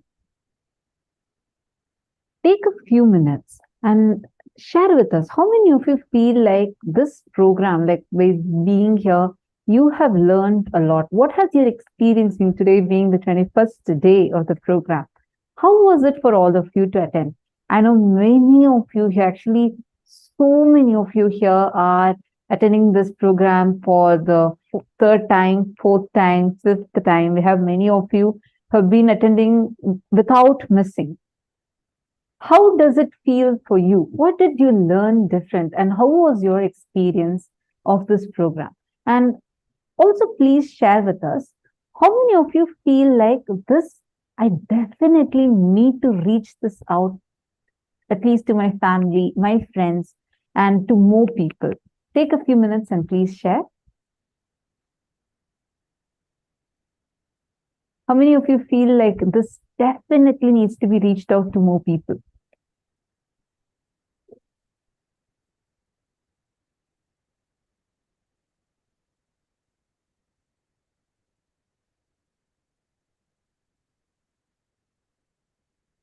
Come on, all of you take a quick few minutes and please post.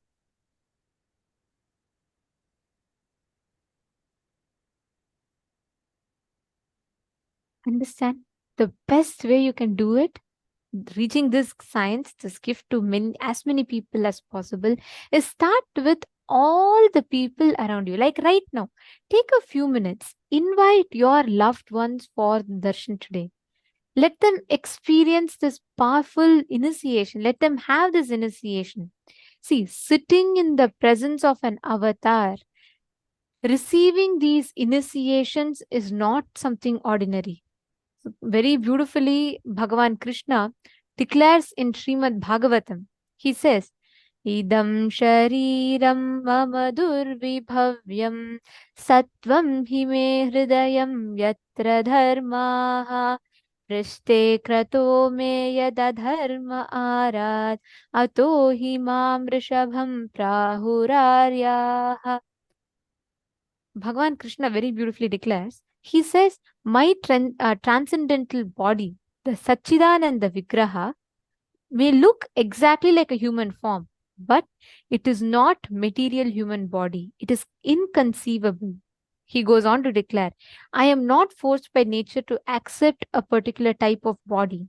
I take body out of my own sweet will. My heart is also extremely spiritual, and I always think of the welfare of my devotees. Therefore, within my heart can be found the process of devotional service which is meant for the devotees. Far from my heart, I have abandoned adharma, non-righteousness, and they do not appeal to me. Due to all these transcendental qualities, people generally pray to me as Rishabhadeva, the Supreme Personality of Godhead, the best of all living entities. This is the quality of an avatar. This is how an avatar manifests. This is how an avatar is born. He radiates. Every time, whenever you connect, whenever you experience, live this science. Just sit with that one declaration when you are experiencing the darshan. Understand you're experiencing that Satchidananda Vigraha, that divine Divya Sharira form of Swamiji, literally initiating you, transmitting us into the highest plane of conscious existence. That is the exact experience that all of us are going to be receiving today through the initiation. So let's all get ready. Especially, I see many of you here who are saying, okay, post it on Facebook. Okay, great, wonderful. And stay in the same thing. Don't remove your turban or anything. And be like this itself. Let's all receive the darshan together and experience that ultimate Paramadvaita, the ultimate oneness with Swamiji. And today being the 21st day, and receiving, like last time, Swamiji gave a very powerful message, which was to live an Atmalinga-centric lifestyle. Now, today we all are going to be receiving like that, the last day blessings. So please make sure you're here, clearly visible in the camera, and be here fully. Do not get distracted.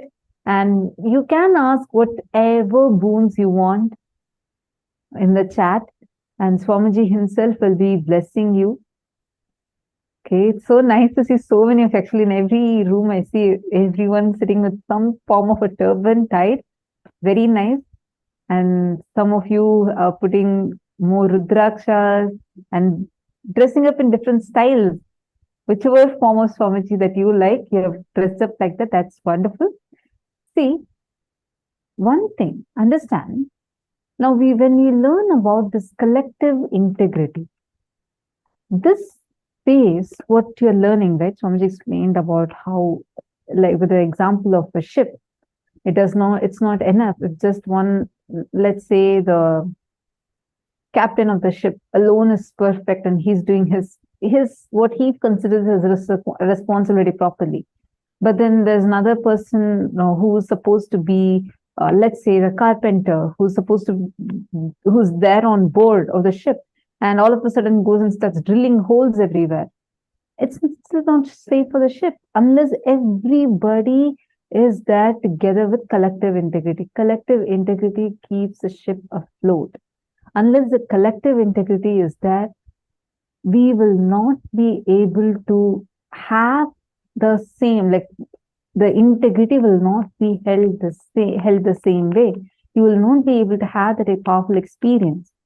That's it's very, very, very important that you enrich your near and dear ones and make them also as a part of this, and make them as a part of this extraordinary blessing that you're receiving, so that you have a beautiful teamily who also support you in this spiritual path and help you to really manifest Paramashiva through you. Otherwise, now you'll be experiencing such a high, powerful experience. And one call from your spouse is enough. All of a sudden, from Kailasa, you just come down to not even Bhuloka, you start traveling downwards. See, understand, it's the collective integrity that you have. How you build your teamly around you is too important. How many of you are deciding, saying that, yes, I really want to build my teamly around me? And how many of you feel that I want to invite my family and friends for this program? And if you would like us to send the details to them, please take a few minutes and please share it with us.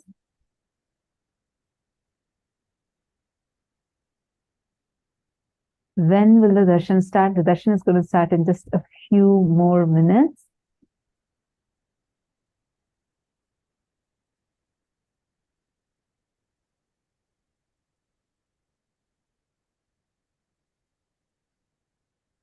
How many of you want to share this with others? How many of you want to really share about this program to your friends, your near and dear ones? Take a few minutes and do let us know in the chat.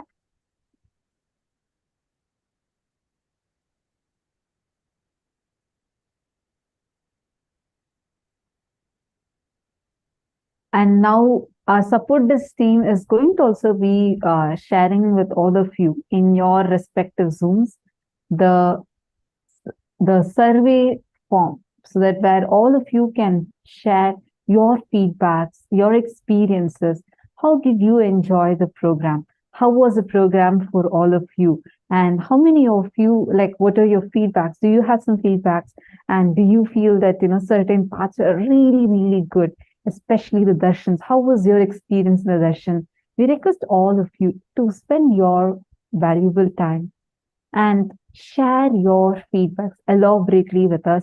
Your feedbacks are valuable to us. And every one of your feedbacks are really important for us. Take a few minutes and please share it with us. The support desk team is posting it in all of your chats now.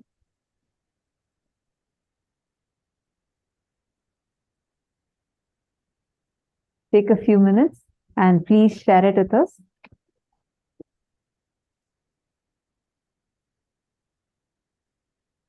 I request all of you to please check your Zoom chats, and you would have received the link on your Zoom chat. Take a few minutes and head to the form and please fill it out. Share with us how was your experience.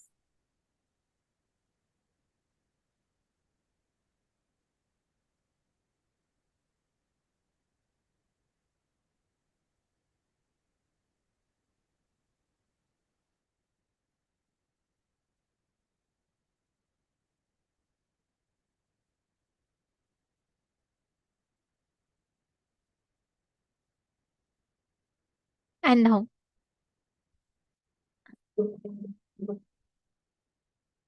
as we all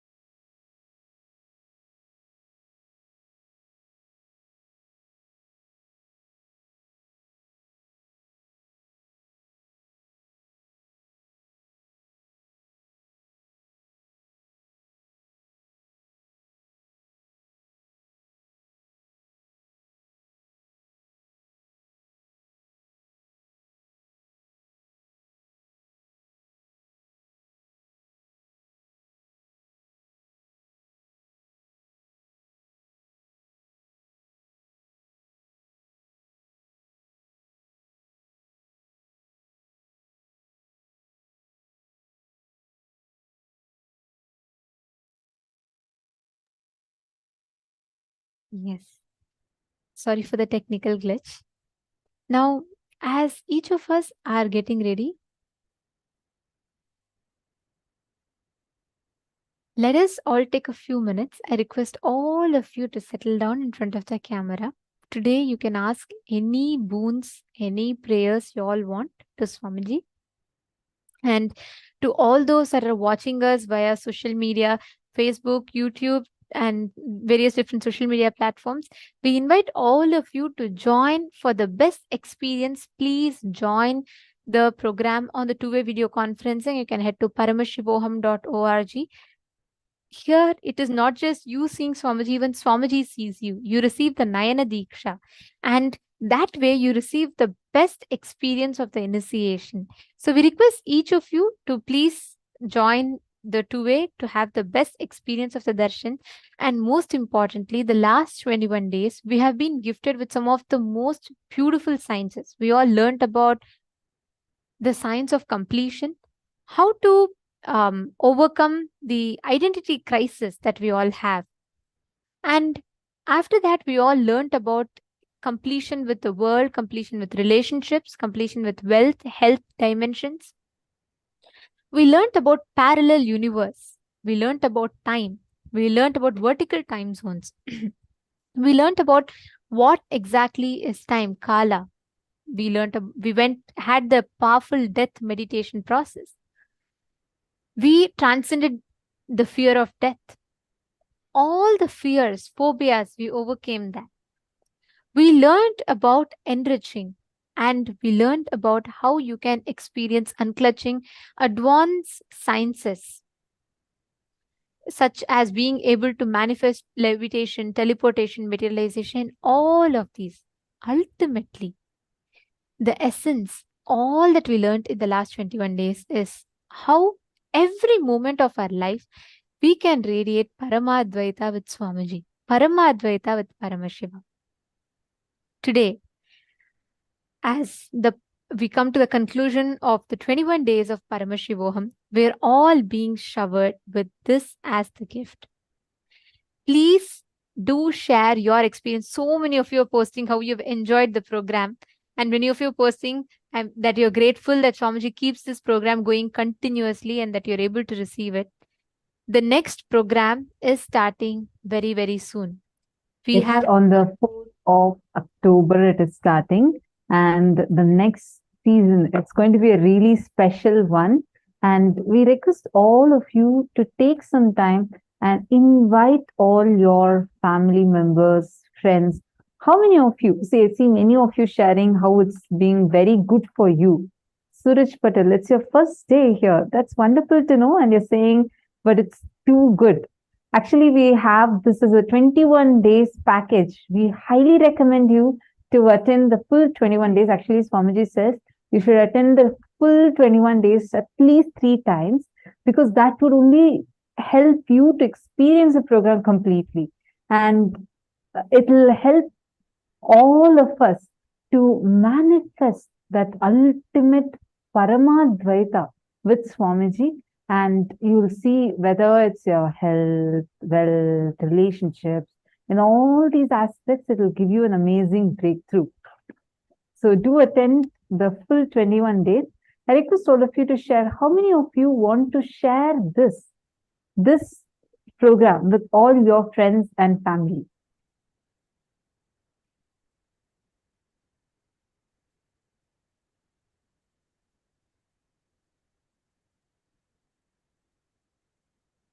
All of you that are here, next Paramashivam, the upcoming season, is the last of the Chaturmasya.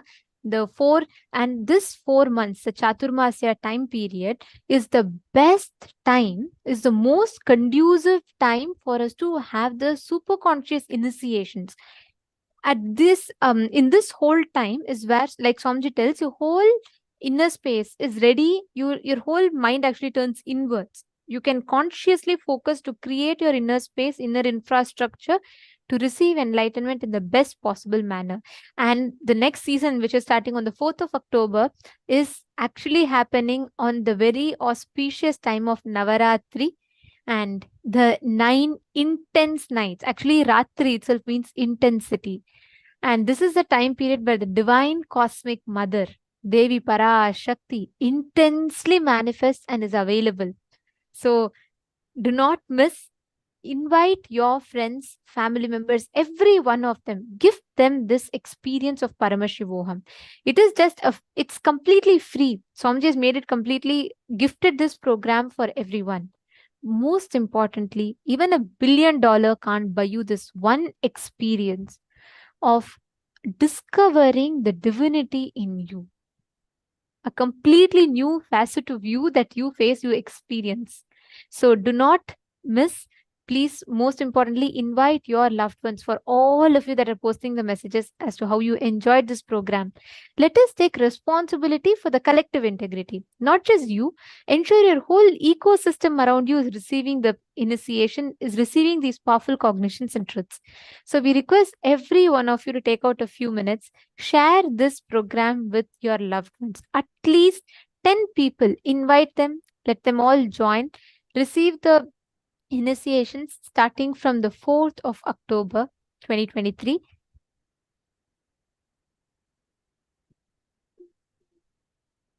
Yes. Okay, the chat is actually flooded. Many people are posting. Great. Good to see so many of you have put how you've enjoyed. Even many of you who have come for the first time, you all have posted how it gave you a completely different introduction to who you are, what you are. That is precisely what Paramashivoham is all about. Like Swamiji said, on day 1, we all had the session where Swamiji said, by the end of this 21 days, you will forget yourself. You will only remember you as Paramashiva. Whenever you talk to you will talk to yourself as Paramashiva. You will be reminded about your existence as Paramashiva. And we're already here receiving that ultimate initiation, the Paramadvaita Diksha, to experience ourselves as Paramashiva, the ultimate superconscious divinity in us. Yes. Now, let us all get ready to receive the darshan. I request all the participants to please settle down. Please do not move around. And I request all of you to be visible in the camera. I see some of you are not completely visible in the camera. Please make sure you're all sitting down, being visible in the camera completely. And during the darshan, we will also be having the voting that will be happening. So we request all of you to make sure you're participating in the voting, and the link will be projected for you on the screen. And during the darshan, Swamiji himself would be actually seeing each of the screens and each of your messages and blessing you. So make sure to keep an eye on your chat, every message that you are posting. Swamiji himself will be responding to it. So all of you can type your prayers and boons that you want, and gratitude messages, and also share how it was for you to attend this program, and all your love, gratitude you can post as messages in the chat, and you would actually be receiving the live responses as Bhagavan SPH's dictated responses. Swamiji literally be telling during the darshan, and the team would type and send it to you, transcribe it and send it to you. So you would be receiving Swamiji's responses, blessings to all your messages. So do not miss out on that. And with this, I want to just request everyone, please make sure you post your messages only once. Meaning you can post even 100 messages, that's not a problem. But the same message, do not post it continuously, as it leads to spamming of the chat, and you also end up missing the blessings that Swamiji has given to you, and also disrupts other participants' experience. So we request all of you to make sure you post your messages, like one message only once. You can post how many ever messages you want, but do not repeat the messages. Please also make sure you're posting your prayers across all the 6 platforms: Zoom, Facebook, YouTube, Twitter, WhatsApp, and Instagram. So you please ensure that you're posting across all these 6 so that you can receive the blessings of Swamiji directly from all these. If you understand, we are having right now, there's more than 10 Zoom rooms that are there. And apart from this, we are live on so many social media platforms. So anywhere, wherever Bhagavan's eyes fall on your messages, immediately the messages are blessed. So do not miss out on that. That's why it's very important that you post on all the platforms so that your messages do not get missed and you receive the blessing. Now, let us all get ready to receive the darshan. We request all of you to settle down. Sit straight with your head, neck and spine in a straight line. Let us chant the Mahavakya. Om Nithyananda Paramashivoham. We request all of you to close your eyes and chant the Mahavakya. Enter into a deep meditative state and chant the Mahavakya. Prepare your inner space to receive this auspicious session. Nithyananda Paramashivoham